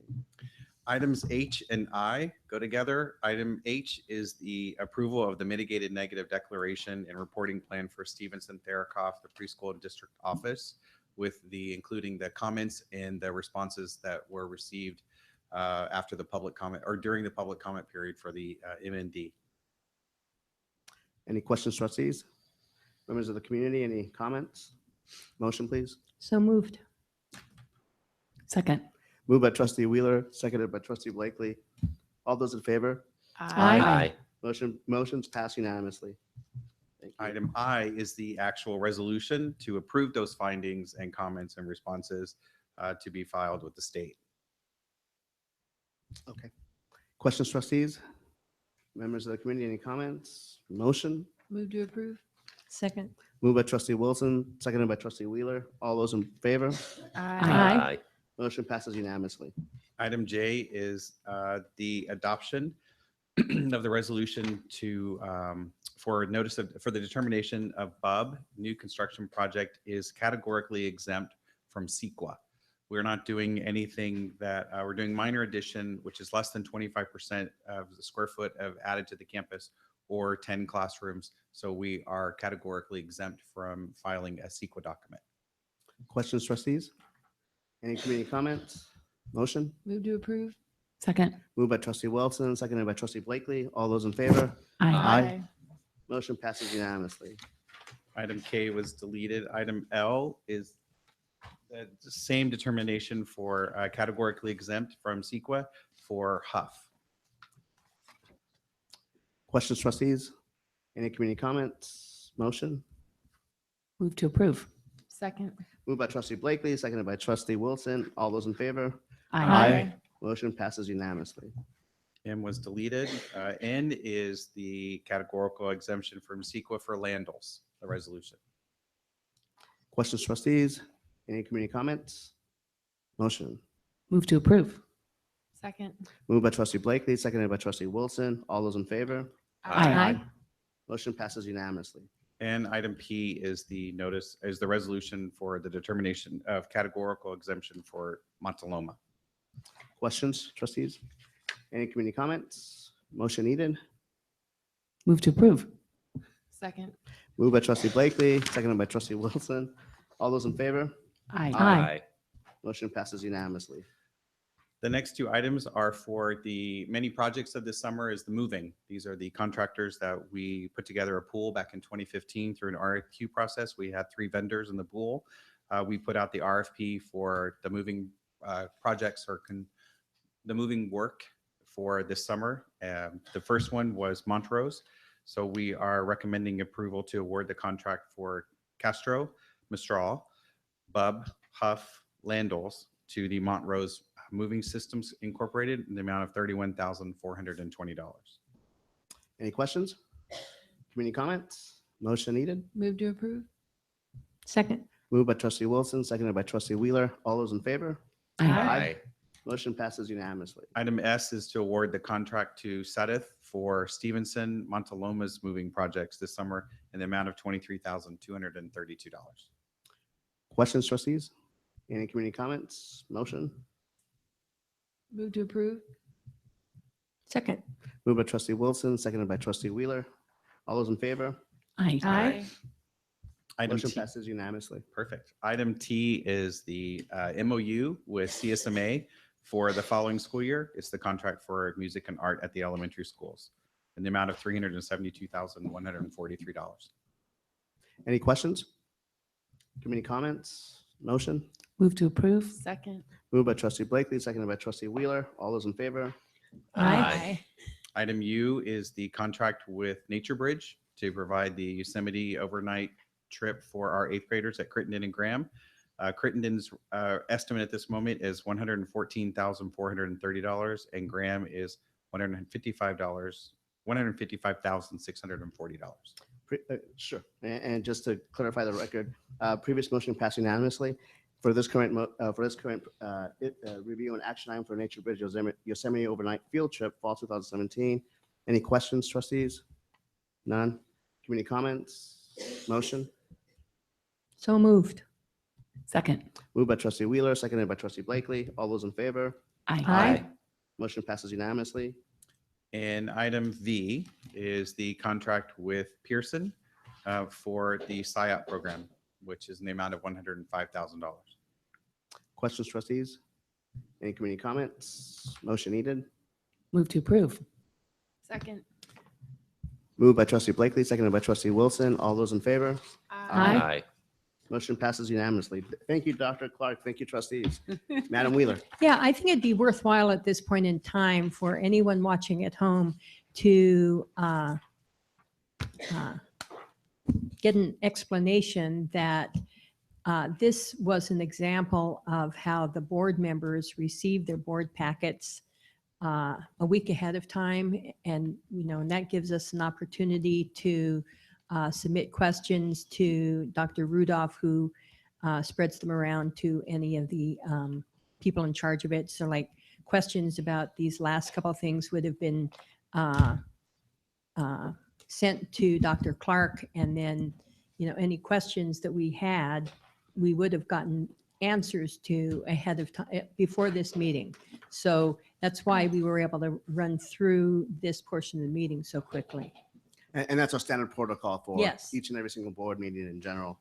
That's the beauty of being able to post everything ahead of time with due diligence.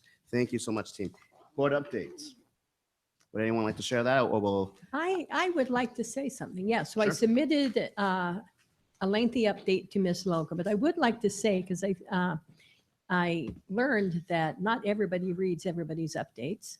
So I want to make sure everyone is aware that just as our school district has been doing strategic plan, at the Santa Clara County Office of Education, they're going through 5-year, 7-year, 2-year strategic plans.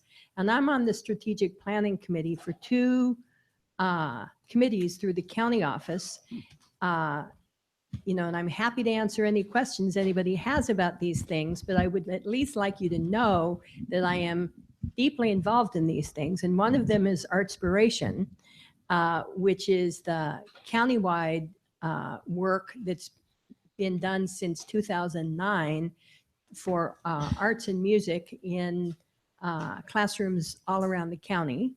And the other is I'm on the strategic task force for the preschool committee. So, and we have the classic discussions about what does early childhood education mean? And we talk about, maybe 0 to 8, maybe 3s and 4s. What is it? But anyway, so that work is going on at the Santa Clara County Office of Education too. So lots of good work being done. So even if you don't know about it, I'm hopeful that you at least understand that, work is being done. Thank you, Madam Wheeler. Thank Yeah. you for all that good work you do, that even if we don't know about it Yes, yes. until now. Any other trustee? Nope. Okay, just one quick shout out. On Monday, we had John Gundry visit our school district. Mhm. Superintendent Rudolph was a part of that visit as well. And John as Gundry is. Happens to be the Superintendent of Santa Clara County Office of Education. And we also had trustee Grace Ma, who is our trustee at the county-wide level, Mhm. also pay a visit to Mistral. And both and everyone had a chance to interact with Mistral parents, teachers, and some students. And so I was very happy to see Superintendent Rudolph there along with our invited guests. And we answered as many questions as we could. And for me, I was very happy to see a unified front in being able to help answer any of those questions, but also have our guests interact with our parents, because that discourse alone was huge. There's not that much of an opportunity for parents to sometimes meet those types of persons, and to have them there and be able to discuss issues freely was very important for everyone. And can I say what I learned when I was told about this visit, that it turns out John Gundry is himself a big fan of dual immersion programs. and he's bilingual himself. So, and that's why he was going around not only to Mistral, but to other schools in the county.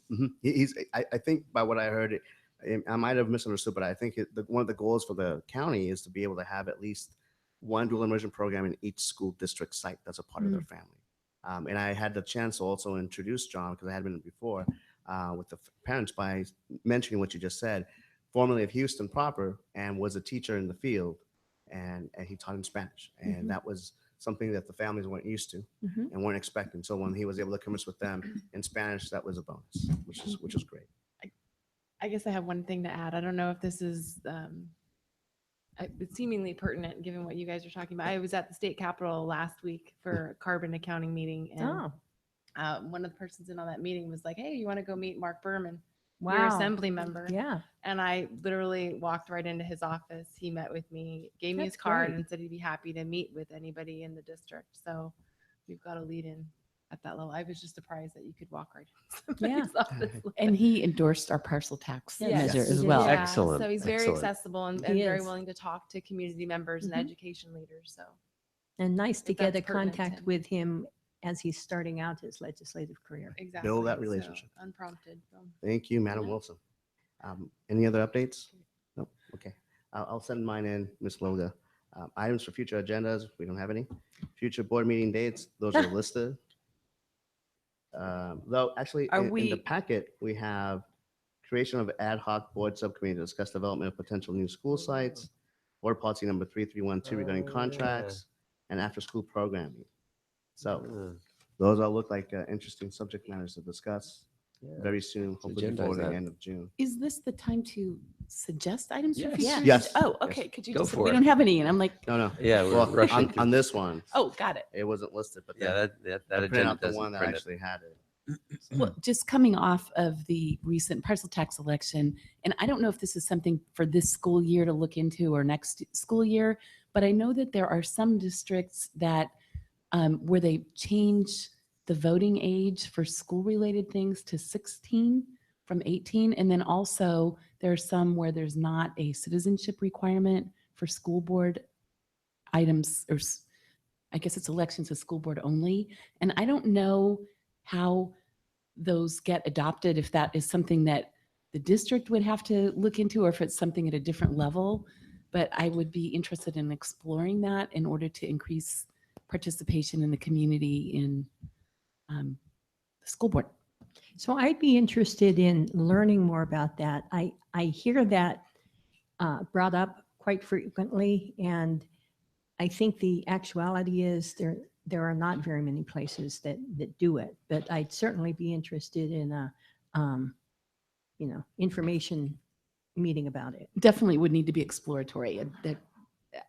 I wasn't suggesting that we do it, Yeah. but that we consider explore it. Okay, trustee Blakely. Duly noted. Anyone else? So that That had two people that supported it. So we should be able to put that on. It needs three to. Does it need three? That's the Yeah. that's the rule. Okay. I mean, I'd be fine if the rule were two, but the rule is three. No, I wanted to stay 3. Yeah, Should so say it's 3. 2, so it is not. Oh, I see what you mean. That's how that goes. This isn't the one for the 3. Next meeting. If 3 people wanted to do it, it could immediately go into that bullet point list though. Correct, yeah. Right. So I would be the third person. Oh, okay. So there's let's 3. do So it. then So it let's do it. doesn't need to go to the next meeting. It So can go we'll- right we'll- in the list. We'll put it on the list. I'm happy to have it be on the parking lot. It doesn't necessarily have Yeah. to be. We've Sure. got a lot of stuff Yeah. before the school year ends. So Oh, yeah, next So year. our next 3 meetings will all start around 5 o'clock, if not earlier. So we just need to know what you would like to take off, or if you want to table No, this. Sounds like we can leave of that on the next list. year future agenda, sometime. I just, Okay, so it can. is parking it- lot. Yeah. It's fine to wait until August or Oh, not September or even sometime? August, Right. like February, When, okay, When we have 20 time. when there's a little bit more. Well, The yeah, space. next school year would be wonderful. When there's more space, great. There won't be Okay. any more elections in between now and then No. anyway, right? Okay. Not that we No, have scheduled that's all the today. year Yep, after, yep. yeah. Okay, great. Okay, and future board meeting dates. Thank you, trustees. Thank you. Future board meeting dates are listed here: May 18th, June 1st, and June 15th. Are we going to need more than 7 more minutes to finish this item? I think so. Because if so, we could Um, extend the meeting. Yeah, I think And we- I think we- I remind think me, we remind should. me which meeting date we're going to start at Crittenden? June 1st, the June next, not the next one, but the one So, after that. Yeah, Right. one after that, June 1st. So May 18th is our next meeting. It would be June 1st, where we have the retirement reception, years of service, employees of the year, LCAP and budget public hearings, and school boundaries discussion. No, that's June 1st. Yeah, that's right. Retirement reception. Oh, that's over at Crittenden. Yeah. You read them both together. So next time is LCAP. Right, Governors. no, this was just in terms of June 1st. Oh, yes, you're right. No, I got it, You're right, I got it. yep. All right. And are we gonna, now that we'll have the meetings there, will we have our lapel microphones? Anyways, okay. We used will to let have you- to pass microphones when we had We will meetings have there. It was a microphones. mess. Our only concern about the lapel ones is if you walk Don't have a into lapel. If you walk into a bathroom. That's what, you put it on and then you put it off and then you walk away and then you come back. Our technology team is working on it. Okay, thank you, Dr. Rudolph. The time is Oh. 10, what? I just wonder, just quick question to staff. We've in the past talked about maybe having the board meeting move around from place to place. If we're not going to be having it here, and we have to have it on the road, maybe it's worth considering whether we have it in the other schools too. So Which is something I brought up early on and Okay, Dr. Rudolph well, has here a you- response. Oh, uh-oh. No, it's good. It's not bad. I think the more adequate spaces are the two auditoriums. Their golf is extremely hard. It's the largest site, but it's just really rough. And if in the event that we have, because we have some topics that are going to Oh, well- require a lot of people, I think, and will probably take a considerable amount of time, we should be considerate to think about the chairs also. And Oh. we're glad to get rid of these and move out. But our original idea was to move from Graham to Crittenden to sort of bounce around. The Mm. challenge is that Crittenden's, the front end of Crittenden is actually a little bit smaller. And so we're trying to work through logistics. But we'll keep you posted. Our trial run, these next two are the next two meetings, and then we'll have a more ideal plan for next year. Thank you, Trustee Greg. Thank you, Superintendent Rudolph. Sure. We will adjourn this meeting at 9:55 PM.